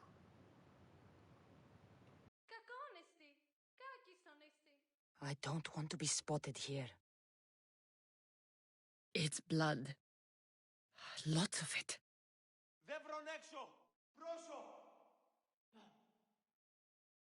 Chains? Oil? This can't be what I think it is.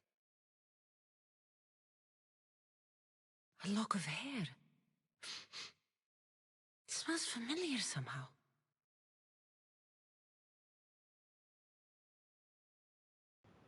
All right.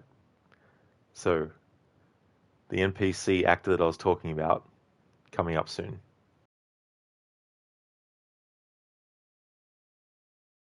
Malaka, what is this? Gotcha! All right, you little shit. Who sent you?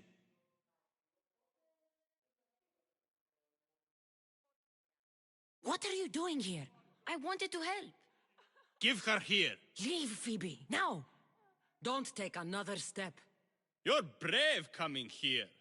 You want a whipping? The monger would love to take you on. He'd rot in the underworld for that. Prude, this is Corinthia. Anything goes in this Sexandron, and the monger will be satiated. You're as sick as he is, worm. Whether they like it or not, any victim he likes gets his special treatment. I'll tell him you volunteer. You'll get my special treatment right now. I'll fucking kill you.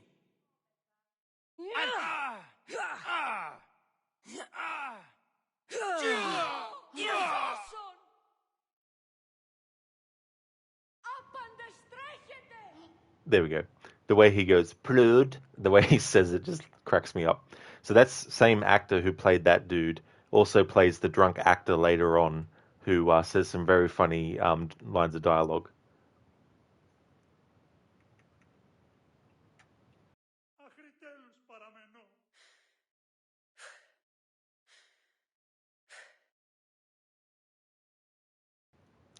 Good one, Stan. Requiescat in pace, the NPC actor Rod talked to. That's his character dealt with. Alright, I don't really need to get sound effect audio for this next part, so I'll just focus on the dialogue. Μεγαλώνει με θεά, αγλαώτη με, τεχνών μύτην πολίων δε. Δίνεντο ανεσπασμένα, αλλά όμως είδε τα στιμάς. Ίσως και την οικιακά. Did you hear about the secret group that goes out to spar at night? Really? If you want to join, just look for anyone who looks tired, bloodied, and bruised in the morning. Don't think I'm supposed to be talking about it, though. I've never actually picked up on that reference to the Fight Club movie before. Nice.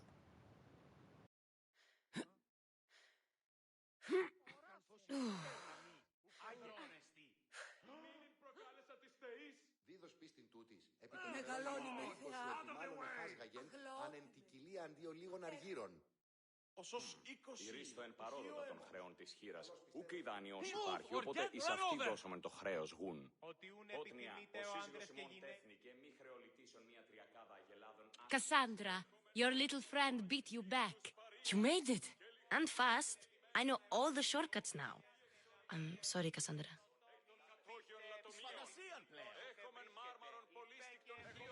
Alright, my priority dialogue that I've mapped out is to say I forgive you, Phoebe, and I'm not going to worry about getting the other variation of don't do it again. I'm pretty confident that I want to just get this priority one.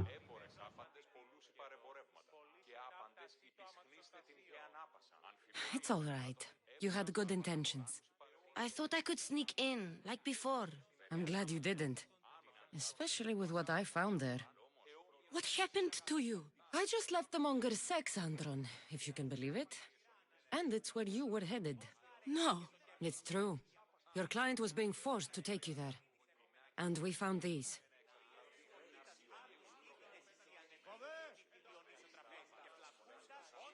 What does this mean? It means the monger got to him. He does have his hand in everything. At least I know how to deal with him now that I know what he's after. He'll leave you alone now. He gave me his word. So, we really can trust you, can't we?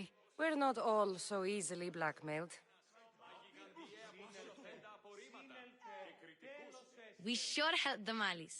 And it was kind of fun too. There's nothing scarier than the unknown, and you've protected me from it. Thank you. There we go. So that's that quest done. Now, the next one that we have. The Port of Lawlessness. I absolutely fucking love the introduction of Brasidas in this game. It's one of the best cinematics in the game. So in Assassin's Creed games, the majority of cutscenes had always been like cinematic kind of ones. In Origins, it was the same. Even side quests had cinematics that were actually part of the actual story. In Odyssey, though, they reduced the amount by a lot. So it only tends to be very specific points do you have an actual cinematic. Things like the opening cinematic with King Leonidas, the flashbacks that you have to King Leonidas, the flashbacks that you have, to Cassandra and all the stuff from the past. But also things like Brasidas and Cassandra first meeting, and there's this epic sort of like cinematic cutscene of the fight. So that's the quest that we're actually up to now to do, is the Port of Lawlessness. First, I'm going to get that whole scenario with just the sound effects only, and then I'm going to focus on getting all the dialogue from it. So it's going to be cool to play that same cutscene twice and see it, because I absolutely love it. It's so good. I need you to move! In fact, what I want to do is also show it with the music, just to give people who haven't seen it the full taste of what it's like. So what I'll do is when I get close enough to the mission, I'll actually do it with the music and everything turned on. And then once that's done, I'll do my passes with the isolated audio.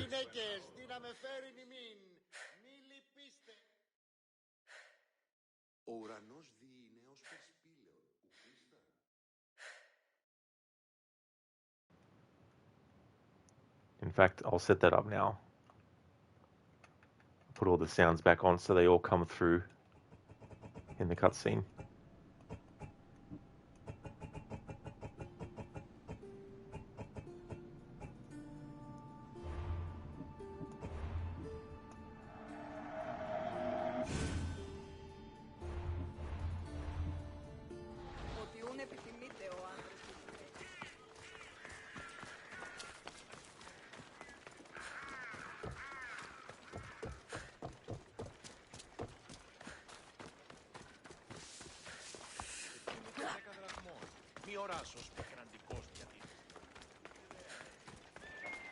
Έχομεν κατά μονοπόλιο.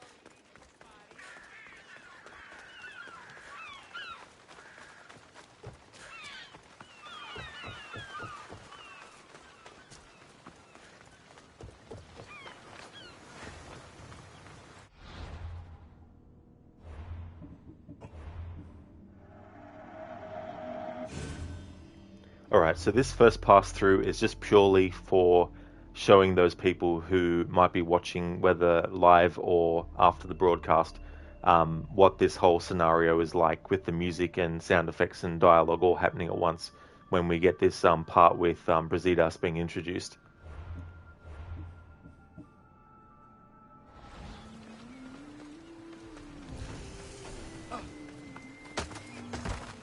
I should try to stay out of sight.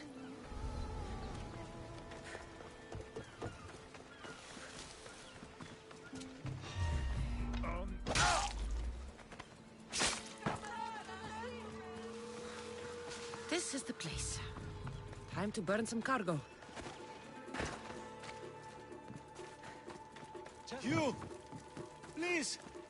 Help! I'll not forget this, Mistios.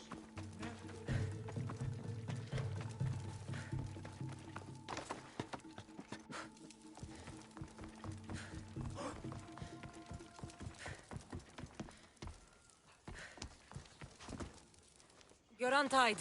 Go! Shit! I've got to smother it.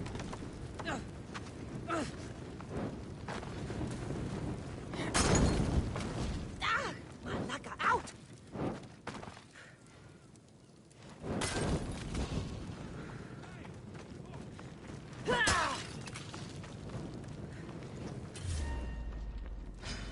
A quick day!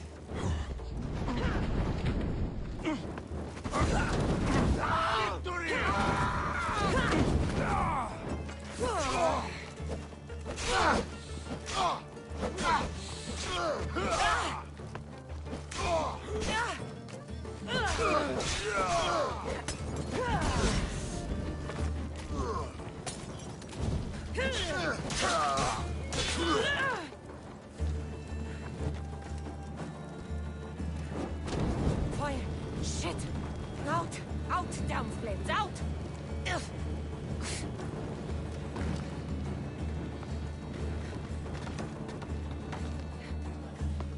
Good thing I'm not doing that type of playthrough, Stan.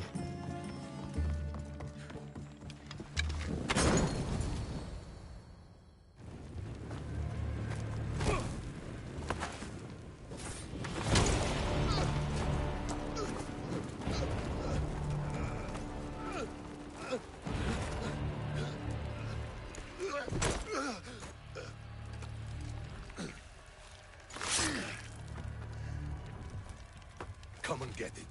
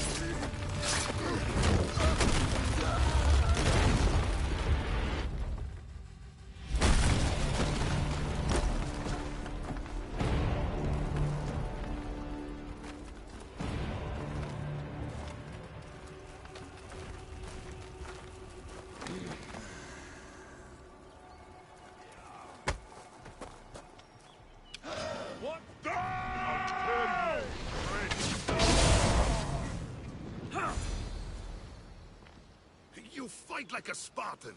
There's resolve in you. We have that in common. I saw innocents trapped in the flames. The ones in the warehouse. I freed them already. A good soldier acts when he's told. A great one is 2 steps ahead. Thank you. My name's Cassandra. You're... I get them. Alright, so we're going to get this sound effects and dialogue on its own anyway. Kill from... Is that? By the time I went... You're never yet. This shit will... Alright, so just wanted to show that for people who haven't seen that part before, but with all the music and everything. So now it's time to do 2 passes through on... Well, there might be more passes through depending on the dialogue options, but I want to grab the sound effects only for that whole part.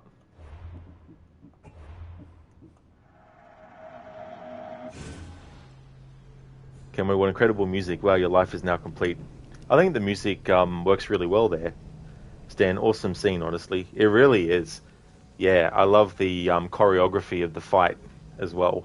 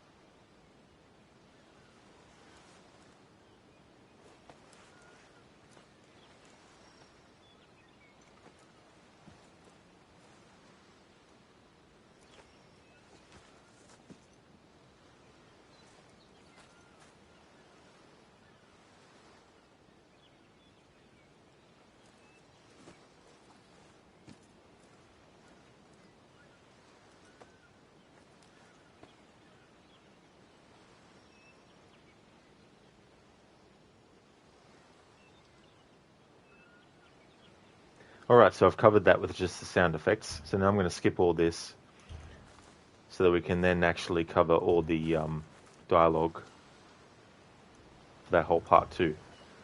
Hello there, Jeremy. Welcome on in, dude. How's things been going?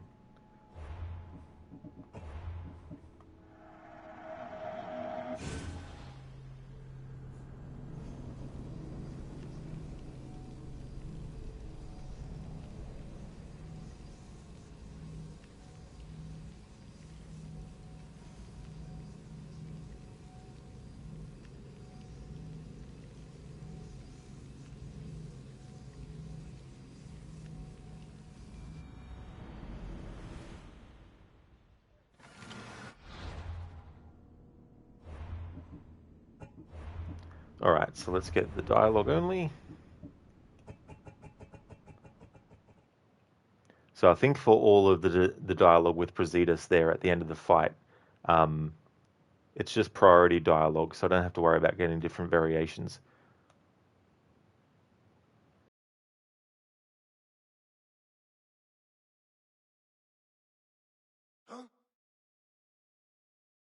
Best stay out of sight.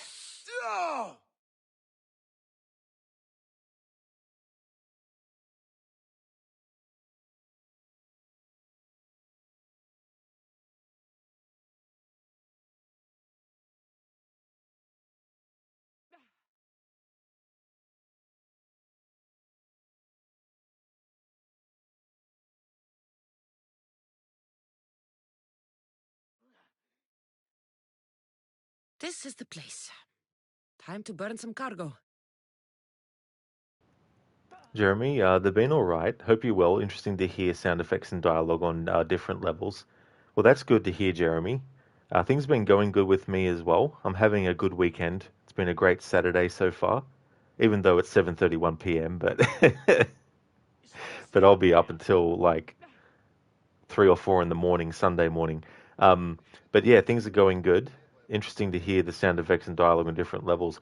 Yeah, yeah, it's amazing how much work and time actually goes into all the different sounds, and how it's very easy to not notice that kind of stuff when all these other things are going on, like music and all that kind of stuff. Um, but I wanted to get as clean audio as I possibly could get for the sound effects and the audio of the dialogue. Sound effects are tricky because there's some sound effects that are part of the ambience, which is fine. I won't have to worry about trying to isolate sound effects from that. But when there's actually a few different sounds happening on top of each other that aren't an ambient kind of thing, like you might have the character making an exertion noise when an NPC is trying to say some dialogue that sorry, that's a bad example. You might have a moment where you want to get a very specific sound effect, but there might be a character doing something that you don't want, and that sound of them doing what they're doing will interfere with the sound that you want, you know. So I won't be able to use all of the sound effects that I'm getting on its own, but I still want to get it so that I have a reference guide so that I can actually then find sound effects, individual ones that are as close as possible to what they used for the game, and then I can just use that instead as well. And with having dialogue on its own, I can take out things that I don't think work well. And the good thing is, visually, when characters are talking, the camera setup that they have for the conversations is usually when one person's talking, the camera's on them. Once they finish what they're saying, the camera switches to the other person, and then they say what they're saying. When they're finished what they're saying, it switches back to you, and back and forth and back and forth. And so what I can do then is, if there's a bit of dialogue that they say that I don't want, but it's between two other bits of dialogue, then with the actual change in the camera for who's speaking, it won't make a difference, because the dialogue that I'll be skipping to will be something that the other character's saying that I want to have, or it might be what I'm saying that I want to have. So I could cut out a bit of dialogue that the other character says because the camera's on them, and instead just basically, you know, have the camera focus on whatever the main character's saying that I want to keep, and all that kind of stuff.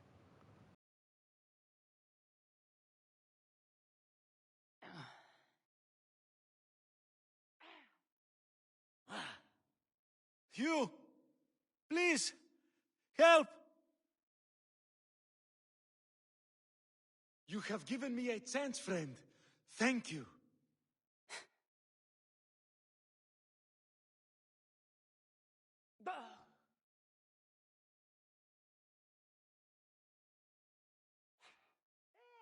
You're untied. Go!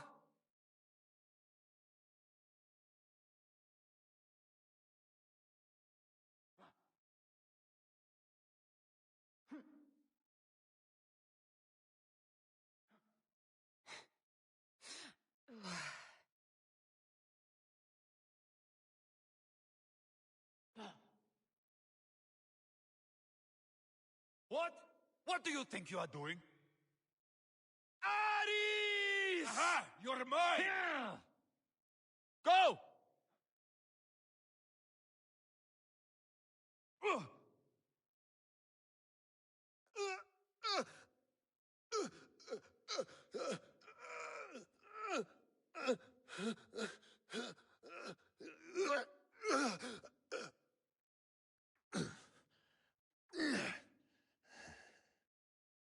Come and get it.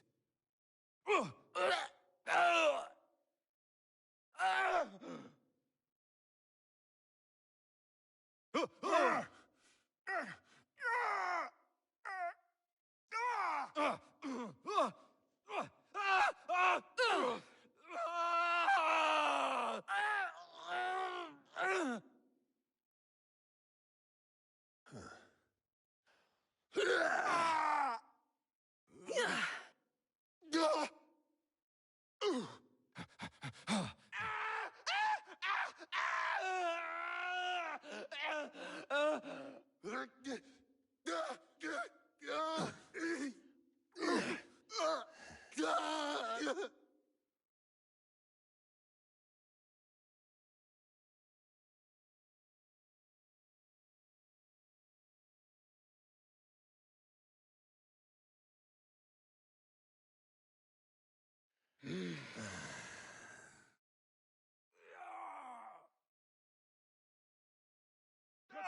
for death!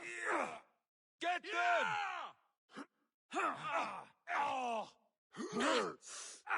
Someone get over here!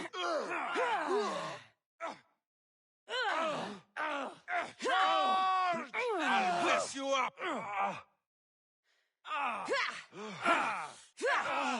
I will feed your eyes to the birds.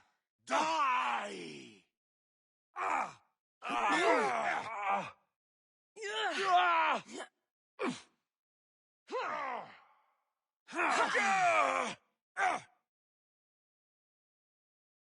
You fight like a Spartan. There's resolve in you. We have that in common. I saw innocents trapped in the flames. The ones in the warehouse. I freed them already. A good soldier acts when he's told.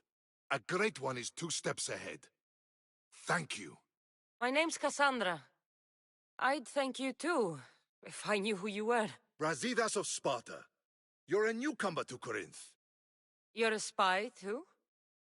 An old Spartan tactic. I have my ways. I get the sense that's a Corinthian hobby. Anthusa has her Etera watching from every post. Ah, Anthusa. We disagree, but have a common enemy. The Monger? We agree he should be killed, but we differ on how.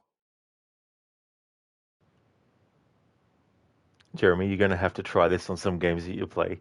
Yeah, and I was talking earlier about how, like, in video games, how obviously you have the music that's made for the game. It's not music that a character's playing or anything like that. It's just music that they want to have to actually create, like, an atmosphere and all that kind of stuff. I was kind of thinking that a different way to make a game a bit more immersive would be to just have the dialogue audio and the sound effects audio only and not have any music at all, just to add a level of quote-unquote realism, because unless we're actively playing music ourselves in real life, we're not going to hear music doing something mundane like doing the dishes or, walking somewhere, unless we're listening to it. But what I mean to say is, in a video game, if you were to take out the music that just plays as a matter of fact, even in cutscenes, but you kept in the dialogue and the sound effects, you would be experiencing what's going on in a more realistic way, so to speak, because you don't have some music playing that wouldn't be playing otherwise, that kind of stuff. Hey there, Senny, welcome on in, dude. The grunts and everything. It is so funny. So funny when you actually isolate the dialogue from sound effects because, like I think sometimes when we think about sound effects, we think things like clanking or something getting hit or something being dropped or opening something or, these sorts of things. We don't necessarily think of people going, ouch. I mean, we don't think of people going, ugh, or things like that, you know. So it is funny sometimes to hear those sorts of sounds when you just have the dialogue on instead of having the sound effects just on. Because the sound effects, when you have them just on, it's usually just impact sounds and all that kind of stuff that you hear. You don't sound any like vocalization sounds that aren't words but are just thingo. But welcome on in, Senny. I hope things are going well. How's it going, dude? Hey there, Brew. Welcome on in. Good morning to you as well. I hope it's all going good. Having a look at the dialogue that I've plotted out to choose, let's see. So I've kept what can you tell me about the manga and all that kind of stuff. And yeah, so looking at what I've got, I don't think I'll need to get the different variations because I don't really see myself deciding to use the other things. It seems like what I've already chosen actually matches quite well anyway.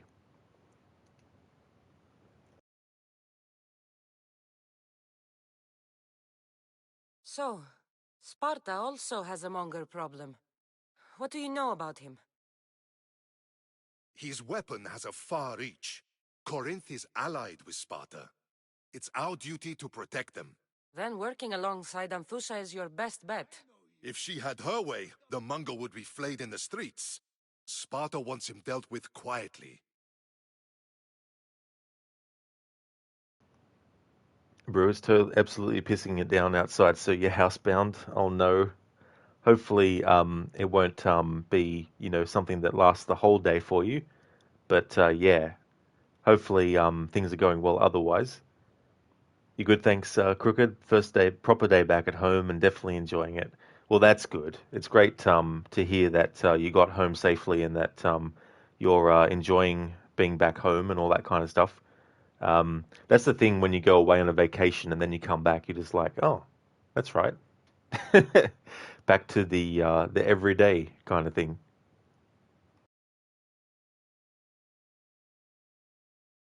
What do you want to do with him? Right now, the Mongol rules Corinth. I want to replace him with minimal bloodshed. He'll only be dethroned if he's killed. It's simple. Yes. Diplomacy isn't something he understands.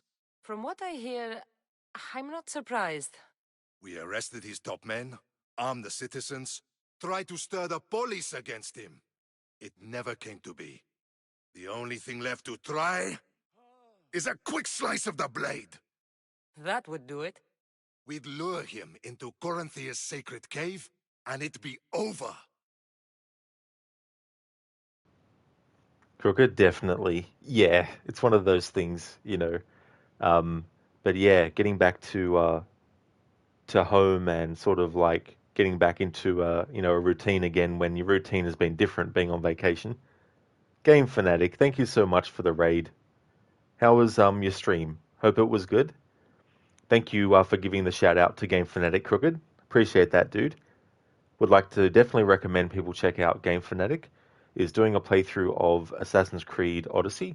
Also did a playthrough of Assassin's Creed Origins as well. So if you're looking for another streamer who plays Assassin's Creed games, definitely recommend Game Fanatic as well.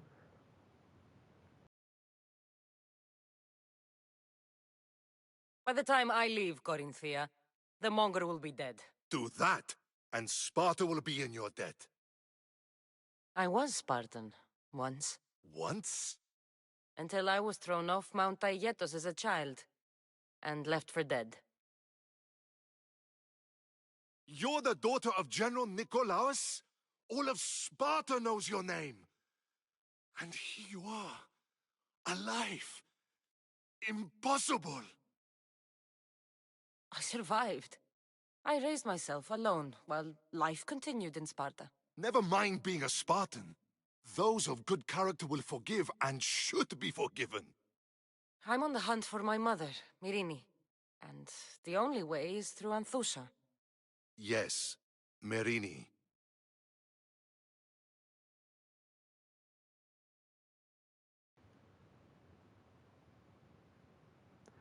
All right, so these two questions that you can ask, I don't have them as something to ask, but just so I have it there and I can compare, I'll just basically get these two.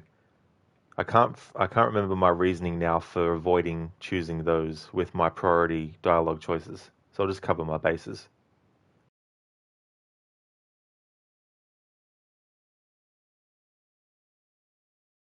You knew Nikolaos? A good general, but a stubborn Spartan. And rewarded for his loyalty. But he disappeared, and his body was never found. The state pronounced him dead. That's all right. I haven't seen him since I was a child. Ah, now I know why. The thing about the Eagle Bearer, when I do my quote-unquote canon playthroughs of Assassin's Creed Odyssey, um, I have these sort of things with the character where it's like they don't kill innocent people, they don't lie to people unless they don't trust them, and they might be wary of them, so they don't want to reveal all straight away. But when they do trust them, then they do, you know. That dialogue there, we chose to spare Nikolaos, so Nikolaos isn't actually dead. That aspect that Brasidas mentions about how Sparta thought he was dead, that part of the dialogue's fine, because that's from a different perspective. That's from Brasidas' perspective, that's from Sparta's perspective, and everyone who's there, and all that kind of stuff. But from Cassandra's perspective, or Alexis, if you're playing as him, they know if you've chosen the fate of Nikolaos. They know what has happened to him. Now, Brasidas has more than proven that he's trustworthy, and the rapport between the two characters very early on is good. So it feels very disingenuous for the Eagle Bearer to lie to Brasidas and say that they haven't seen Nikolaos since they were a child, because that's not actually true. So having that dialogue, though, up my sleeve in the edit will be good, because then what I can do is I might be able to chop it up and take off the part where it's mentioned about not seeing him since then, so that that part's completely taken out. If I can't, then I'll just completely take out that as a dialogue choice.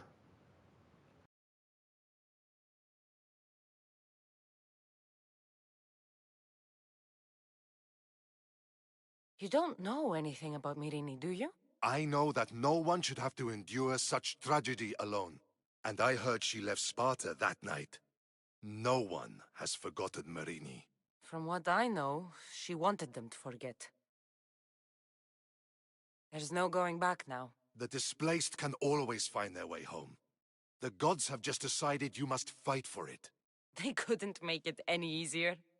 Chin up, Spartan. Easy doesn't exist. Goodbye, Brasidas. We'll meet again. I'm in the fight with you. Show courage.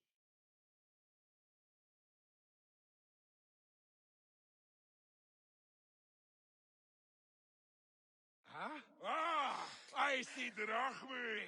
I'll make it quick. Ah! Ah! Ah!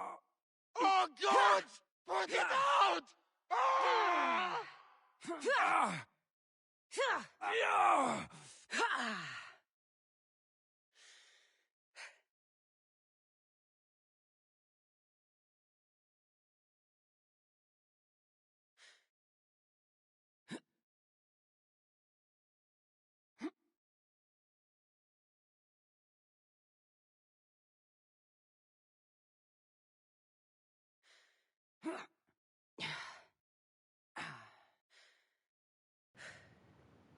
Alrighty then, let's get that bounty off.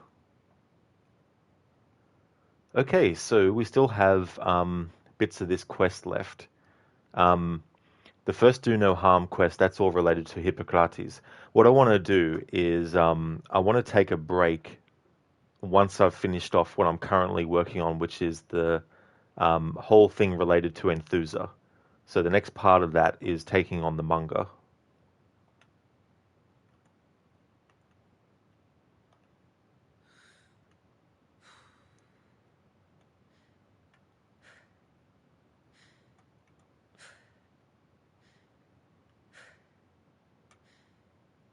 Brasidas is such a great character. I know that he's based on a real person, and so what happens to him in this game is accurate to the real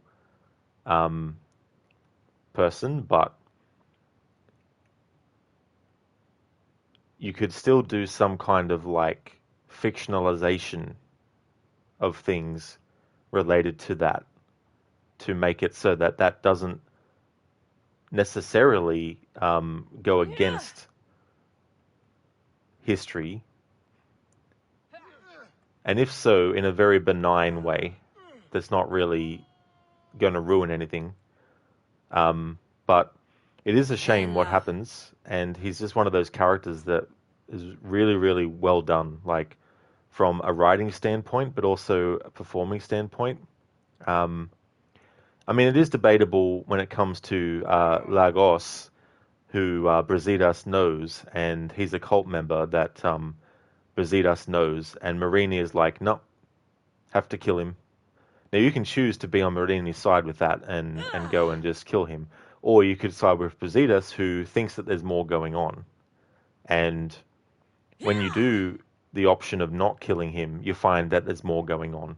And it's tied into everything else too, with the two kings of Sparta that you need to work out which one of the kings is actually a cult member and all that kind of stuff. When I get to that point in the story, I'll definitely be able to talk about that more in depth, because I'm including that as part of the narrative. But it's very hard because it goes against this idea of, you know, Cassandra or Alexius wants to get revenge against every single cult member. But the game does throw you some sort of like questions where it's like, does this cultist really deserve death when they themselves have been forced into this situation and all that kind of stuff? And there's just so many different factors that could determine your choice and what you think about it and all that kind of stuff too.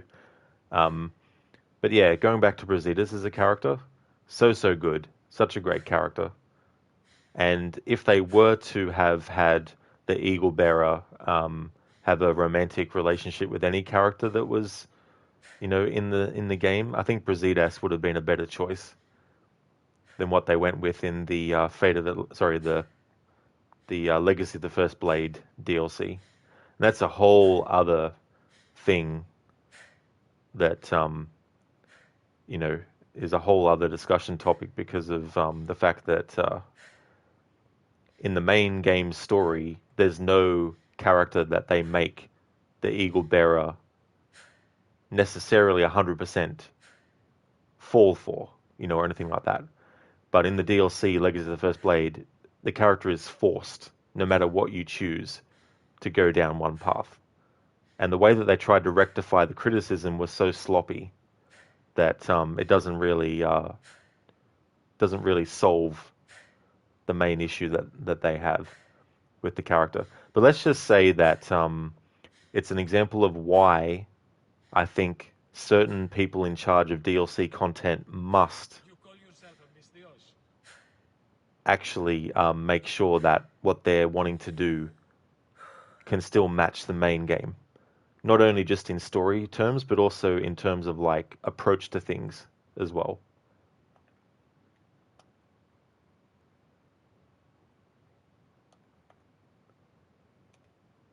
Alright, so this quest here with talking to Enthusa in her home, I don't know if I'll need to worry about getting sound effect stuff only. I think I've got enough ambience that I can use, and if not, then I can probably pull ambience from some other part of the game's audio when I get to this point in the edit and just put that in. Head-carrying torches. We'll march into eternity the wrong way and get lost. Truly fascinating. We're all going to be too tired to fight.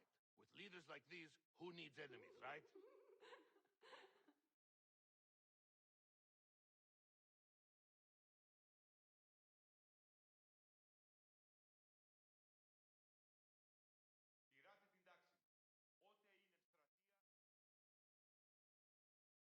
Your plan seemed to work. The Monger's thugs ambushed me. I heard. I also heard you had no problems dealing with them. It wasn't my first fight in Corinth. Or your last. We're going to take the Monger to task at the theater. I've arranged a Corinthian drama no one will forget. Brasidas is worried about the anarchy that could follow the Monger's death. He wants him dead, but wants it done quietly. That man is a long way from Sparta. This is Corinthia, so we'll do it the Corinthian way. All right, so I've got a priority of dialogue choices that I'm doing, so I don't need to worry in this case of getting the other variation. But it's one of those situations in the game where they have you with one goal in mind, which is to take on the Monger, and one of the things that Enthusa wants you to do is help the docks and do something to the Monger's warehouse to burn it, right? But unforeseeably, Brasidas turns up there too and does the same thing. Then the player is presented with, from Brasidas' point of view, that he has an idea of how to deal with the Monger that he wants to do, and that he tells you that Enthusa is against it. So that starts to create a situation where you as the player are thinking, okay, so we've got two different ways we can go about it. Then when you go back to Enthusa and she asks you, or she talks to you, you get these two options. Let's take him to the theatre and I want to take him to the cave. Now, if you're someone who feels that you should keep loyalty to the first person that you were interacting with who set you on the task, no matter if there were information that she didn't mention. She never mentioned to Cassandra that there was someone else that was also helping out who had a different idea about what wanted to be done and all that kind of stuff, you know. So you could also think that that was unfair of Enthusa not to give that information out to Cassandra earlier. Given that we're at this point where we have to make the choice, you can either decide to stick with what Enthusa wants to do, or you can decide to go with what Brasidas wants to do. Now, obviously, going with what Brasidas wants to do creates conflict between him and Enthusa. Not conflict that becomes, you know, like villain type of stuff, but just conflict in the sense of they disagree on how to deal with the Monger. And so you deciding to go with either his way of doing things or her way of doing things obviously affects how each of them feels about the situation. So I'm going to stick with Brasidas now, because given new information and all that kind of stuff, Brasidas was the first one to mention that Enthusa and him differ on their ideas of what to do. So he's being the first person out of the two of them to actually be forthcoming with how not only he feels about the situation, but how the other person feels about the situation. So I feel that it's okay for me to choose, for Brasidas' side of things, because he provided more information and was a bit more open about things, whereas Enthusa was a bit more closed about things. Now again, you might be the type of person that is like, well, that doesn't matter. I spoke to her first, which means whatever she wants to go with is what I want to go with. And that's fine too. But I'm just going to go with Brasidas' side of things. So I've already mapped out what I want to do in that respect. But it's one of those points in the story where it gets you to think about allegiances between people and what they want you to do and different methods of doing things. And it's not the first time this happens in the game story either. Later with Brasidas and Marini, you get a similar sort of situation where one character wants to do things one way and the other wants to do them another way, and you have to pick between which one you want to go with. Hey there, Blue Jester. You can tell the lore for Five Nights at Freddy's. Well, I don't know. I mean, I've never played the games before, and people who have played the games before probably already know about the lore. If you want to talk about it, that's fine. And if there's anyone else in chat who also knows about it and wants to converse with you, that's fine. But I won't really be able to talk much about the lore of a game or series that I have no knowledge about as well. So for me personally, there's no real difference between whether you talk about lore for that series or not. But definitely feel free to, Blue Jester, if you want to, because maybe there's someone who's played those games who might be able to have a discussion with you about that.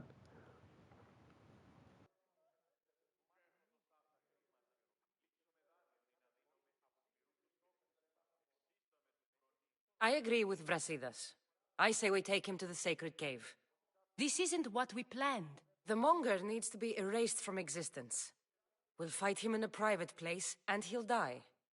A simple transaction, remember?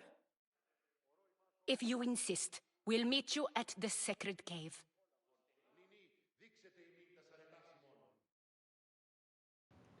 So Enthusa said that's not what we agreed, but Enthusa didn't mention that aspect of things, the aspect of how she wants to deal with Monga versus how Brasidas wants to deal with the Monga. That was never communicated to Cassandra at all. So if Enthusa had have told Cassandra, look, we need to take care of the Monga, this is how I want to do it, then that would be understandable to be like, then that would be understandable for her to say that's not what we planned, but she never mentioned that part of it before.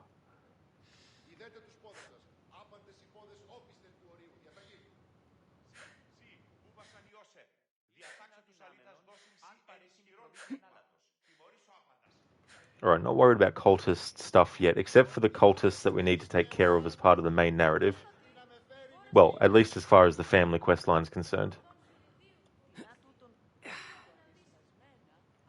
I'm going to worry about the other cult members with the other story arcs of the main story in another phase of this playthrough at a later date.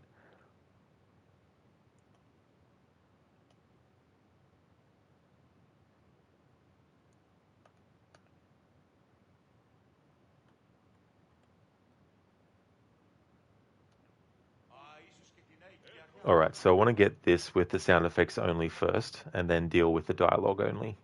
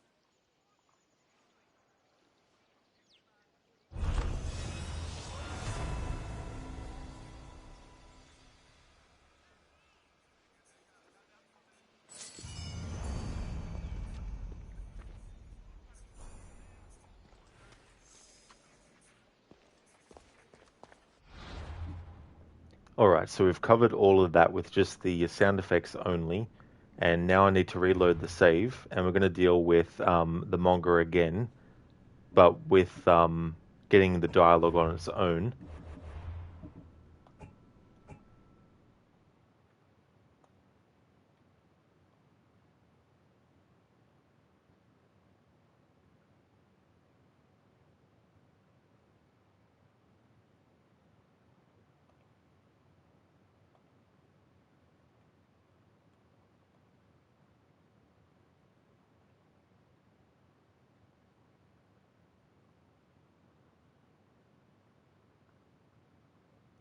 So, Blue Jester, with what you want to talk about with the lore of that series, are you just covering things before the player starts to play the game, or are you actually covering things that happen in the game and afterwards and between? Because I don't know if there's sequels and all that kind of stuff to it. But if you want to post all about other stuff that's not just backstory leading up to the events of the first game, then it's probably best not to, put all of the lore that there is covering every single thing.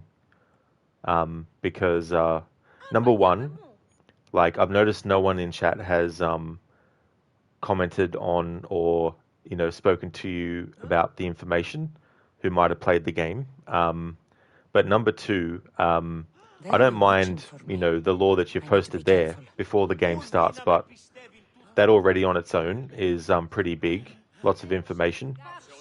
And I'd rather not have chat filled with too many big walls of text so that other people might feel like they can't put a comment in or that it might get lost, which it won't, because I always try and catch up with everyone's comments as they appear in the chat box.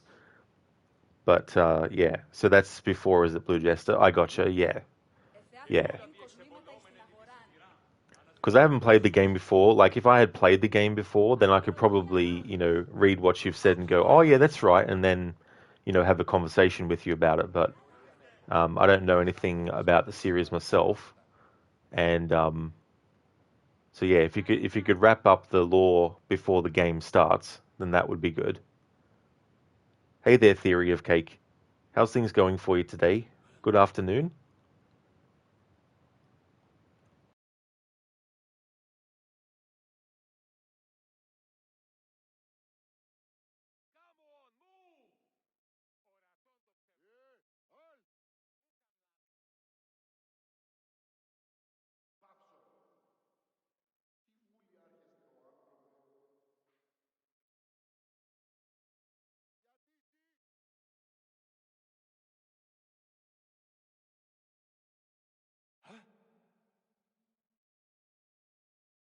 So it is you, a demigod in the soot and shit streets of Corinth, killing my men, helping those fucking parasites?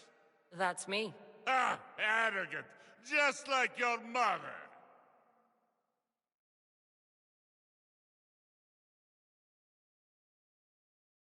You'll never rule these streets, you pig! Oh, you bet your pretty face I will. Get your filthy hands! And when I do, I'll rip your fucking head right off and send it to the cult as proof.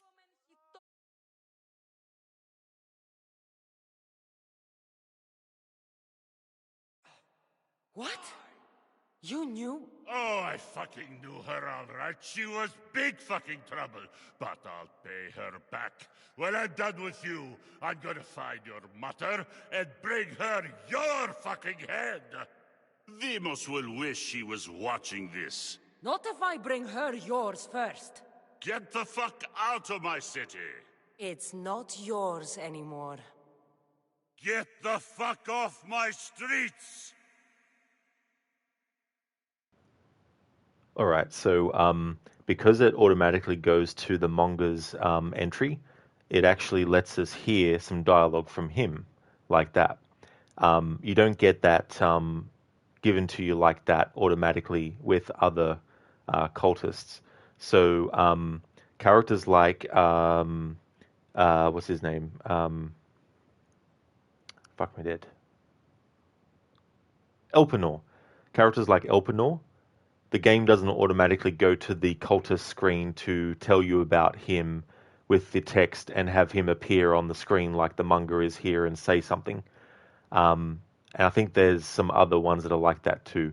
But when I get to the point in my playthrough where I'm actually doing the dialogue audio for all the cult members and killing all the cultists, when I do that, that's when I'll be getting all that dialogue that happens. So when we unlock a cultist, when we've got all the clues and we unveil them, I'll get the dialogue of what they're saying, just in case I don't want to use it. I might not end up using it.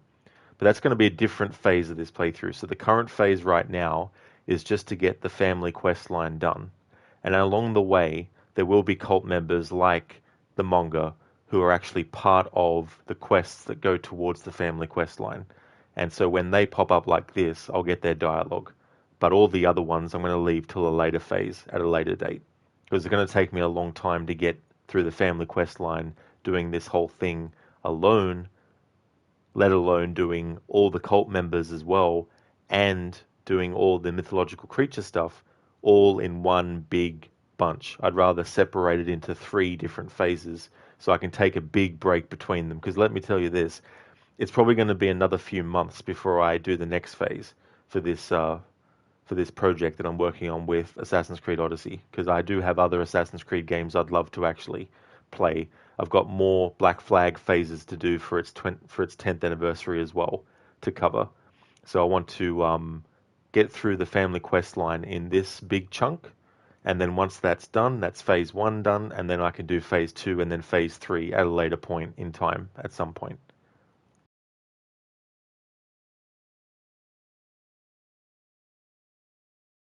You're going to fight me? You're fucking crazy! Now's our chance! Go!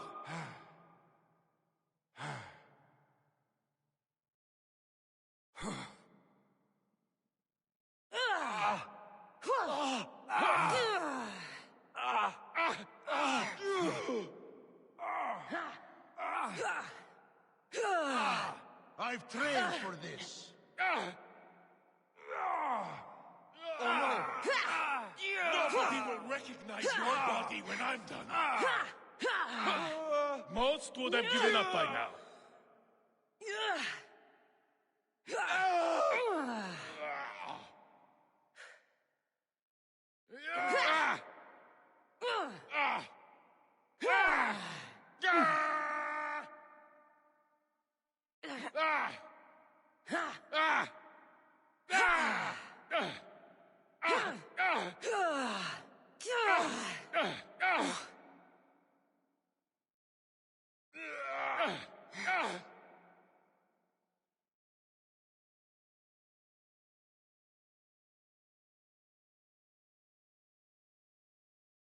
Wish I could have been there to watch Demos break your neck.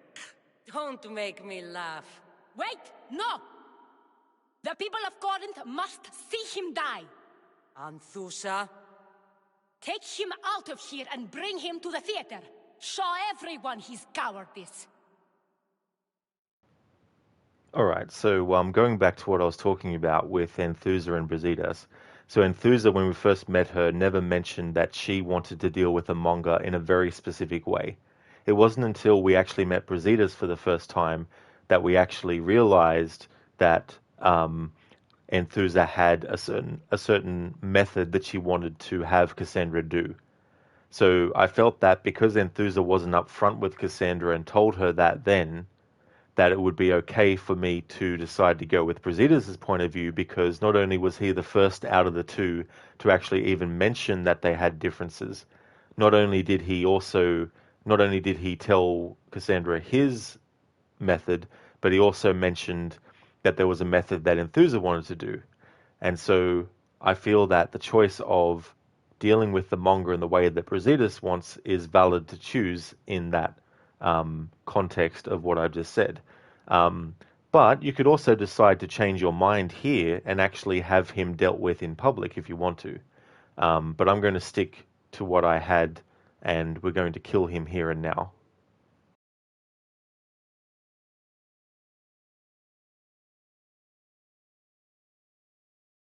No.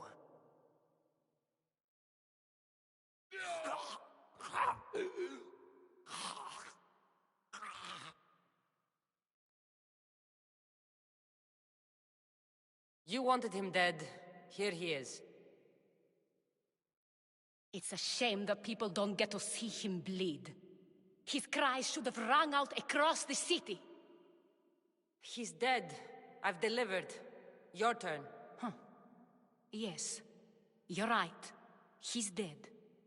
Take his body to the square. Let the people get a last good look at him. As for you, Cassandra, I owe you information.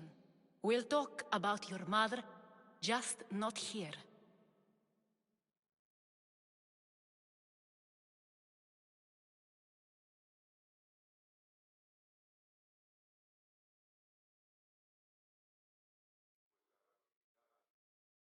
I can't give you enough thanks for what you've done.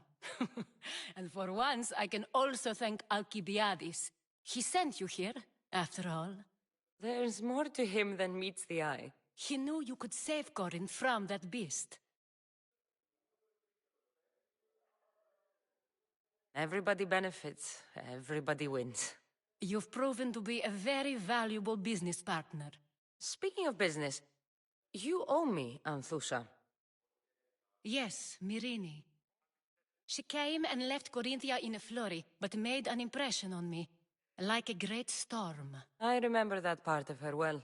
A strong woman with great intensity. She wanted to find her place here in Corinth, but never found what she was looking for. You speak of her kindly. You were her friend. Perhaps on the surface, but she had a great pain in the middle of her that no one could get to. How did you come to know her? There was so much rain that night. I saw her, sleeping in the streets, and gave her shelter. She was a vagrant? I wonder what my father would think of that. I didn't know what happened to her. All she told me was that she'd left the place that tore her apart. Sparta. Did she find work? She kept to herself, with one eye always on the port. She could have stayed with us, but I think she was looking for something else. Was there no mention of her past? A husband, family? Nothing. Speaking of Sparta only brought her misery. It's like a part of her was missing. After Corinth, where did she go? That? I don't know. She must have given you some hint. I don't think even she knew where she was headed. All I know is she won a ship thanks to a lucky dice throw. Tyche owed her that much, at least. I remember the ship's name well. Siren Song. Siren Song. It was famous for weathering all that Poseidon threw in its path. Thank you, Anthusa. May the gods look well upon you, Cassandra. Visit me anytime. I'll catch you up on Corinth's affairs. It seems I have an interesting future ahead of me. So do I. Siren Song. If I can find someone who knows the ship, I'll be one step closer to finding her. Tomorrow is a new day. Corinth will be reborn. Tomorrow is a new day. Corinth will be reborn. There we go. So that covers that. So I'll make a save here. Now the other part of looking for Myrrine is to do the quest Hippocrates, first do no harm as well. Before I actually do that part though, I'm going to go and take a break. Hey there, Keone, welcome back. Wonder Woman. Yeah, for this playthrough, I wasn't too worried about what appearance Cassandra had, because I've already gotten the footage for my project I'm working on with her wearing specific armor pieces and all that kind of stuff and appearance. before. Because I'm only focused on the dialogue audio and sound effect audio, I didn't actually have to worry about sticking to that. So I wanted to have her with the Amazonian appearance. This is the PlayStation version of the game. This is only my second time playing this version. Normally I would play the Xbox version of it, and had done for years. But for my annual playthrough this year, I had to play this version because my Xbox games, when I stream them now, on the stream there's always a stuttering audio issue that affects every single Xbox game that I try to stream across any generation of Xbox console that I play backwards compatible on the Xbox Series S. So I decided to go with the PlayStation version so I could still do my playthroughs and stuff. As a result, it meant having to start from scratch again for that playthrough, which I already did earlier this year. So I did that and had to do some leveling up to get Cassandra up a bit higher, of course. And for this project that I'm doing, I needed to get that audio by itself. So I decided to do a new game plus after the prologue. I had to do a new game from scratch because the prologue gets cut out automatically if you choose to do New Game Plus. So I wanted to get the prologue sound effects and the prologue dialogue on its own. So I did that, and then from that point forward, when the game actually puts you in Cassandra's shoes, that's when I actually started playing on the New Game Plus as well. So what that means is the last playthrough that I did was as Alexius. So there's certain things I think that he can't collect, whereas Cassandra can. And so because I hadn't played as Cassandra on the PlayStation version yet, that meant that I couldn't just change the appearance to the Wonder Woman looking stuff from scratch from that point. So I had to go and fight one of the arena people who is a cultist that has the breastplate, which was Belos, the Beast of Sparta. So I at least was able to get the appearance of my armor for Cassandra to actually reflect the breastplate being the Amazonian set. So for the rest, though, I just I just looked at things that could potentially be similar, even though not 100%, but just something to make the look be a bit more or a bit less haphazard. Because if I had some other appearance for braces and for the waistband and the boots and all that, it would just look a bit jarring, I felt. So it's a long-winded explanation, but I did decide to go with something that had the Wonder Woman kind of thing. Is Valhalla longer than Odyssey? Yep. I would argue it is. I would definitely argue it is. Take Odyssey and put it inside Valhalla, and that's probably half of Valhalla. And then you add all the other stuff that they added to Valhalla, and then you could probably get 2 more games out of that too, as well, to make it 3 games in one. It's just ridiculous. But yeah, I'd argue that Valhalla has more content than Odyssey, which would make it a longer game if you were to do all the content with both games. Like, you could probably do all the content in this game before you'd even get all the content done in Valhalla.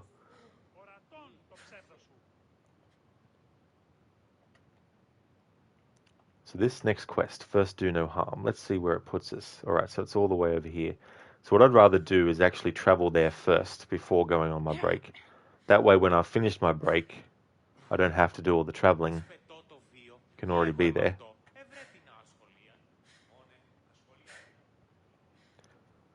They wanted to have, with Valhalla, 2 years worth of post-release content.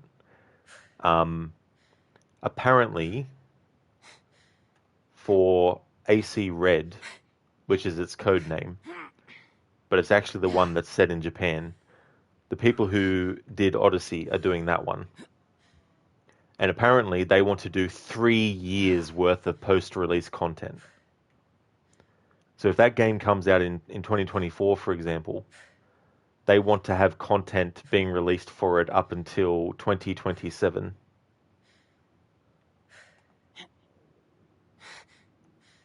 And I think that is just overkill.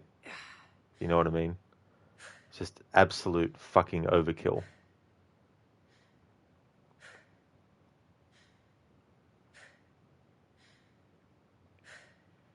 Hey, Maxi, welcome, dude.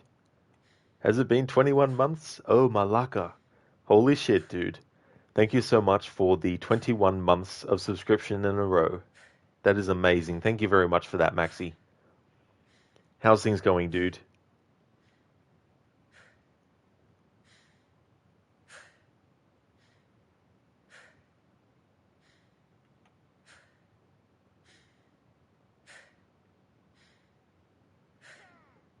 No worries, dude. Things are going good, thanks. And how are you? That's awesome, Maxi. I'm glad to hear that things are going well. That's great, dude. I'm going good. Things are going along smoothly. This playthrough is very time consuming. In fact, I have to separate it into different phases so I don't get burnout. So this first phase, I'm just covering the family questline. Then in the second phase, at a later date, I'll take on all the cultists that are remaining, once the ones that are tied to the family questline are all dealt with, of course. And then the third phase will be dealing with all the stuff related to Pythagoras and dealing with the people who have, you know, got pieces of Eden in their possession, making them look to other people like they're monsters, you know. Because, yeah, this the process. Agamemnon and Perseus. I need to be on my guard.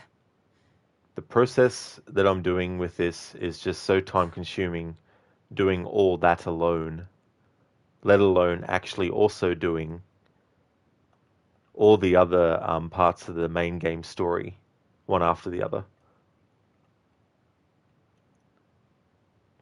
I hate when the game puts dialogue when you're not expecting it. So I'll just reload the save.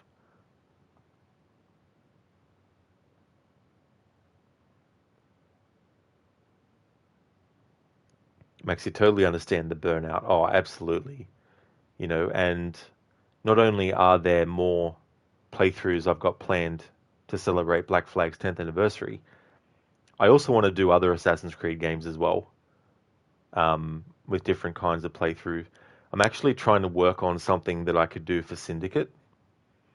I've got an idea of what I could do for Revelations, but I haven't decided whether I'm going to go with that as the game that replaces this game when I'm done with what I want to do, or whether it's going to be the one that I'm working on for Syndicate, or it might be something completely different than those two.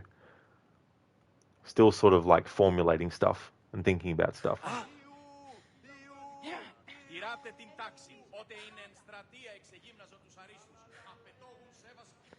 And I've got a channel point reward that I've deactivated now. I decided to get rid of the scene reenactment as Arnold Schwarzenegger, where I would pick a random movie and then do a scene from it.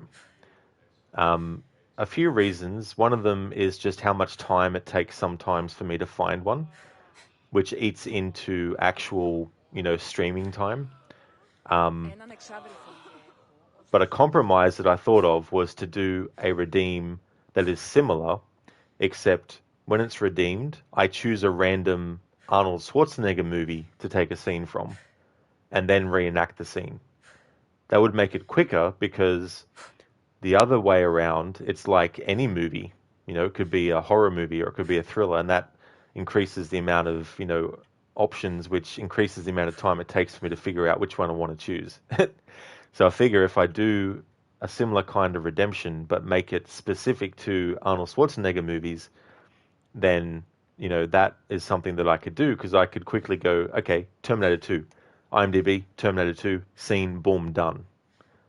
Commando, scene, boom, done. Oh, Conan the Barbarian, scene, boom, done. Max, you could try ChatGPT and ask it to give you a random scene quote. Yeah, I suppose there's that too as well, I guess.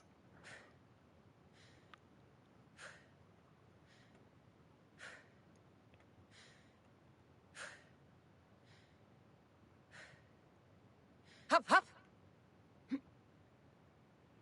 Because it wasn't that I didn't mind actually doing that. It's just that, trying to cater to as many kinds of tastes as possible in that way, Especially, because I know not everyone wants to sit there and wait 10 minutes for me to find a scene to do a scene reenactment from and all that kind of stuff. So I'd rather not take that long so that those people who aren't wanting to wait that long don't have to. So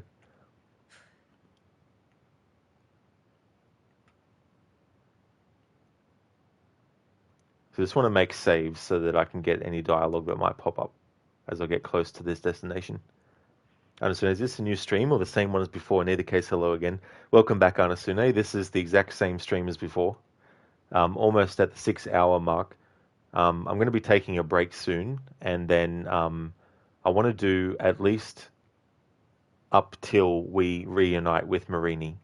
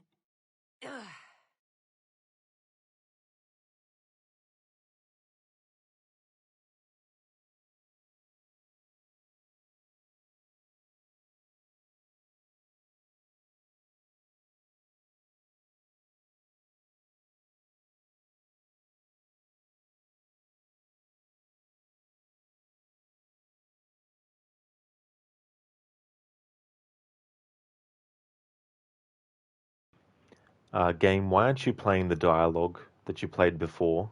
Oh, I know why. Because at that point, I wasn't expecting it. Now that I'm expecting it and want to get it on its own, you're not going to activate it for me.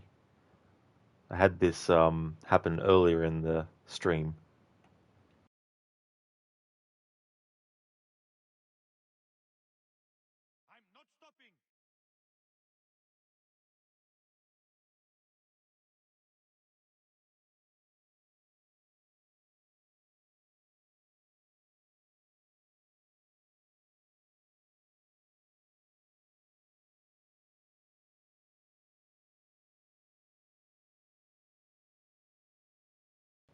You can say the dialogue anytime, game. Jesus Christ. Earlier in the stream, I was trying to get some dialogue from Barnabas that, when I first heard it, other dialogue was happening over the top of it.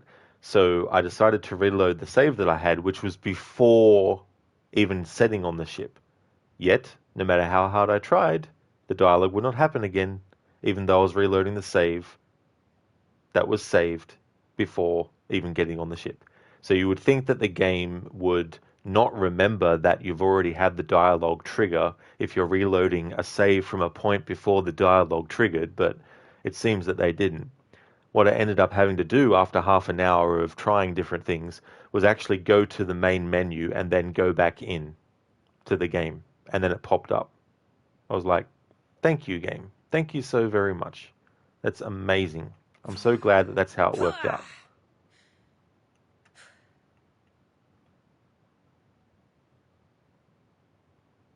Crooked, Birthplace of Medicine. You like how they throw stuff like that as region titles, although medicine and history predates this time by a lot. Oh, yeah, because, it's only in this game made by Ubisoft Quebec that everything that, you know, they say happened began, you know. It's like this game's time period was the birthplace of fighting, the birthplace of coughing, the birthplace of animals, the birthplace of eating, the birthplace of drinking.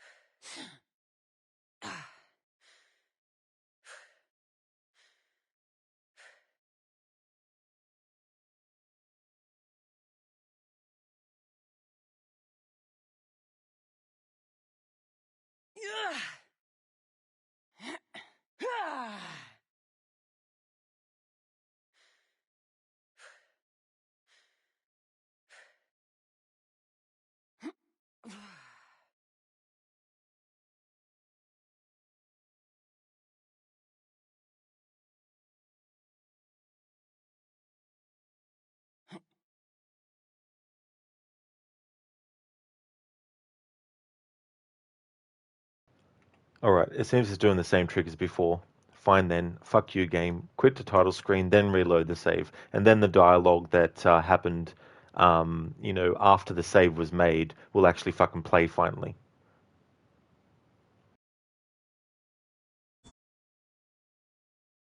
Hey there, welcome on in. I just don't understand how the game operates in this way, If I had saved after the dialogue triggered, obviously I would understand that reloading that save would mean not being able to get the dialogue again. But making a save before the dialogue even appears, you would think that you'd still be able to hear the dialogue happen. But no. The only reason I'm, being so annoyed at this aspect here is because the audio that I heard, I wasn't expecting it. Plus, there was other things happening over the top of it that I wanted to not have happen on top of that audio. So let's see if this works.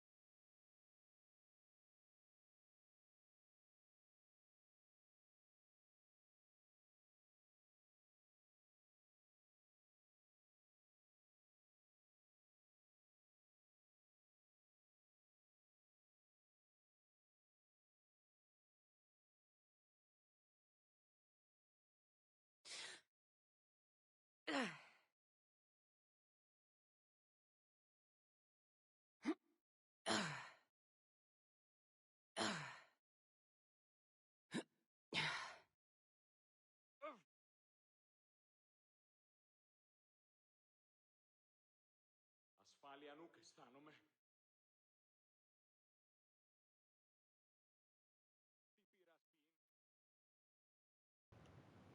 Alright.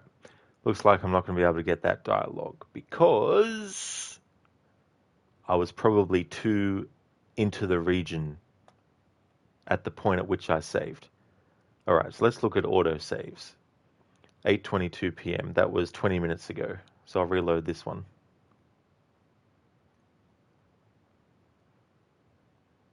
How's things going, Welcome on in.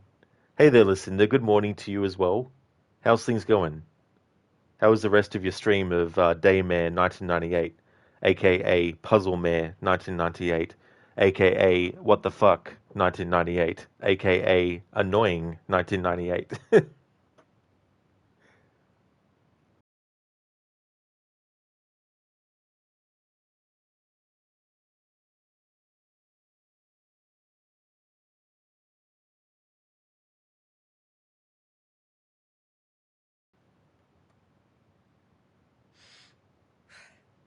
Tomorrow is a new day.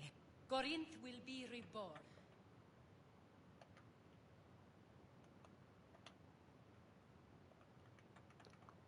Alright, so now let's try this again. We're not even in Argulis at all. And so now you found another thing in AC Unity. If you hold aim whilst in combat, Arno will rapidly quickshot enemies.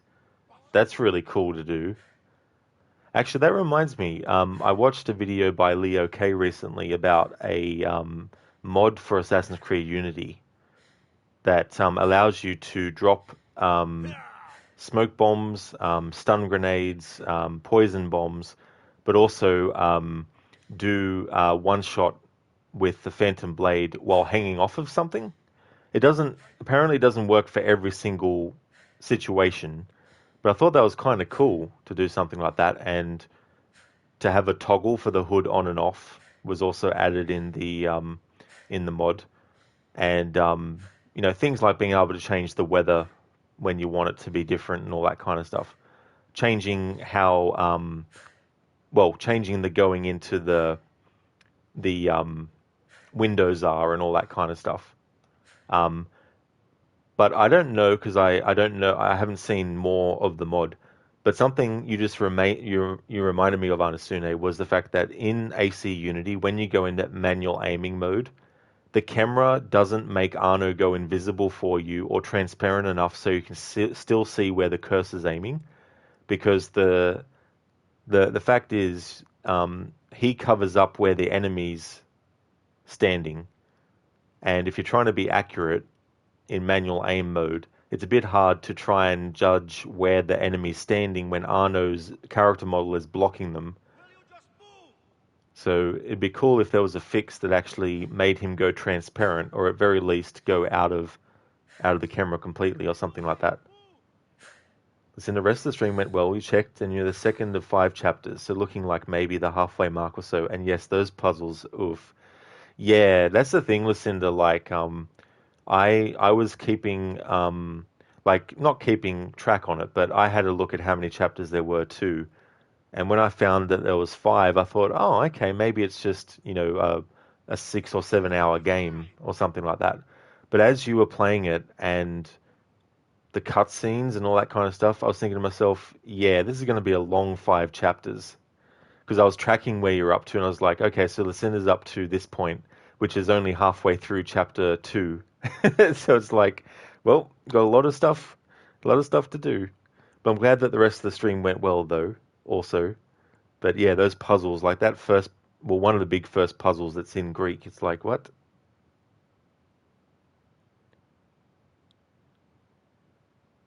Kenway, yeah, it was ACU fixes. But every time we went to install it, Windows kept saying it was malware. Oh, did it? Yeah. Well, that's the thing too, to be careful of for sure. It got auto removed and you didn't dare install it again. Be careful when installing third-party stuff. Yeah, I mean, that's a good point, you know. Lucinda, yeah, they went full throttle with that Greek puzzle. They were like, what is the most complex kind of puzzle we can throw at the character very early on in a game that doesn't have puzzle difficulty options? How about we do this thing where not only do you have to actually figure out what the actual word is, you also have to figure out on the keyboard that is in Greek how to type out the word in Greek. It's like,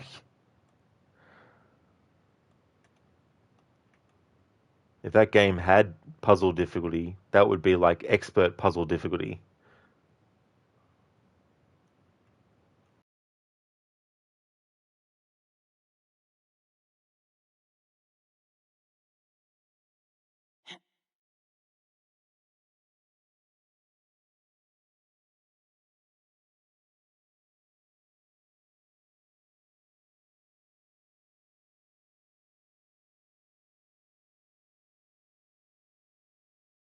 Clear the path!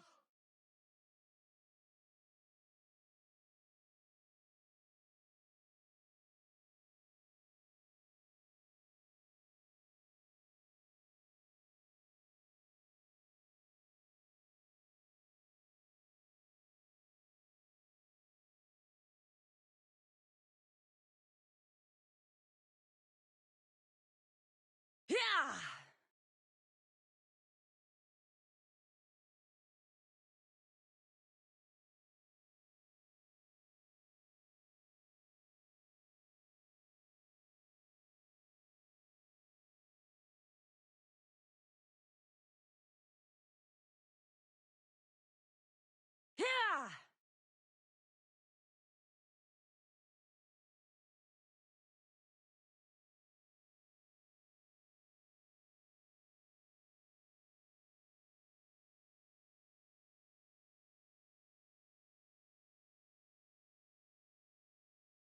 The kingdom of Agamemnon and Perseus. I need to be on my guard. Thank you, game, for finally triggering that dialogue again.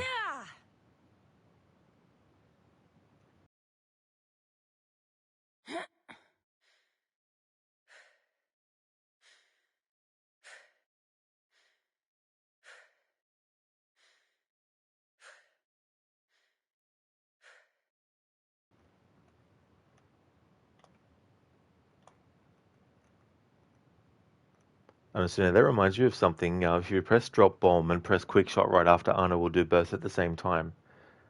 That is so cool. See, that's the kind of stuff that is so minute in how it operates that I never knew that because I've never tried doing both at once. My mind has never thought to myself, hey, what happens if I do these two actions at once? So when someone says something like that, I'm like, holy shit, so you can do that. That's cool. Yeah, that's something I didn't know. Or maybe I didn't question it and just accepted it as the thing that could be done now that I think about it. Because sometimes that happens with things where I'm so used to playing a game that there's things that happen as a matter of fact that I don't focus on. So when someone mentions them explicitly, it makes me think to myself, now, did I know that or did I not know that? Listen, it was super early on. It really was too. It was like, holy shit. I was like, surely they could have done something different for that puzzle. Like, even like you got different pictures and stuff. It should have been a case of, like a perfect example would have been in Resident Evil 1 remake, it's different. But in the original Resident Evil 1, there's portraits of a person at different stages of their life. And to get the puzzle right, you need to choose the correct stages of life in order. And then when you do, and you interact with the final thing, you solve the puzzle.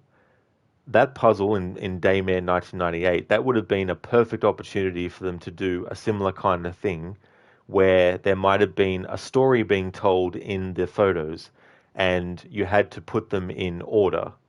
And so you would have to go to one picture and go, right, that's the first part of the story, second part, third part, fourth part, and then go to the computer and actually input which part goes first, which picture goes first. That could have been an interesting way to do a puzzle that wasn't so complex, but also pay homage to a Resident Evil OG puzzle kind of thing. And so they can pretty much do anything and drop a bomb at the same time if you press the bomb button right before. Well, that's true, I guess, yeah. Both two actions at once. Crooked, you're going to go into lurk mode for now, Cinny, but hope the rest of the audio focus goes well, and not too much dialogue decides to go missing. I hope not either, Crooked, because it's so annoying when it happens.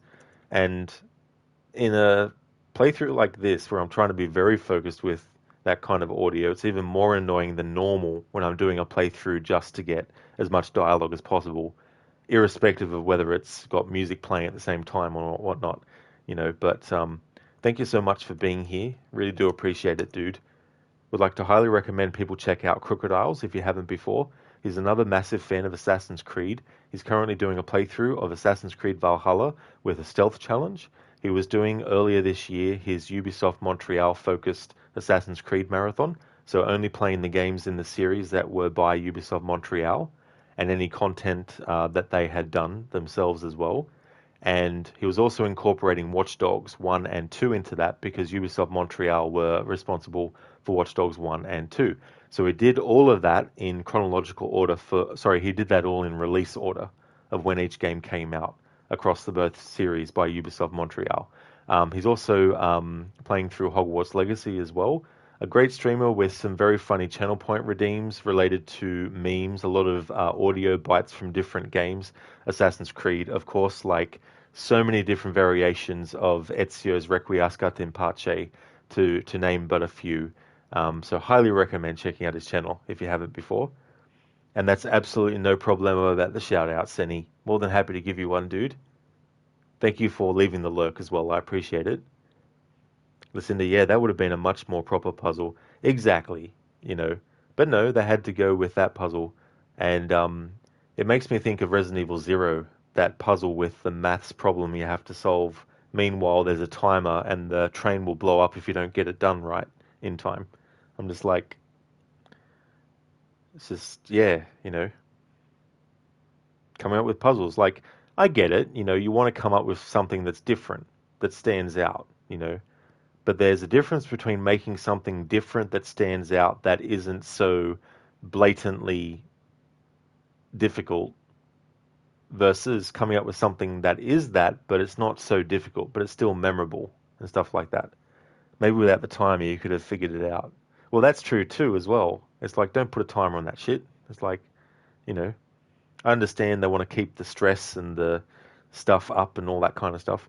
I understand that because there's a slight delay when you drop a bomb, you can make Arno perform another action, and due to the delay of dropping bombs, Arno ends up dropping the bomb in the middle of the animation, if all that made sense. Yeah, I mean, in practice, it definitely makes sense, seeing it happen that way as well. Because I mean, in real life, we can do two things at once. I can take a cup that I'm drinking out of and drink from it while at the same time scratching an itch that I might have. So it's definitely conceivable that Arno could drop a smoke bomb while shooting at the same time too.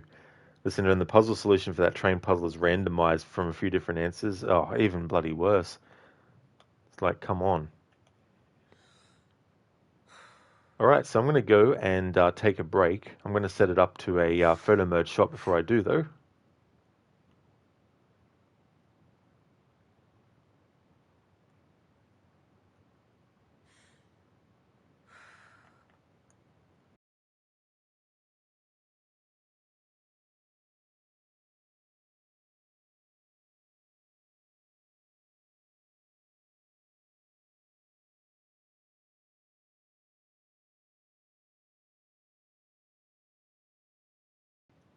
It's like Cassandra's like, I don't need to look at the target I'm aiming at.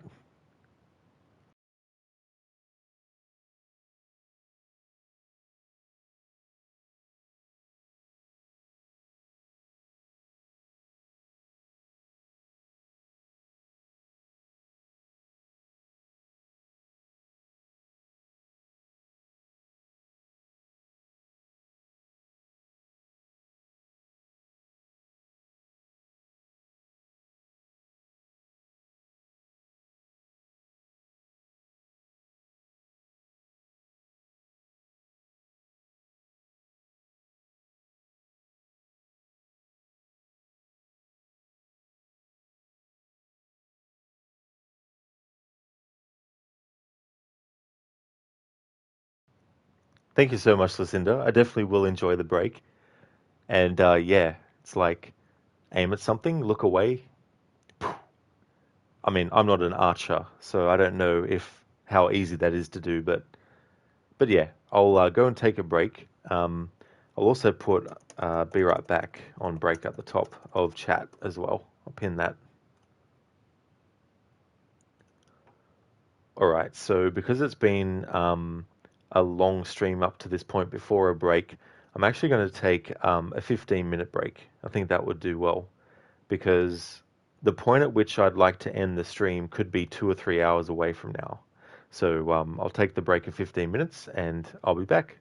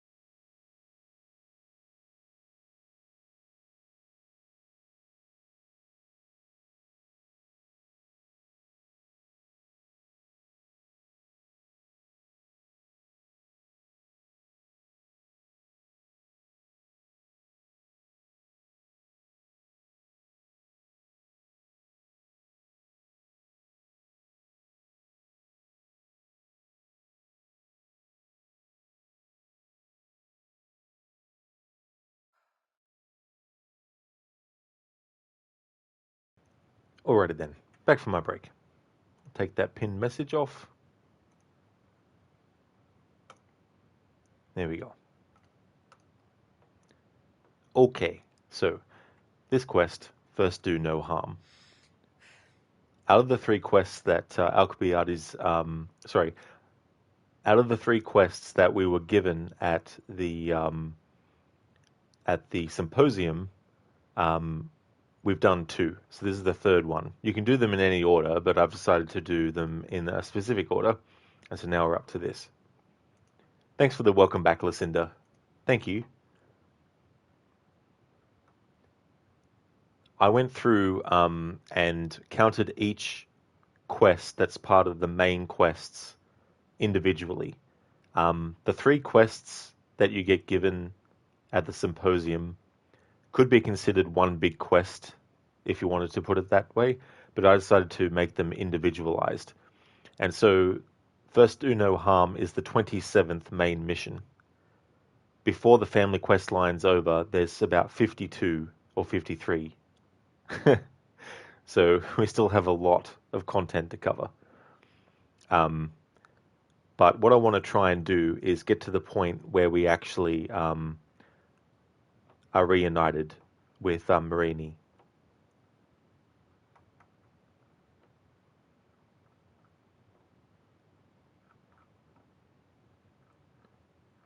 Actually, I might not even get to that, considering how much is left. Anyway, I'll just play it by ear and see how I'm feeling.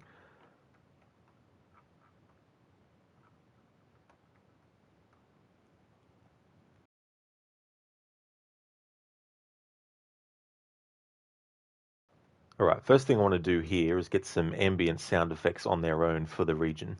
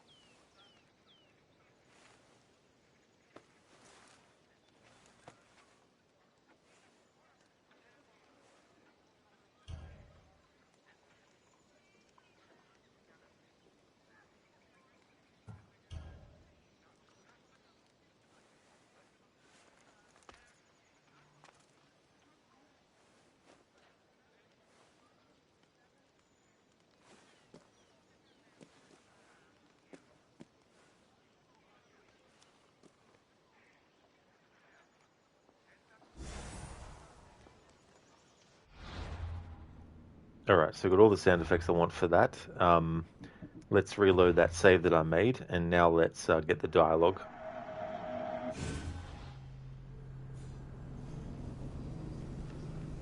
The character that was speaking to that dude, Clysis, has one of the most annoying voices in this game.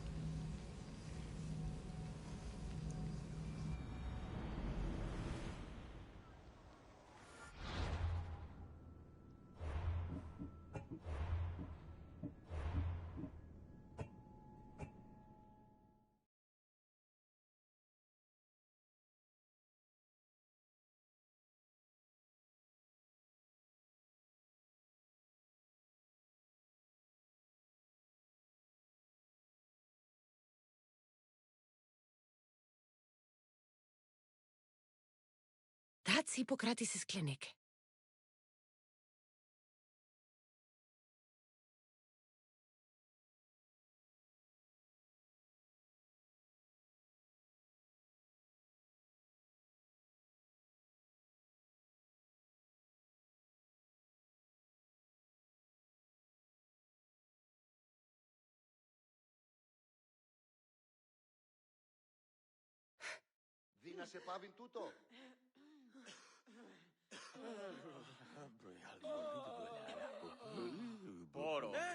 Tito tuton!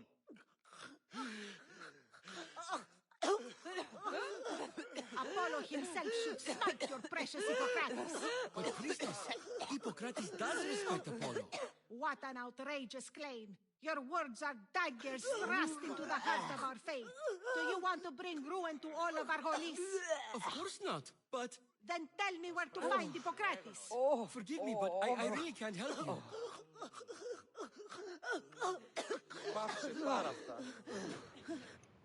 Alright, I want to get that dialogue again because of all the other NPCs making all the noise with the coughing and everything like that. I'll approach the two characters from a different angle, where those sorts of vocalizations from the NPCs will at least be not as loud as they were. Stan, don't walk like that. It's bad for your back, is it? Oops. Did you hear that, Cassandra?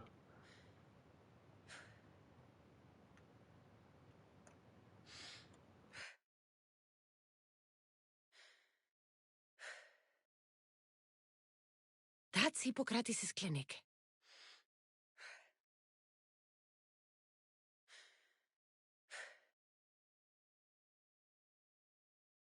I should watch my step around here.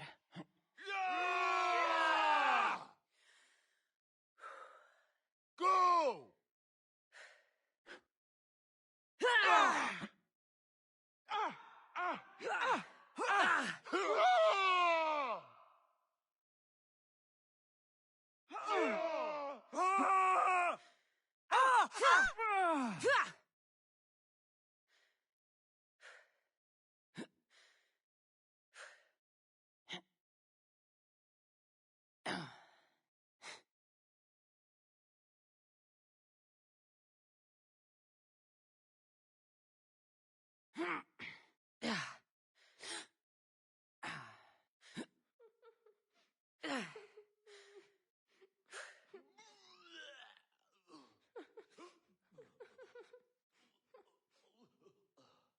Apollo himself should smite your precious Hippocrates. But priestess, Hippocrates does respect Apollo. What an outrageous claim. Your words are daggers thrust into the heart of our faith. Do you want to bring ruin to all of our holies? Of course not, but... Then tell me where to find Hippocrates. Forgive me, but I really can't help you. Alright, so that wasn't as bad. You could still hear some NPCs making noises that interfered a little bit with the dialogue, but not as much as it did before because it was much louder.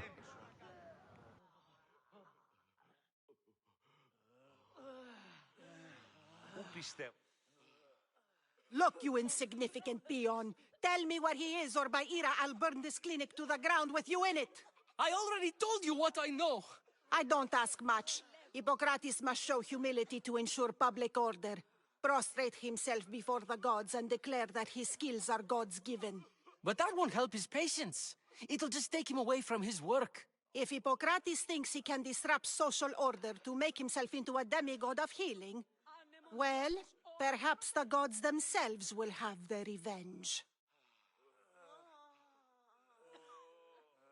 I'm sure there's no need for raised voices. Who are you? I'm looking for a man named Hippocrates. Yet another crazed follower of the madman himself.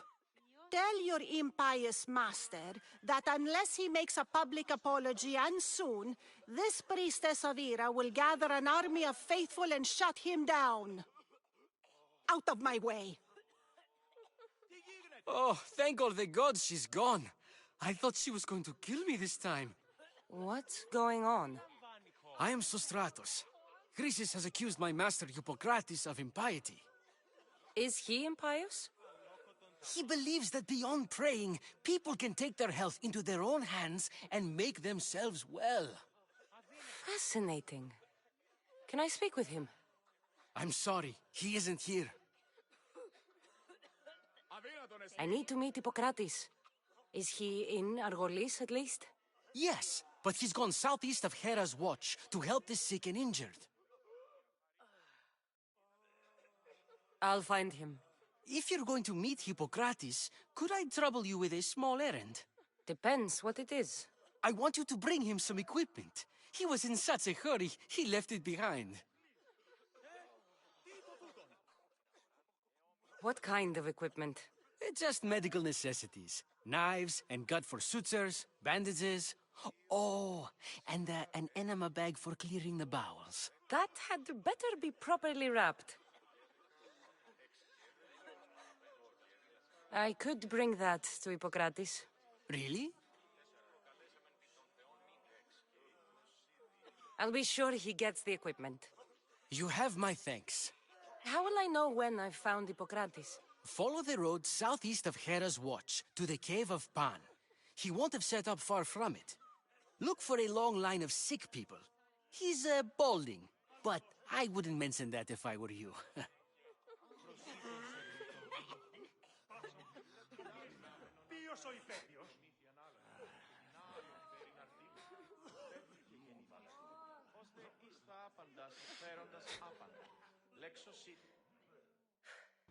Alright, so we covered that. The reason I have Cassandra choose to do it for free is because, as a Misthios, I like to play the Eagle Bearer as someone who doesn't put the money before the task. As in, if the task is to help someone who is in need of it, that's more important than whether or not it pays more. That's more important than whether or not it doesn't pay as much as a Misthios job where it would be killing someone would. You know what I mean? So, because she's doing this to help Hippocrates, then she would want to do it for free.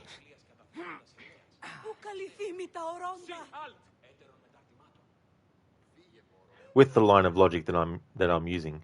But that doesn't mean that that's the only line of logic that you can use. Obviously, if you have a different line of logic, you might be like, well, it is still a task. You know, it's still taking something from one person and delivering it to someone else. And, you know, I should be rewarded for my work for doing it. And that kind of logic is fine too, as well.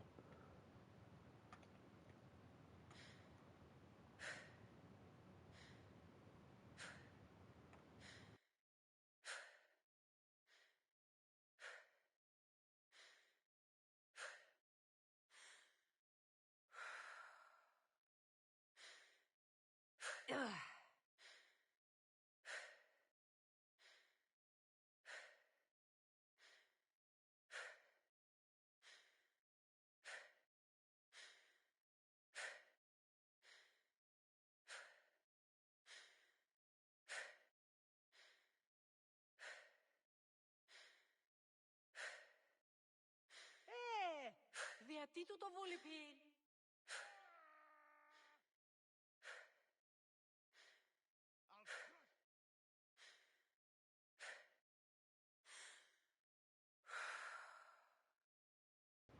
Alright, time to make a save.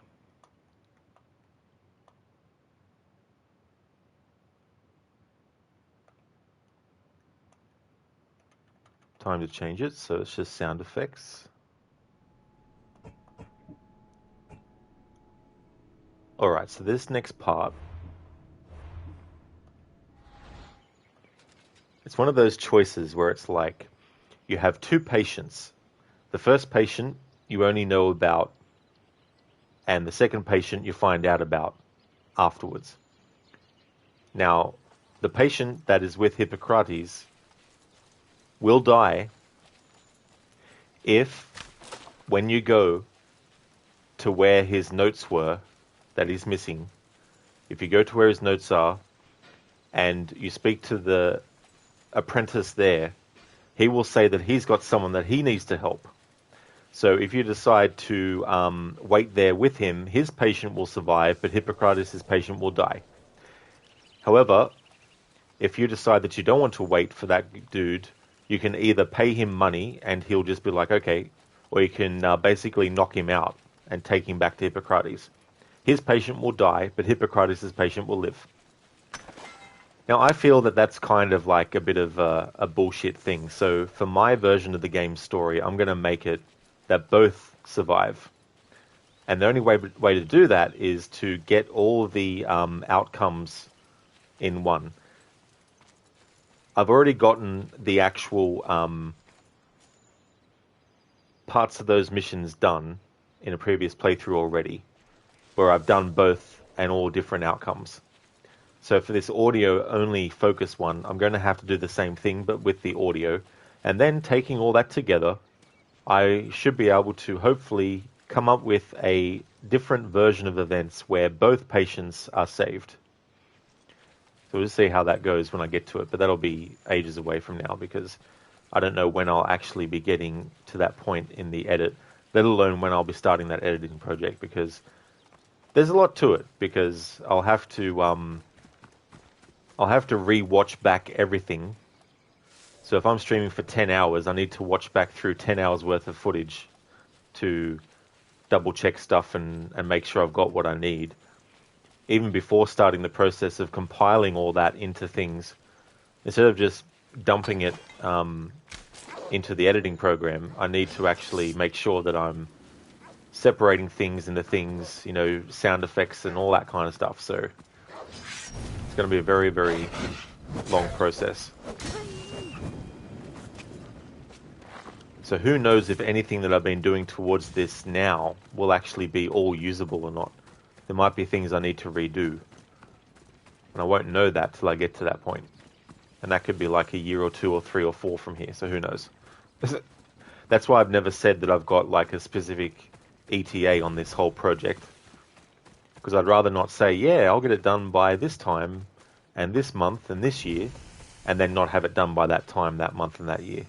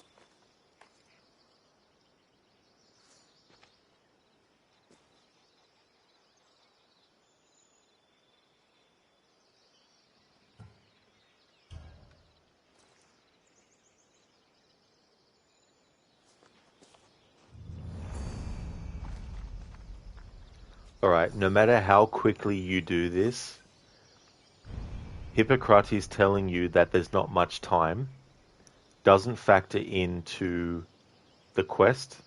All that matters is what you decide to do when we get to the next point. But before we do that, need to do that again, but with the dialogue audio only. Stan, when the video editing is finished, will you do one of those kick-ass YouTube intros with explosions and "Hello, welcome to another episode of Assassin's Creed Odyssey Cinematic Experience. Don't forget to smash the like button with the spirit of Leonidas and talk about today's sponsor." No. I won't be doing that.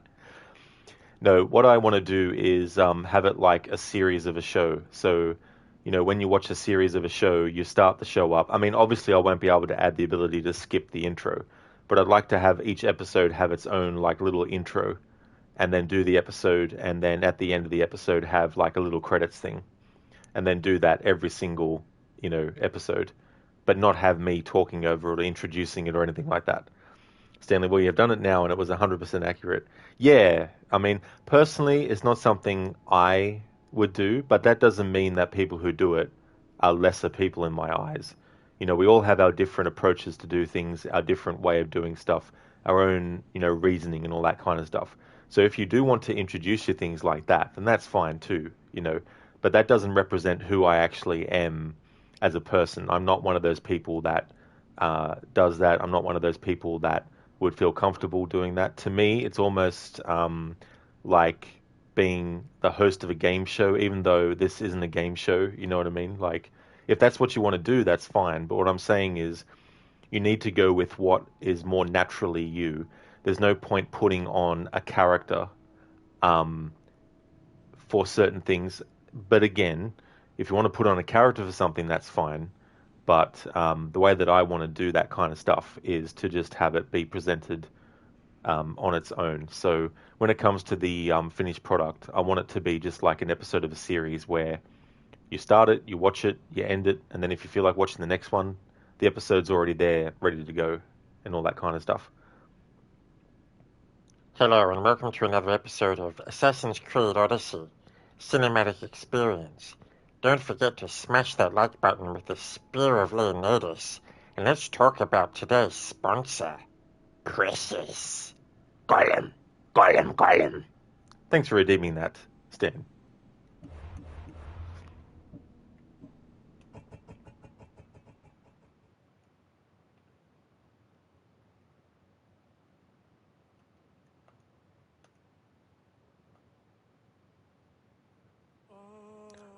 Oh, fuck, Rod. I fucking saved when I didn't want to.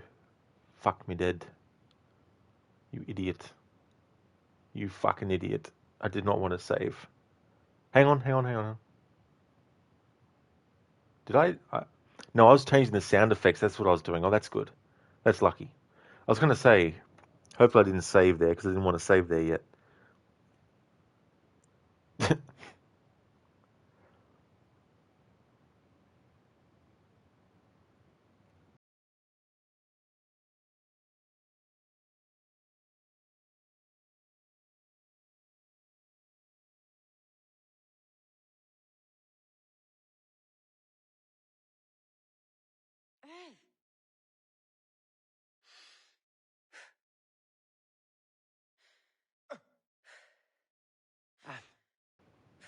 Oh, yes, Dan, definitely can be, Τραγωδία ανέρεσης εστί.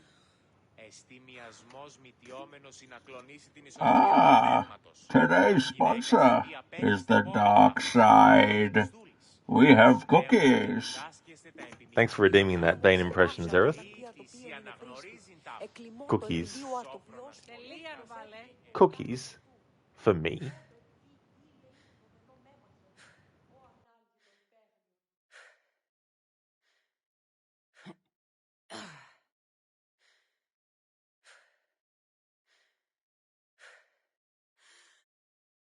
Alright, I can make a save closer to here.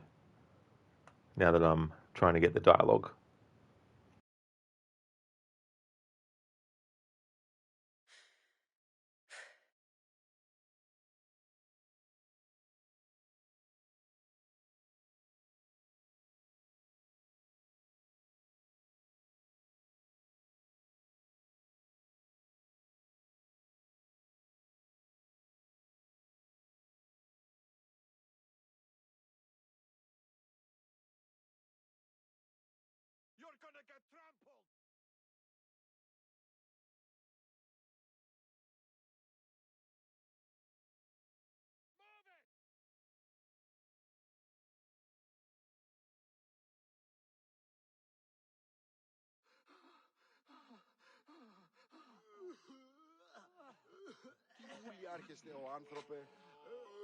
I thought they were exaggerating when they said people from all around came to see Hippocrates.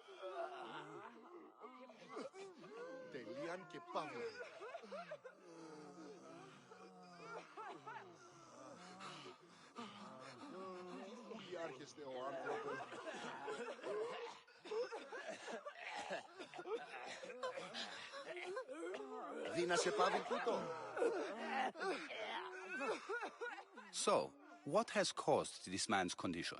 An excess of phlegm, Doctor. In the immediate sense, yes. But more importantly, he suffers from neglect. Neglect? Good food, warm clothing, so much could have helped. But since other caretakers assumed his condition was a punishment from the gods, they neglected him. Challenging tradition. You must be Hippocrates. Yes, I'm also very busy. This will only take a moment. I won't keep you away from your patients and your students. Observation, experience, and experimentation are crucial for treatment. My followers are learning that. I've come from your clinic in Argos. Sostratos asked me to give you this. I knew I forgot some things. Sostratos is a good physician, but a better apprentice there is none. Did you ask him to pay you for this delivery? No. I knew this would help you and your patients. That's good enough for me. Quite admirable. What did you say your name was? Cassandra of Sparta. Well met, Cassandra of Sparta. What do you need? I've been searching for a Spartan woman. What makes you think I would know her? I was told you may have helped her a long time ago. Maybe the priests at the sanctuary of Asclepios can help. They keep detailed records of all who passed through. Please, Hippocrates, I came very far to meet you. As did this patient, and the one before him, and the one before her. My patients need me, but my notes on diseases of the mind were taken. Retrieve them, and I will help you find what you seek. Hurry, this patient doesn't have much time left. She would have come here a long time ago with an injured baby. Are you sure she would have passed through the sanctuary of Asclepios? I was a young man then. When I encountered a situation beyond my skills, I would send the patient to the sanctuary. And these priests keep records of their patients? Yes, engraved in stone. The elder priest might remember. Where should I look for your notes? Fort Tyrins, not far from here. Perhaps they'll return them if you ask. Or they could prepare for a new battle. With me. Far be it for me to tell Amistios how to work, but please, for my sake, do not kill needlessly. Enough blood has been shed in this war.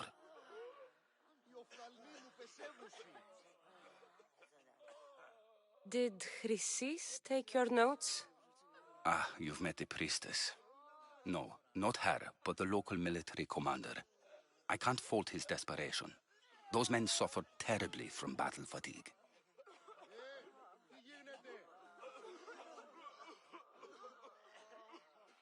What was so interesting about these notes? They were my notes about diseases of the mind, including what the priests call the sacred disease. That's what this patient has. He's losing control of his limbs and throat, sometimes frothing at the mouth. I fear his breathing will stop next.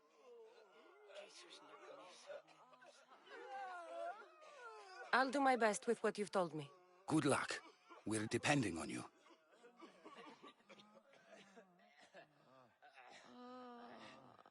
I really need those notes. I really need those notes. I really need those notes. Alright, so there might be some dialogue there that I think I'll actually get rid of in the edit later on down the track. But I wanted to get that anyway. And then there was one dialogue that I don't need at all, so I won't even bother about having it. Alright, so that is that part.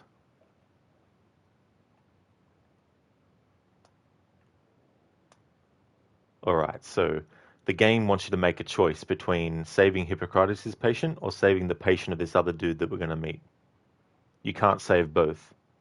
However, in my version of the story, I'm going to try and cobble together from each piece of this and different outcomes, one big outcome, which is they both get saved.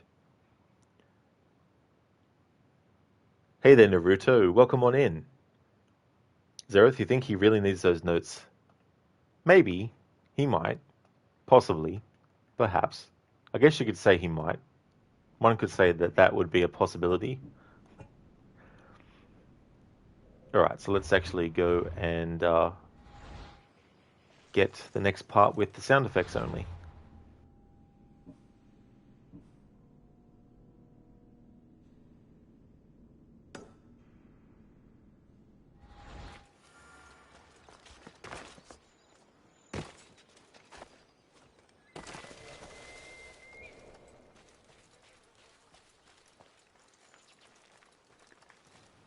Oh, that's okay, Naruto. That's no trouble at all. Yeah, I never feel like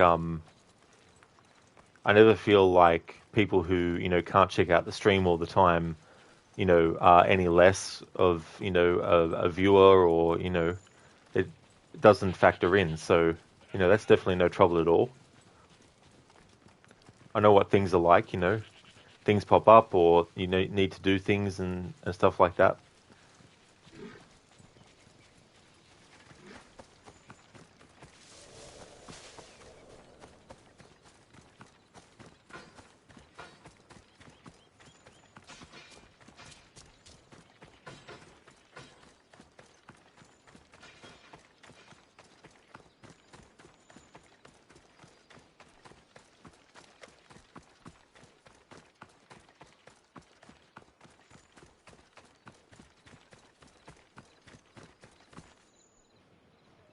Alright, so what I'm going to do is make the save even closer to this spot. This is going to be tricky because I want to cover multiple things so I can then amalgamate them into one. But first we'll cover all the sound effects.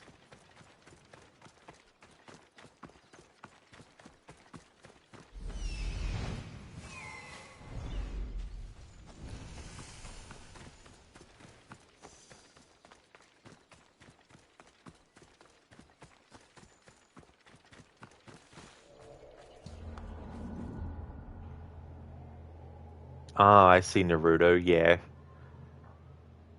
Well, hopefully you'll be able to, push through this situation. Obviously, things like this aren't easy.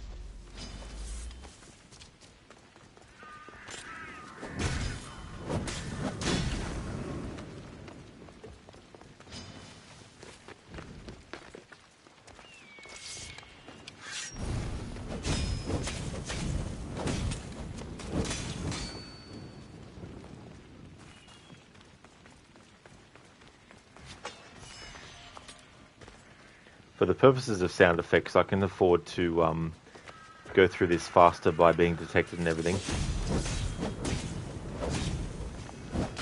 But when I'm getting the dialogue for this, I'll have to be more careful.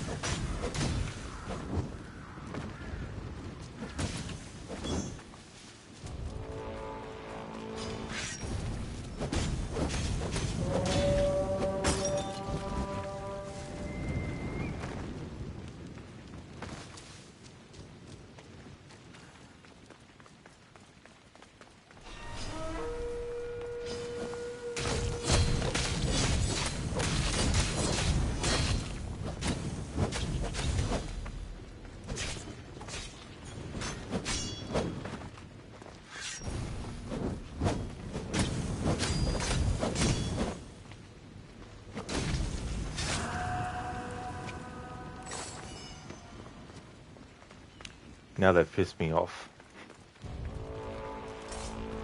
Alright.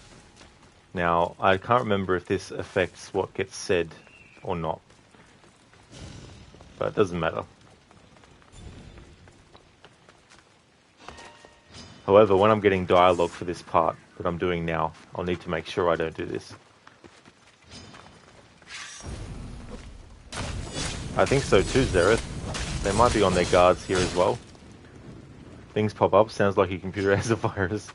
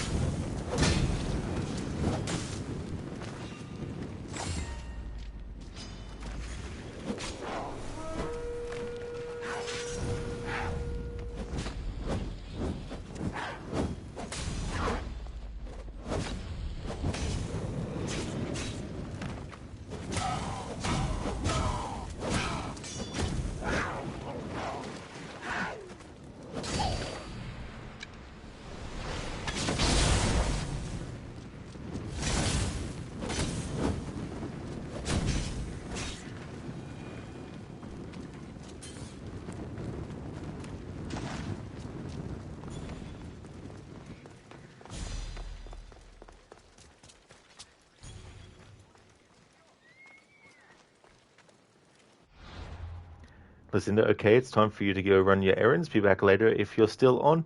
That's okay, Lucinda. No trouble at all. I'll probably be a little bit longer yet because of what I need to do for this part. But thank you so much for being here. I might still be live if you get a chance to get back. But if not, thanks for watching. Hope you have a great morning. Would like to definitely recommend people check out Lucinda's channel if you haven't before. Is doing a playthrough of Daymare 1998. Started that playthrough yesterday. Most recently has also finished Assassin's Creed 3. Mondays and Tuesdays is when she plays Assassin's Creed games. She's currently playing through Assassin's Creed Liberation for her first playthrough of that game. A great streamer and also a Stream Raider captain. So if you play Stream Raiders and you're looking for a streamer who is also a Stream Raider captain and they do the battles on stream, then highly recommend checking out Lucinda for that channel for that reason too as well. But thank you, Lucinda, for being here, and absolutely no worries at all for the shout out. More than happy to give you a shout out. Thanks for being here, and I hope you have a great start to your day as well. I mean, even though your day has already started, of course, but you know what I mean. Thank you so much for being here. Beavis, you hate fighting those bobcats. Yes. Yeah, they're very annoying predatory animals in this game to deal with.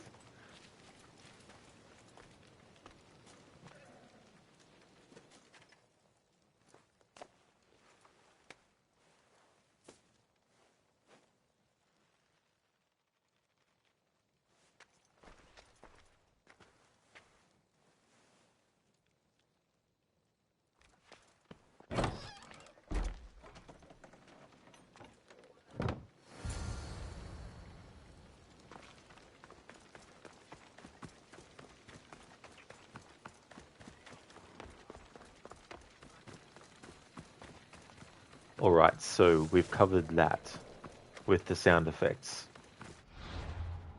Alright, so what I need to do now is cover that with the dialogue only.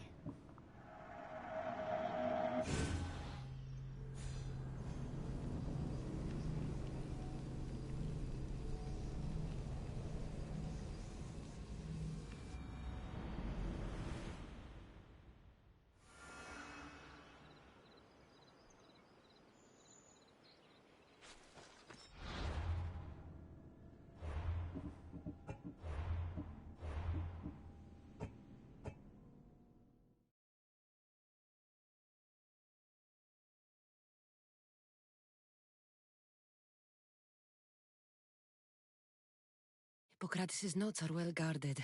Why?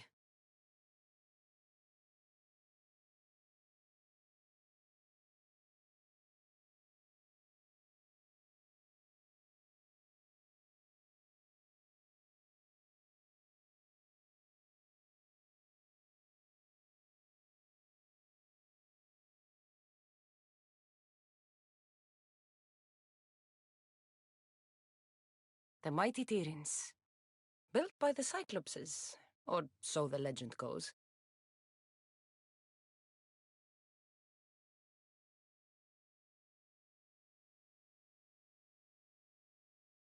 Let's hope no one notices me here.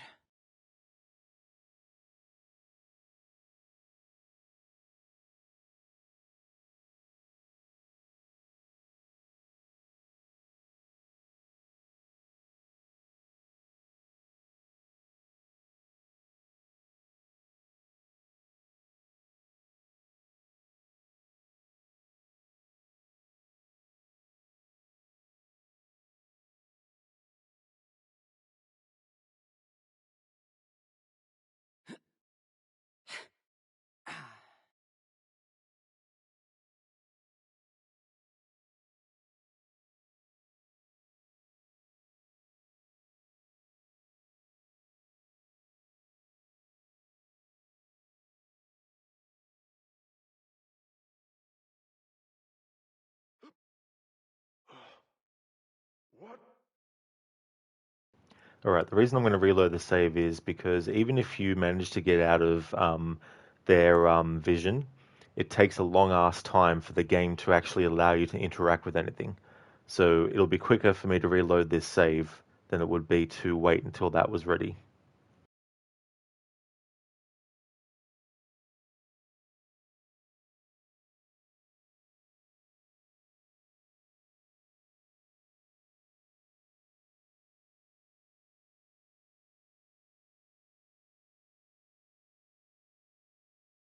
should stay hidden if I don't want to fight.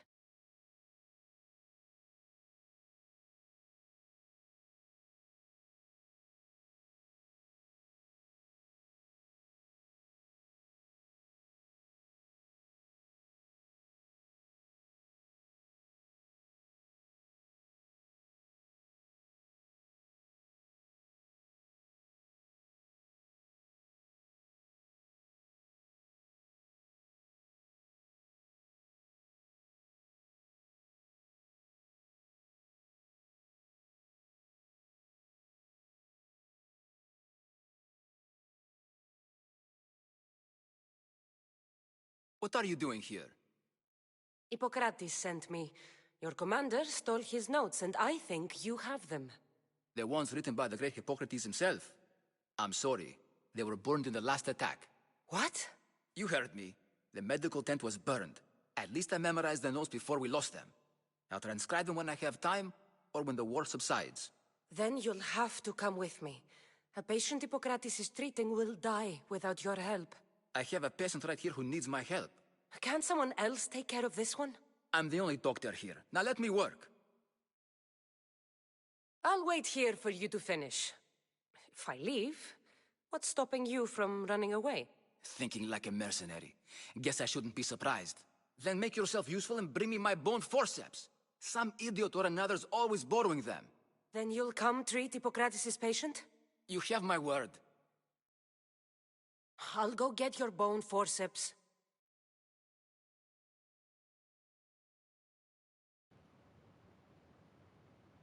Alright, so I'm thinking that what I'm going to do is I'm going to actually edit that interaction to take out the needing to get this.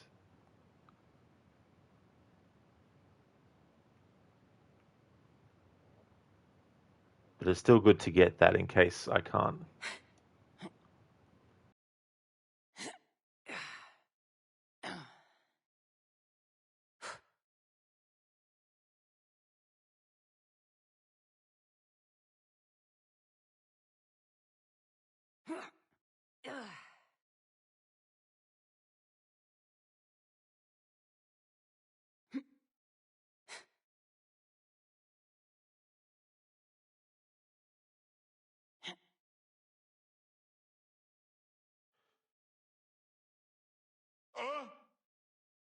Only Charon awaits you now. Oh! Ah! Oh!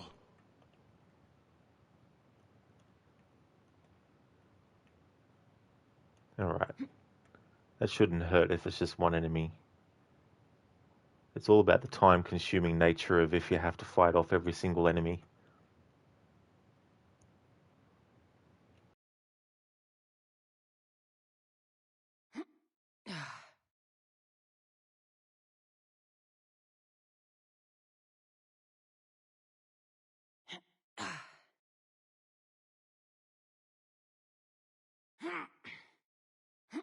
The forceps should be in there. Once I deliver these, we can get back to Hippocrates. These are the forceps he wanted.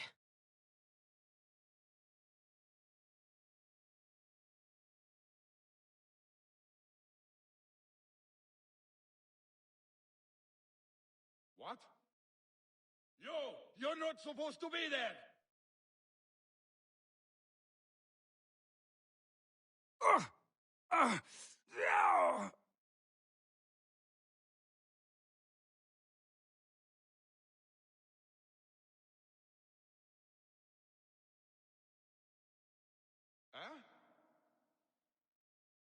There's definitely something there.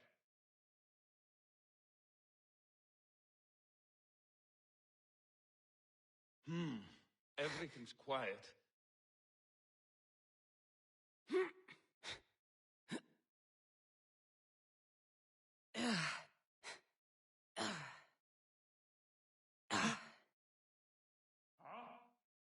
For the gods!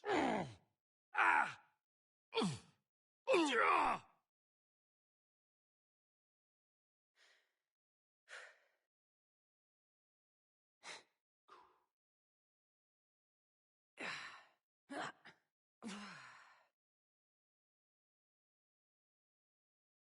Is this it? You aren't a half-bad assistant. When I'm done with the surgery, I'll be honored to help Hippocrates. Might be limping for a while, but Apollo willing, they'll make a full recovery. I'll meet you there. Don't be late.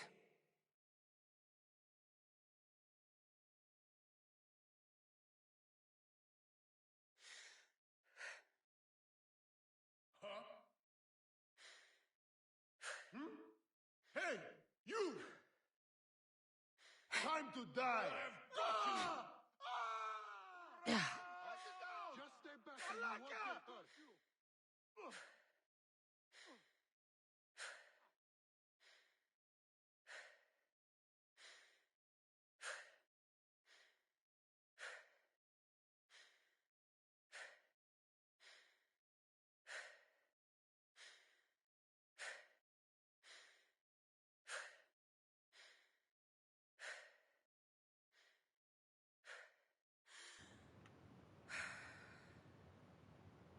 Alrighty then, so we've done the thing where we've helped that dude with his patient, which means Hippocrates' patient will actually die. But I'm going to reload the save to when I was interacting with that dude and just choose the next outcome so that we can get back to Hippocrates so that we can save his patient. But before I do that, though, I want to actually take things back to Hippocrates. Beaver says, the hidden quest you found out about in this section of the search for Mum, it's basically, if you trigger this quest, then go straight to talk to and complete the quest at the temple with the guy whose tongue is gone. Yeah, doing something like that, it's cool how they put that into games. I think I took advantage of that one playthrough, actually. Afro, you may have killed a mini thingy bull man. Also, why did he have an Apple of Eden looking thing in his horn? Why does every Isu artifact look like an apple? Well, the thing about that is it also looks like a tennis ball. It also looks like a golf ball, as in like the shape of it, like a sphere. It's just that it's called an apple by humans who have observed it based on the fact that it was a piece of Eden that was used to part the Red Sea. But the Red Sea wasn't actually parted. People just believed that it was. It created all these illusions for people. And so they just, assumed that it was called an apple. Or they gave it that as a code name for it. Or something like that. After a time to die, Malaka. To be honest, there isn't a lot Malaka as everyone makes out to be. You went hours without hearing it once. Oh, did you, Afro? Yeah. I think the most amount of times in a playthrough that I've actually heard Malaka, I think I've got a stat for it.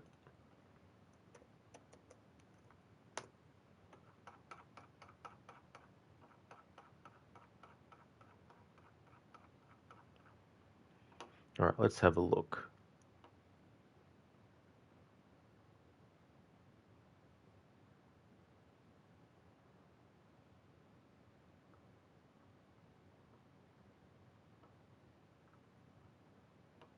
All right. So when I did my annual 2020 playthrough of Assassin's Creed Odyssey, I heard Malaka or a variation of it 283 times. Hey there, Fodder, welcome on in. Afro writes, so the slaves actually never crossed, it's just the armies drowned themselves. Yeah, I mean, that might be how that particular thing went down. Al Mualim in Assassin's Creed 1 also talks about how it made people think that the water that they were drinking was actually wine. Because you've got to remember, when they created humans, they put inside the human brain something that is receptive to the pieces of Eden. And because it's in their brain, it means that they can transmit illusions to the human's brain if they wanted to make them not only think they're experiencing something, but also make them feel that they're experiencing something, make them taste that they're experiencing something, and make them smell that they're experiencing something.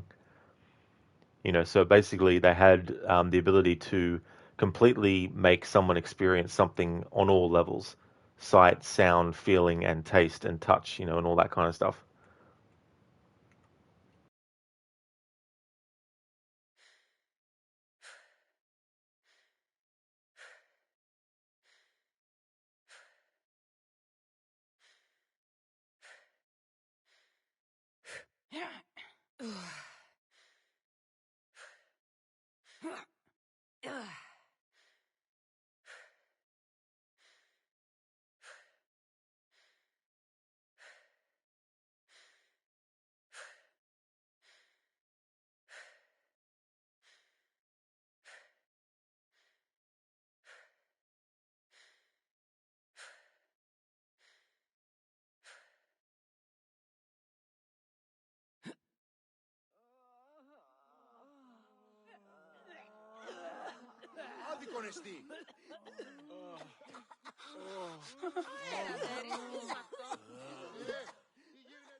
Hippocrates, how's your patient?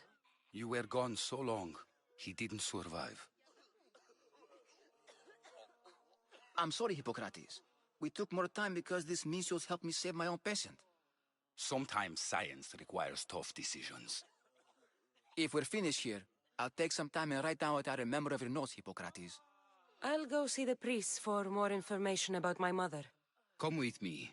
You've had a busy day. The importance of diet to maintaining one's health cannot be overstated. What good can one apple really do? Well, taken daily, they can keep the doctor away.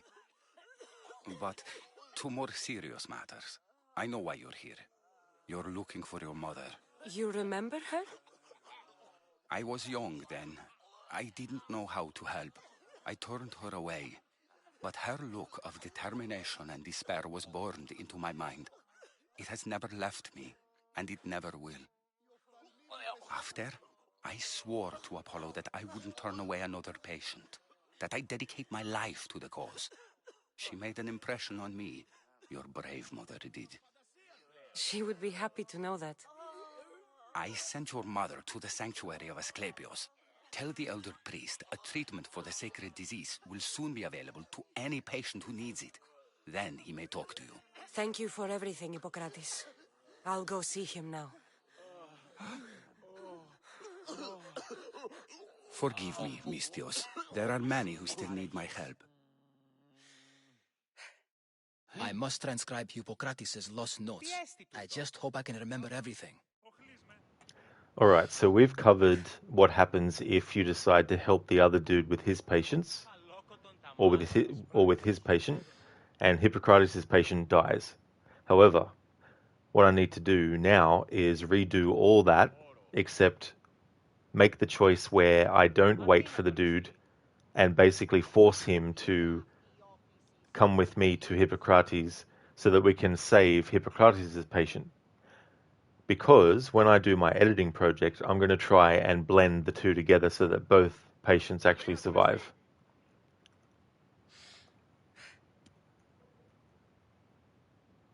Oh, I see now, Fodder, what you were meaning with tsunami. I gotcha.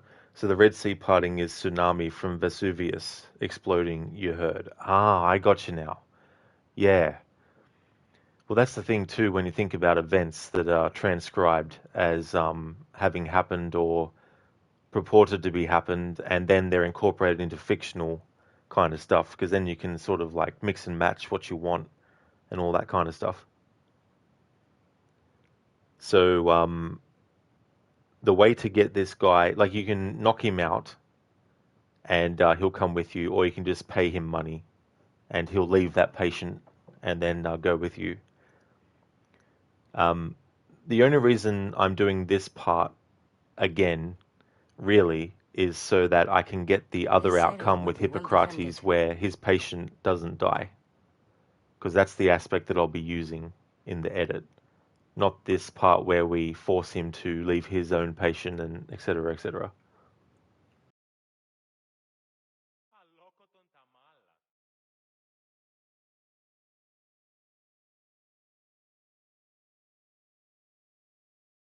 Τι λαμβάνει χώρα.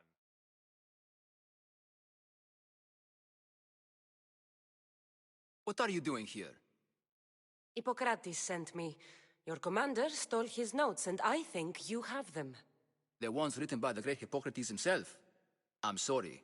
They were burned in the last attack. What? You heard me. The medical tent was burned. At least I memorized the notes before we lost them. I'll transcribe them when I have time, or when the war subsides. Then you'll have to come with me. A patient Hippocrates is treating will die without your help. I have a patient right here who needs my help. Can't someone else take care of this one? I'm the only doctor here. Now let me work.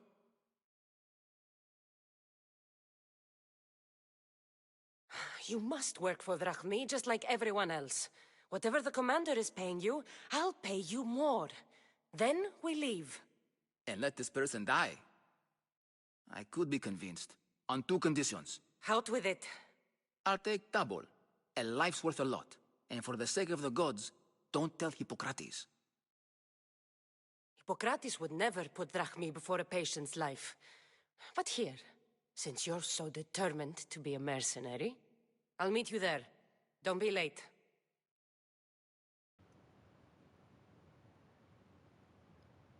Alright, so in my version of the story that I'll be editing at a later date, that whole bit there with paying him money and all that, that won't even be part of it. What will happen is Cassandra will go here, she'll speak to the dude, she'll convince him to help Hippocrates' patient. He won't mention anything about the forceps being taken or whatever they were. He'll just simply basically go, yep, no worries at all. And then his patient will be fine and Hippocrates' patient will be fine. But I need to redo this whole bit again so I could get this next bit now with Hippocrates.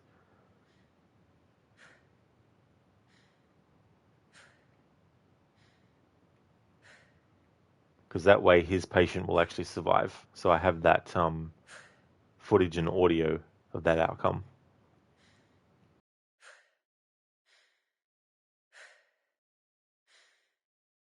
I wonder how much money Cassandra actually has at the moment. I haven't been checking. 7,667. Alright, well, yeah, that's... It was 15,000 to pay Xenia earlier. Now it was 10,000 to pay him.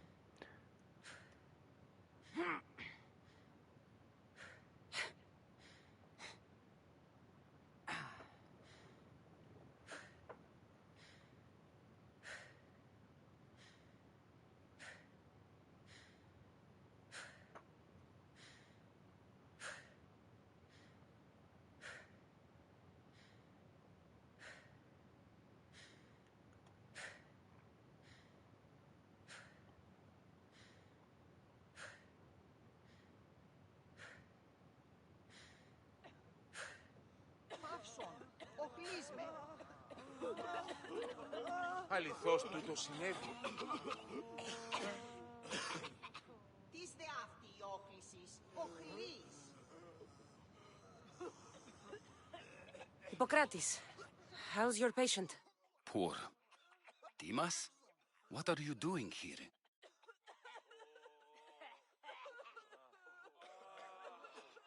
There was a fire. Your notes were destroyed. What matters is that Dimas is here to help. Good. Dimas, with me.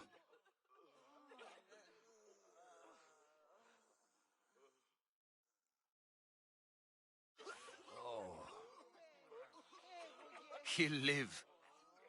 If we're finished here, I'll take some time and write down what I remember of your notes, Hippocrates. I'll go see the priests for more information about my mother. Come with me. You've had a busy day. The importance of diet to maintaining one's health cannot be overstated. What good can one apple really do? Well, taken daily, they can keep the doctor away. But to more serious matters, I know why you're here. You're looking for your mother. You remember her? I was young then. I didn't know how to help. I turned her away. But her look of determination and despair was burned into my mind. It has never left me, and it never will. After, I swore to Apollo that I wouldn't turn away another patient, that I'd dedicate my life to the cause. She made an impression on me, Your brave mother did. She would be happy to know that. I sent your mother to the sanctuary of Asclepios. Tell the elder priest a treatment for the sacred disease will soon be available to any patient who needs it. Then he may talk to you. Thank you for everything, Hippocrates. I'll go see him now. Forgive me, Mystios. There are many who still need my help.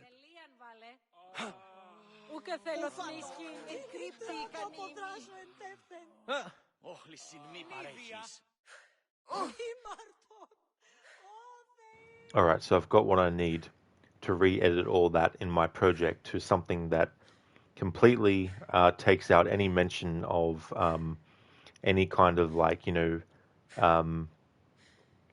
needing of this tool or something like that that dude needed, all that kind of stuff. Alright.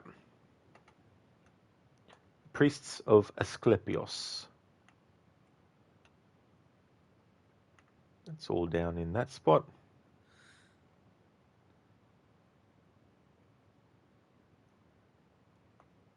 Alright, let's turn the voice off and then go for the sound effects for this next part.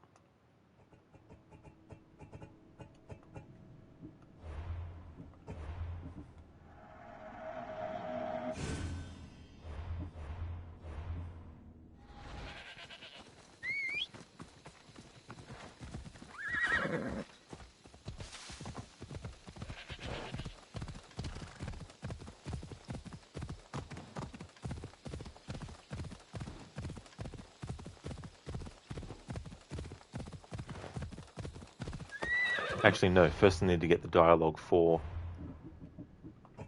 this part where we go to where the things are.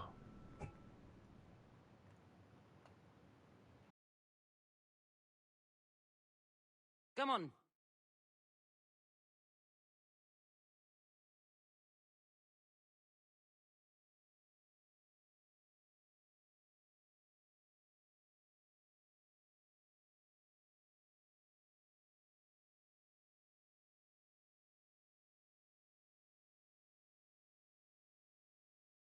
I need to talk to him.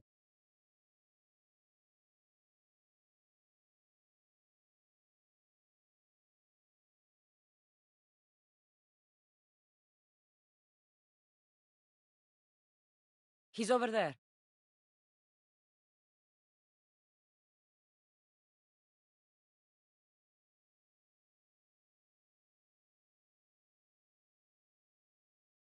There he is.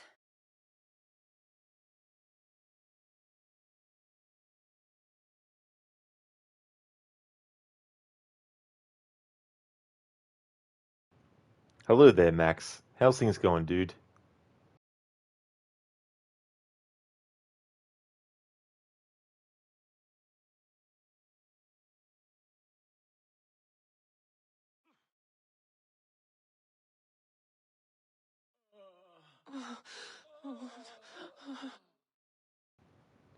Alright, so if I have a look at my notes on this, the priests of Asclepios. Yeah, so what I'm going to do is just do these quests that, well, this one I'm going to do first is not going to be in my final project, but I still need to do it just to be able to progress. Oh, that's good, Max. I'm glad to hear that things are all well with you. That's awesome. And I'm doing good. I'm having a good weekend.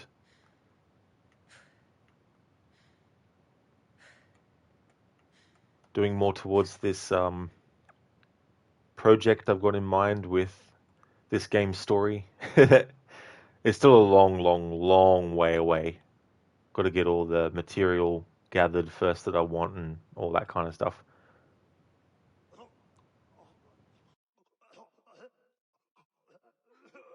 Please help our daughter. Same sickness as the rest. This is very troubling.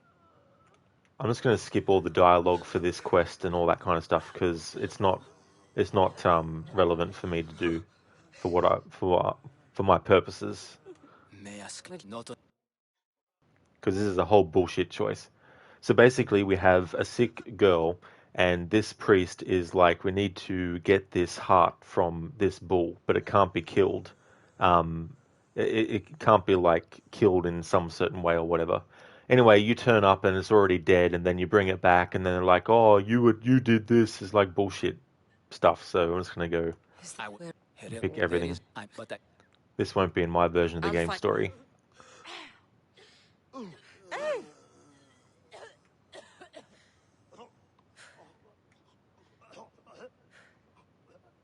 And then what? Then once you get the thing back, the heart or whatever, and then other characters turn up and like, "Oh, I need that," and then they're like, "No, I need that," and then you got three decisions to make, and it's just one of the most contrived moments in this game's story where they're like, "Hey, here's an ultimatum."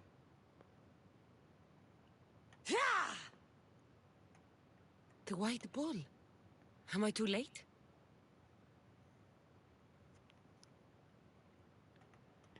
The asinine ruins. Better stay hidden.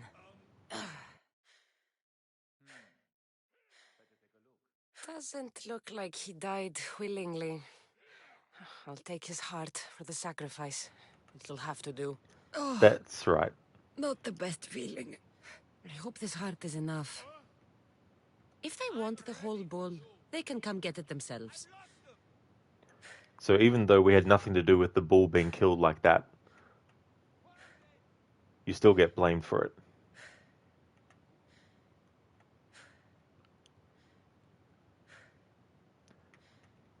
And they also made it that there's no dialogue where Cassandra explains that she had nothing to do with it dying either. And they did that on purpose, obviously, because they don't want you to say something like that. Because forbid the character did something that wasn't, required of them,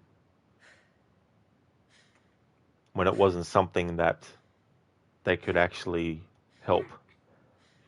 For it died willingly. Who knows?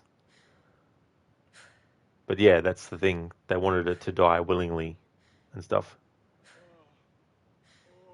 Yeah, Zereth, like in Red Dead Redemption 2 playthrough, antagonizing all the characters. Please help our daughter. Did you find the white bull? I couldn't bring it back alive. But I did manage to collect its heart. This won't be enough to please Asclepios. The beast died unwillingly, and with just the heart, we'll only be able to pray for one life. Please, Mythios. The white bull you killed was mine. My farm feeds half of Arolis. If I die, people will starve. I beg you! My husband was killed by the sickness. I have two small children. Who will take care of them if I die? I am wealthy and will pay you for this blessing. It's okay. Give the sacrifice to them. You did this. You choose whose prayers get heard You by the did gods. this. Excuse me, fucking priest. We had nothing to fucking do with that. You wanted us to get the bull that had to die willingly. We got there, it was already dead. We didn't fucking kill it. This farmer to the left of the screen, he's like, "You did this." He's like, the white bull that you killed was mine. And it's like, excuse me. It was dead when we got there. I know what it's like to be small and forsaken. Pray for the girl. You'll regret this. Not an easy choice, Mystios, but it's been made. The rest is in the hands of the gods. I did my part, priest. The Spartan woman you're after. You've met her? Her visit to the sanctuary is legendary, but sadly, it was before my time. The man you want is Midon, the elder priest. He spoke of her often. That is, before he cut out his tongue. Cut out his tongue? When he's not healing the sick, he's in the guest house.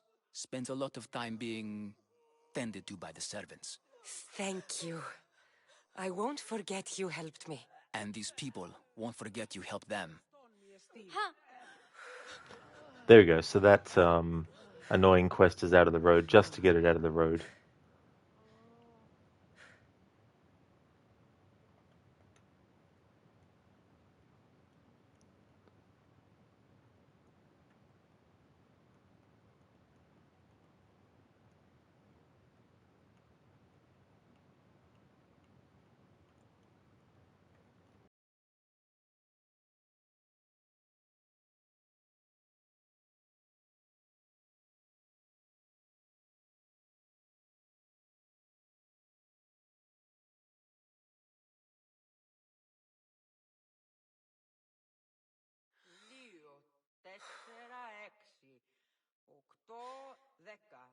Παύση λέγω.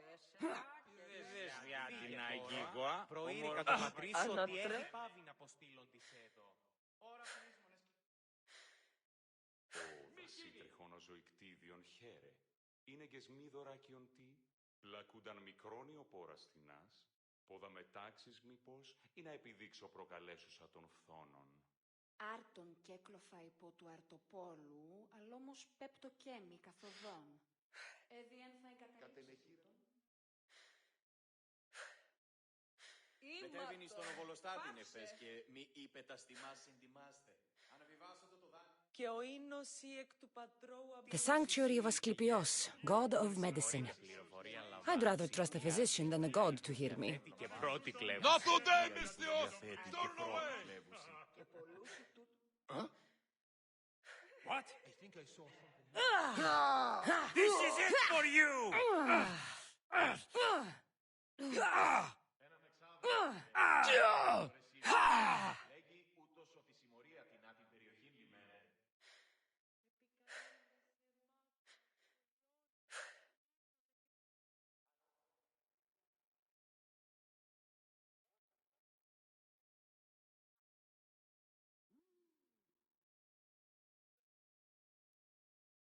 Guards!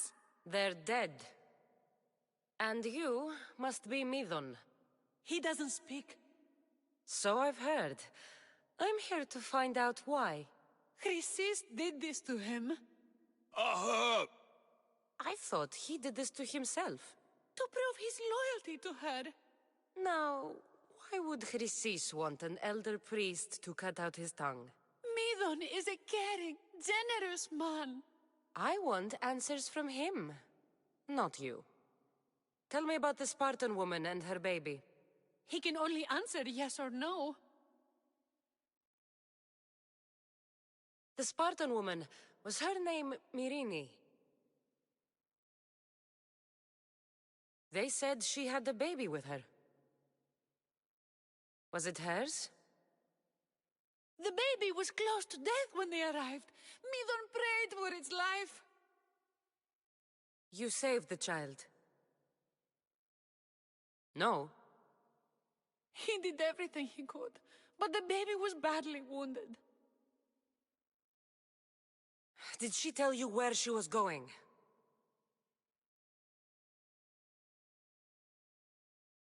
Do all sanctuary priests take their servants to bed? I am not his servant. We share a sacred bond. Sacred. Right. I know why Chrysis made you cut out your tongue. The night my mater brought my brother here, you and your priests left him for dead.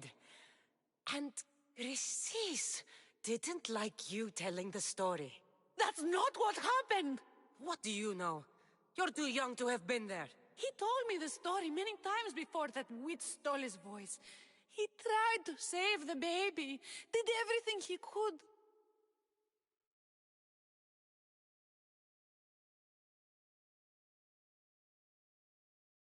I don't believe you. Dead? How can my baby be dead? I don't know what to tell you. You were lucky he survived as long as he did. That fall was devastating. My baby! My baby! Listen, there's nothing we can do for you anymore. You'd best be on your way. Praise Hera. They're gone. They're both gone.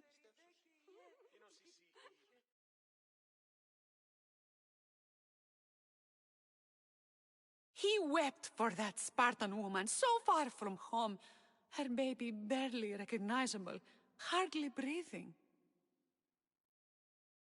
Tell me, please. I need to know. Not even Apollo could save the child. Midon told me how the Spartan woman wept, held the baby in her arms, sang to him, before finally leaving him to the gods. Chrysis took the baby, didn't she? And she made you cut out your tongue to hide the truth. Where is Chrysis? There is an altar, where people offer their sick babies to be healed. This is where she took the child. Find it near the statue of Apollo Maleatas, and you'll find Chrysis. People come to this sanctuary to heal.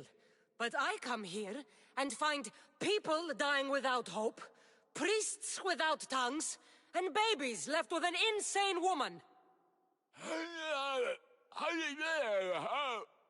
My mother was a fool to trust any of you. I'm going to find Chrysis, and she's going to pay for what she's done. Hush, my child. May Ira bless our sacred family. Alright, so this is another case where it automatically goes into the cultist menu to show you the cult member that we've just unveiled. So I've already got the audio from the character of Chrysis saying that, just in case I need it. Now this part is interesting because you get told where to go to find her, and you find her, but then she escapes, and after that, the game doesn't tell you where to go to find her. You have to actually go and find her on your own. Now you might think that that's the end of that part of the story and just move on to finish off the main story. But when you come back around to having to kill all the cult members and you look at this entry, you're like, oh, shit, Chrysis, where is she? But there's a certain side quest that you need to do in order to do it. So if you're a player that's doing all the side quests, you're naturally going to find this anyway. But if you don't care for the side quests, then you won't know that the side quest that you need to do is a certain side quest, and that's the side quest that leads you to where she actually has run off to. So Chrysis is the key to finding my mother. I must find this altar of Apollo Maleatas.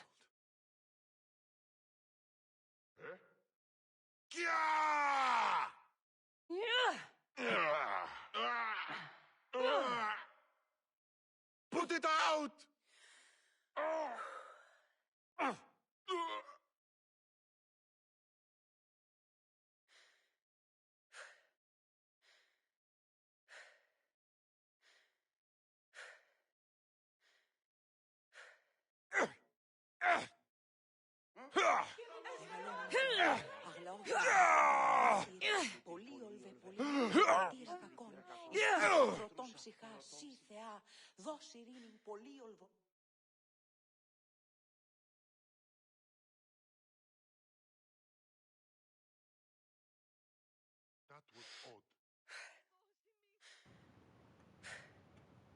Oh crap, I forgot to grab something as part of that quest.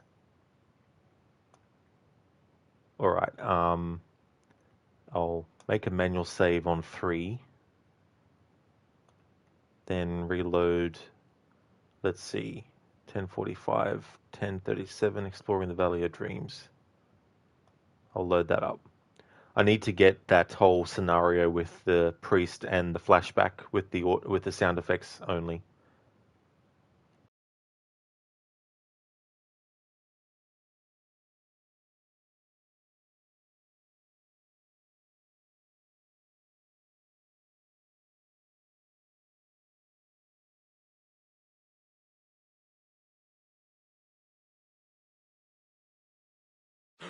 Τι λαμβάνει χώρα?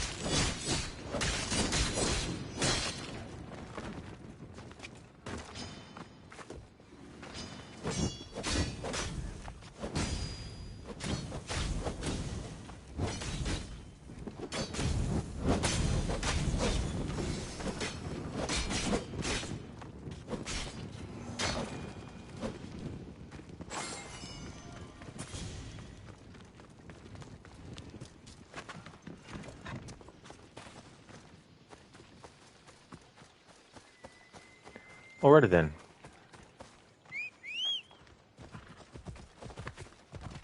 Now for this next part, need to get the audio only, and then get the get the sound effects only, and then the dialogue only.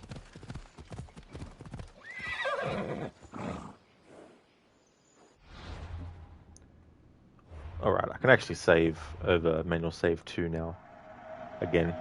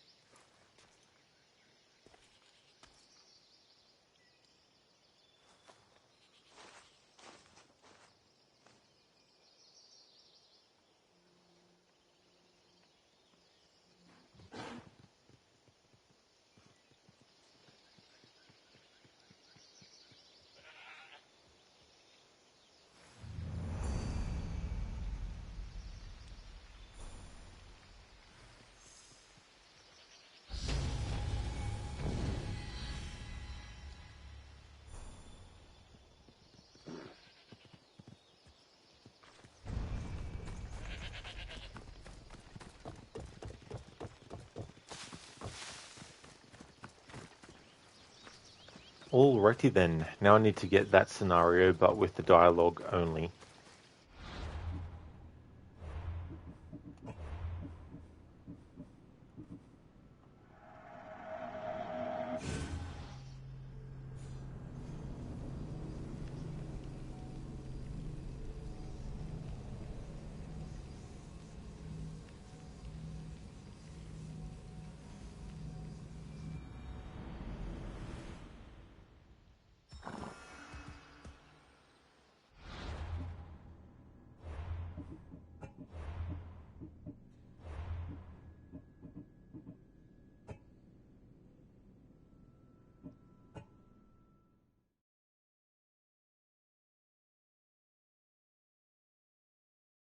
There's the altar of Apollo Maleatas.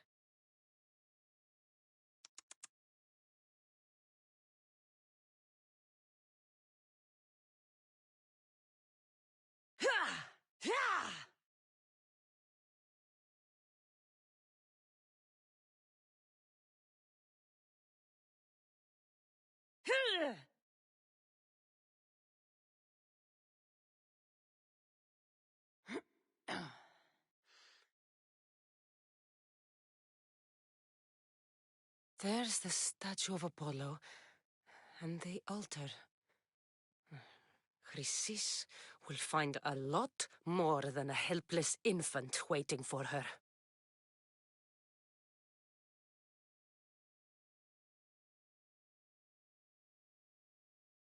A warning. Must be getting close.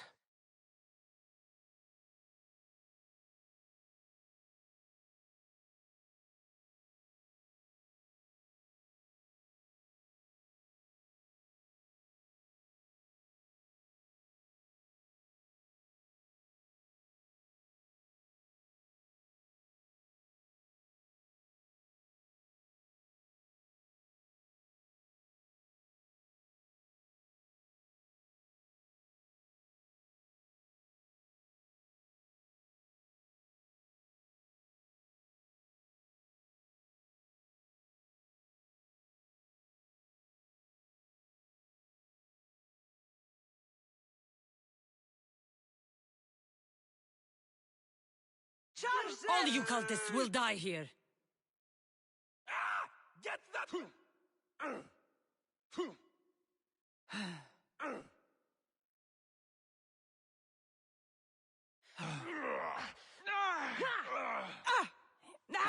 Put it down! Someone save me!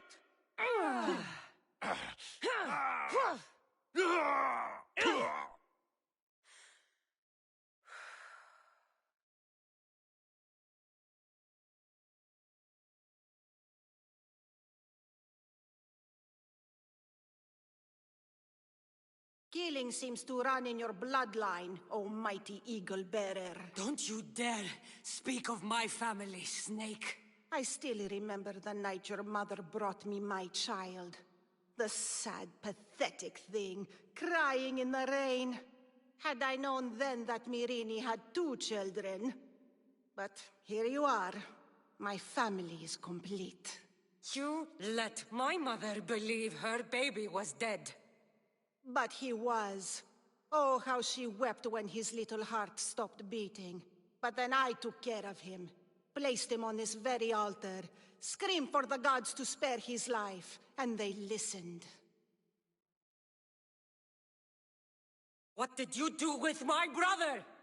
I saved his life by teaching him to suffer, to know pain so well that he would learn to welcome it like an old friend. And now he will teach all of the Greek world to know that pain. You tortured him? He was just a baby! I taught him to survive. This world is cruel. It demands strength or death. So I gave him strength. Where did my mother go that night? That weakling crawled to the hills of Corinth. The monger was supposed to deliver her back to me, but she can't hide forever. She will give us more children.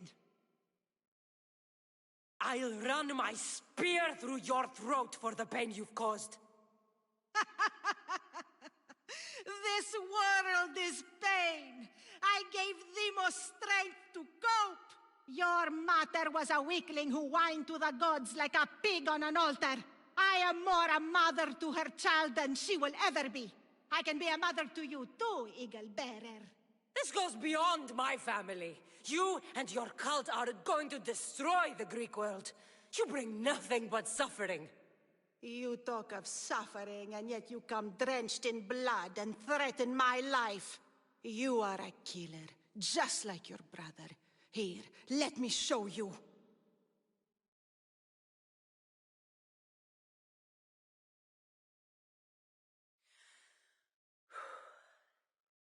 My child! This baby is yours? He was dying. Chrysis had me bring a gift to Ira so that he might be protected. Chrysis lit the temple on fire with the boy and me inside. Chrysis is a servant of Ira. She does what needs to be done. What needs to be done? She left your baby to burn alive. And you saved him. God's bless you, Eagle Bearer. Sleep now, sweet child. Mater is here. I'm not sure saving that baby was the right thing to do. Chrysis' reign of terror must end. If what Chrysis said was true, Mirini believes my brother died long ago. I should have enough information now. I should head back to Athens to see Aspasia. I can't let Chrysis walk free. I'll kill that Malaka. Alright, so now we got that with the dialogue audio.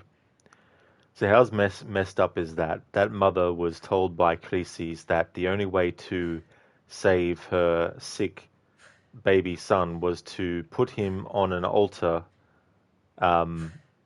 or bring him into this place and put him on an altar and then basically light the place on fire. Now, she wouldn't have told the mother that information. She would have just told her that she was going to take the child to the altar and, pray to the gods for help, right? We turn up and we decide to save the child, and the mother then takes that new information of, oh, Chrysis lit the fire while we were inside there, and she's like, well, she does what needs to be done. That's pretty, fucked up. The thinking that, oh yeah, the reason, and when Cassandra's like, lucky I was in there kind of things, like, yes, but, thank the gods. It wasn't you that, so. All right. So, as I was saying before, if you actually want to kill Chrysis, after you do this, the game doesn't give you which side quest it is to deal with Chrysis. And if you decide to look back at the cultist menu screen afterwards, it still just tells you to venture into Argolis to find her.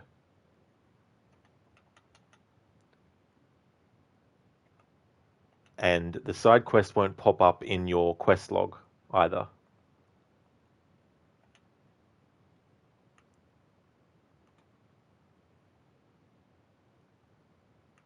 So the quest that you need to do is Death Comes for Us All. I'm pretty sure, yeah. So Death Comes for Us All. So how's that? In scripted dialogue, in a main quest, Cassandra literally says time to hunt her down, yet the game isn't designed to give you that mission. You have to find it for yourself. I just find that a bit ridiculous. So anyway, we're going to do this side quest and deal with Chrysis.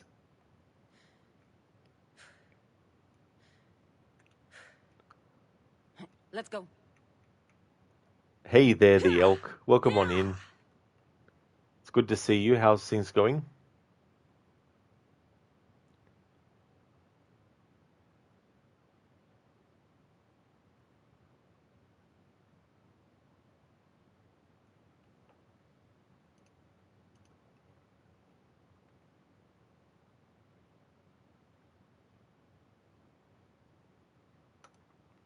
You going good? How's your day going? Oh, that's excellent to hear. Glad to hear that it's going good. Mine's going well. It's about 11:07 p.m. and I'm just up to this part of the story where a side quest is how you finish off a main quest villain.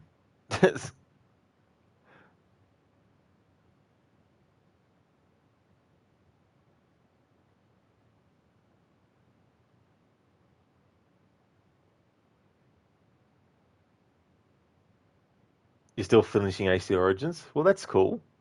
What part of the game are you up to at the moment?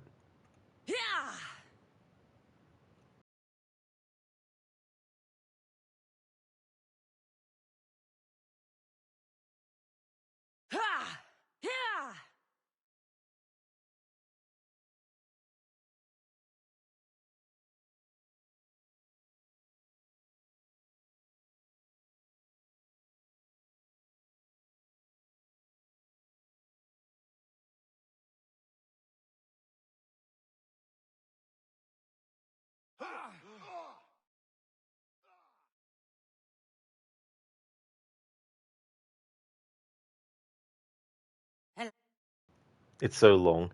Yeah, it definitely can be a long game. And then Odyssey is like, hold my beer. And then Valhalla is like, hold my beer. Afterwards, that too. So I'm going to put the sound effects back on by themselves.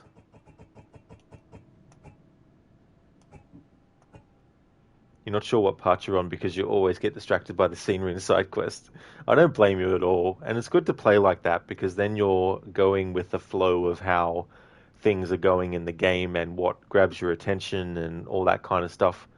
And that can definitely add to the experience of the playthrough as well, doing it that way too.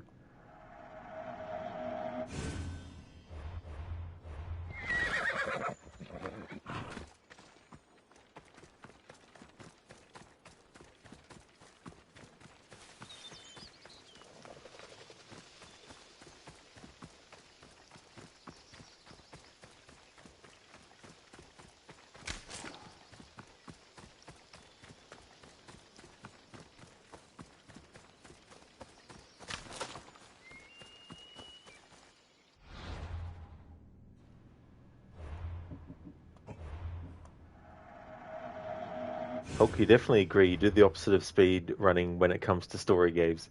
That's a good way to take it all in too as well. And it helps flesh out the game world also by doing a lot of the side stuff and finding new characters and all that kind of thing too.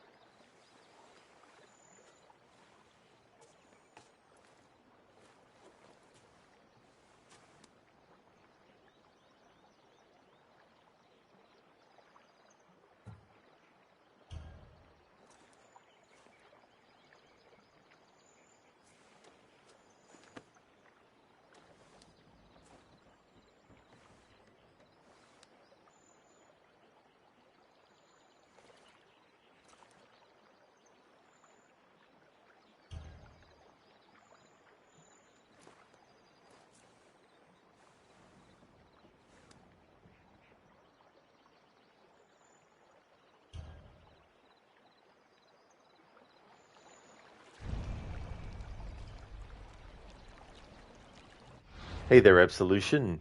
Good morning to you. How's things going? So get this right with this side quest. Okay. So this character that we're talking to there is literally the same character that we saw in that quest where her son had been put in the altar and was going to be sacrificed by Chryses.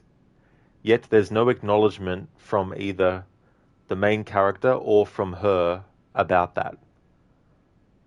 So it's like, if you're going to use the exact same character model that's used in something that was very important for a side quest, then you got to have the dialogue to actually be like, I remember you. You saved my son. At least something like an acknowledgement like that. Since they don't, why have that character? Like create a different character model, or put a different character model in there to be that. If you're not going to have any dialogue where the two characters are going to recognize that they've already met each other before.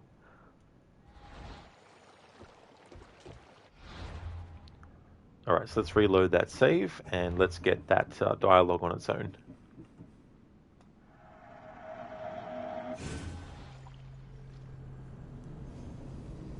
And the other thing is too, this is a side quest that the game doesn't point you towards, even though it relates to a main adversary that we just met not long ago, Krisis.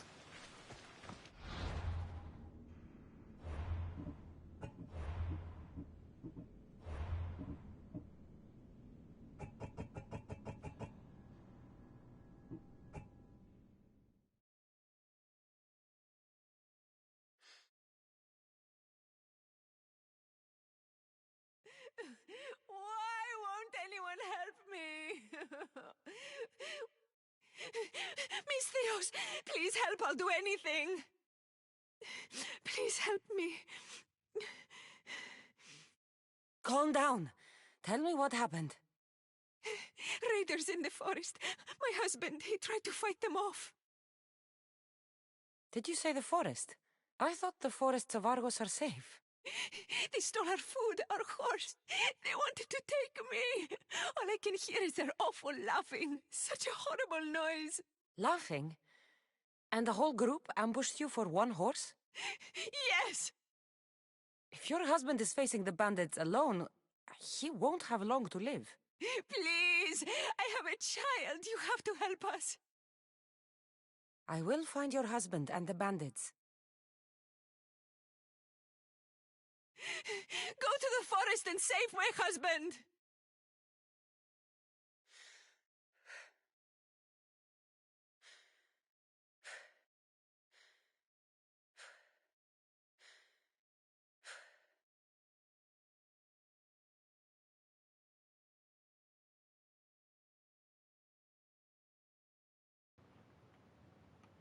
Alright, make another save.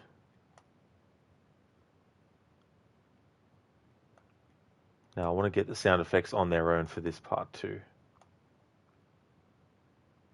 And then redo it again to get the dialogue.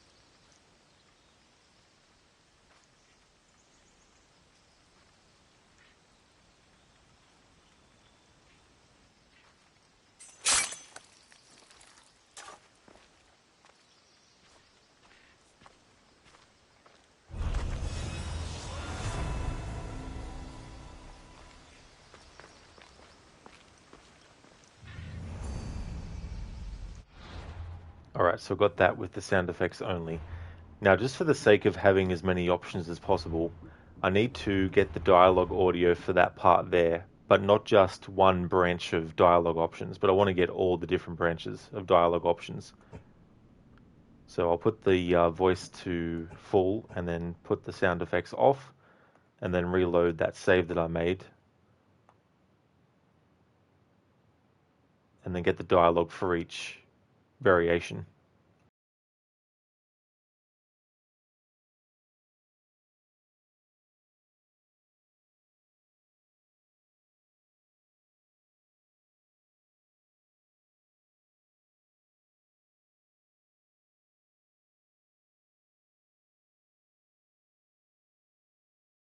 After you saved that child I knew, can't help but do the right thing, can you? Chrysis? You killed this man just to set a trap? It's an honor to give your life to Ira's greatest priestess. He died willingly. With him gone, I have room for one more on my council. It isn't too late to join us. You've lost your mind, Chrysis. This is madness. A world where a killer like you is held up as a hero. That is madness. This is the world you helped to make. I will unmake it. Very well. If you wish to be an agent of chaos, if you wish to be a killer, then kill, child. You could have joined me, messenger. We could have ruled the world together. Die for me, my child. Victory! It's gonna cut me.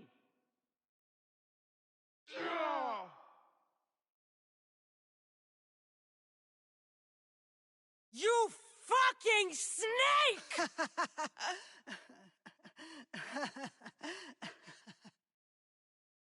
I am not your child. I will find my mother, and we will be together again. I will make this right. This is for my mother, and every family you destroyed.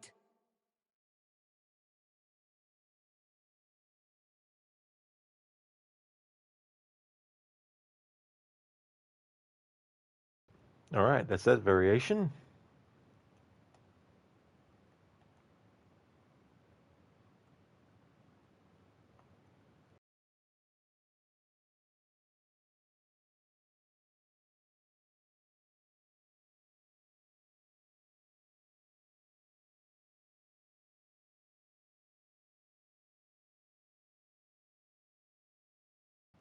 Zereth, blood for the blood god. That's true.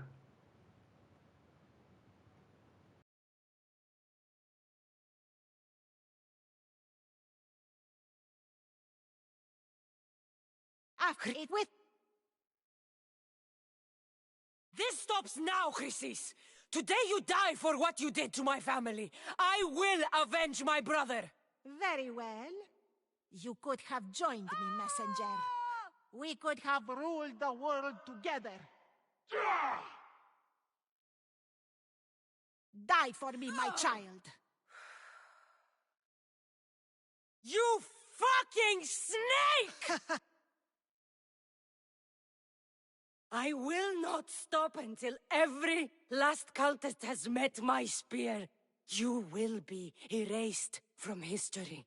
I will erase you. This is for my mother and every family you destroyed.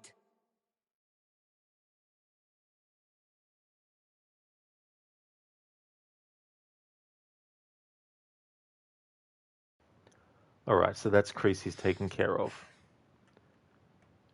So Creasy's is a character that is introduced in the main quest, and the only way to kill her to satisfy the story is to do a side quest that the game doesn't tell you that you need to do, doesn't point it out to you, and so you have to figure it out on your own.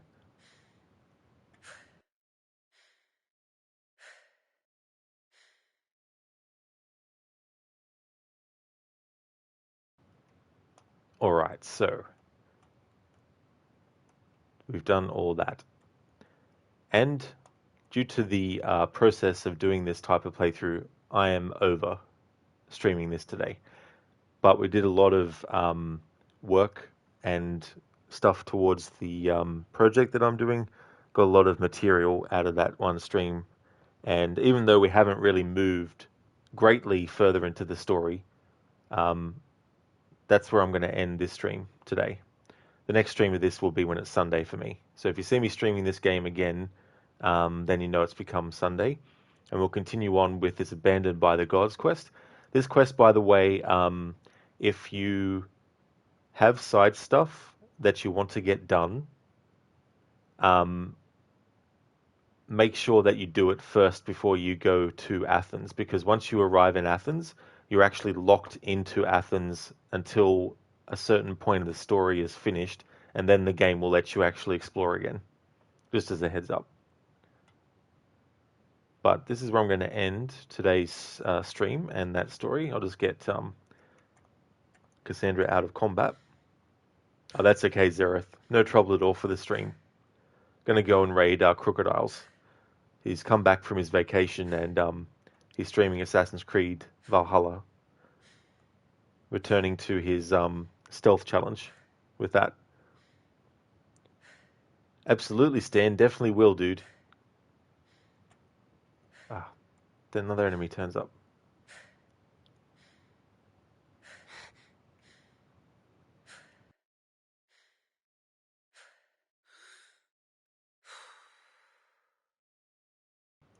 Alright, now I can make a save.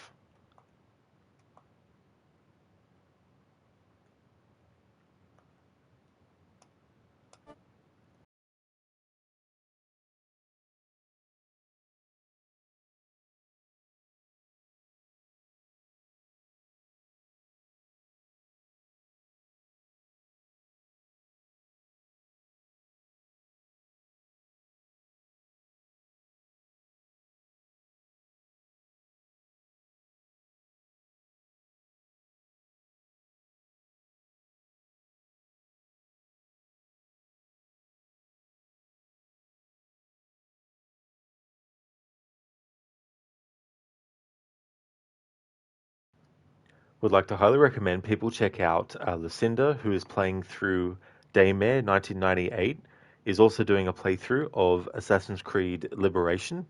Sherbot is doing a lot of art style streams, also plays music as well, a very entertaining streamer. Mr. Gote is playing Days Gone. He's also a fan of horror games like Outlast, as well as the games by Supermassive, Until Dawn and things like that. And highly recommend checking out Game Fanatic. Most recently finished a playthrough of Assassin's Creed Origins and is now doing Assassin's Creed Odyssey.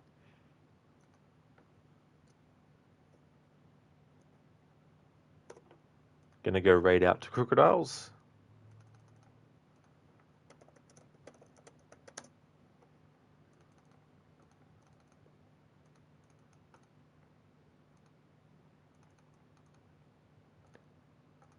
There's a raid message for followers.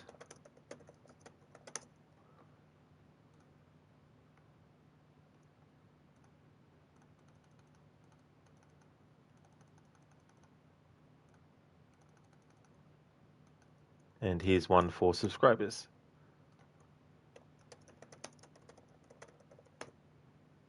Thanks everyone for watching. Hope you all have a good one. We'll get back to this in the next stream and continue on. I don't know where I'll get up to in the next stream story-wise, but we've done a fair chunk today.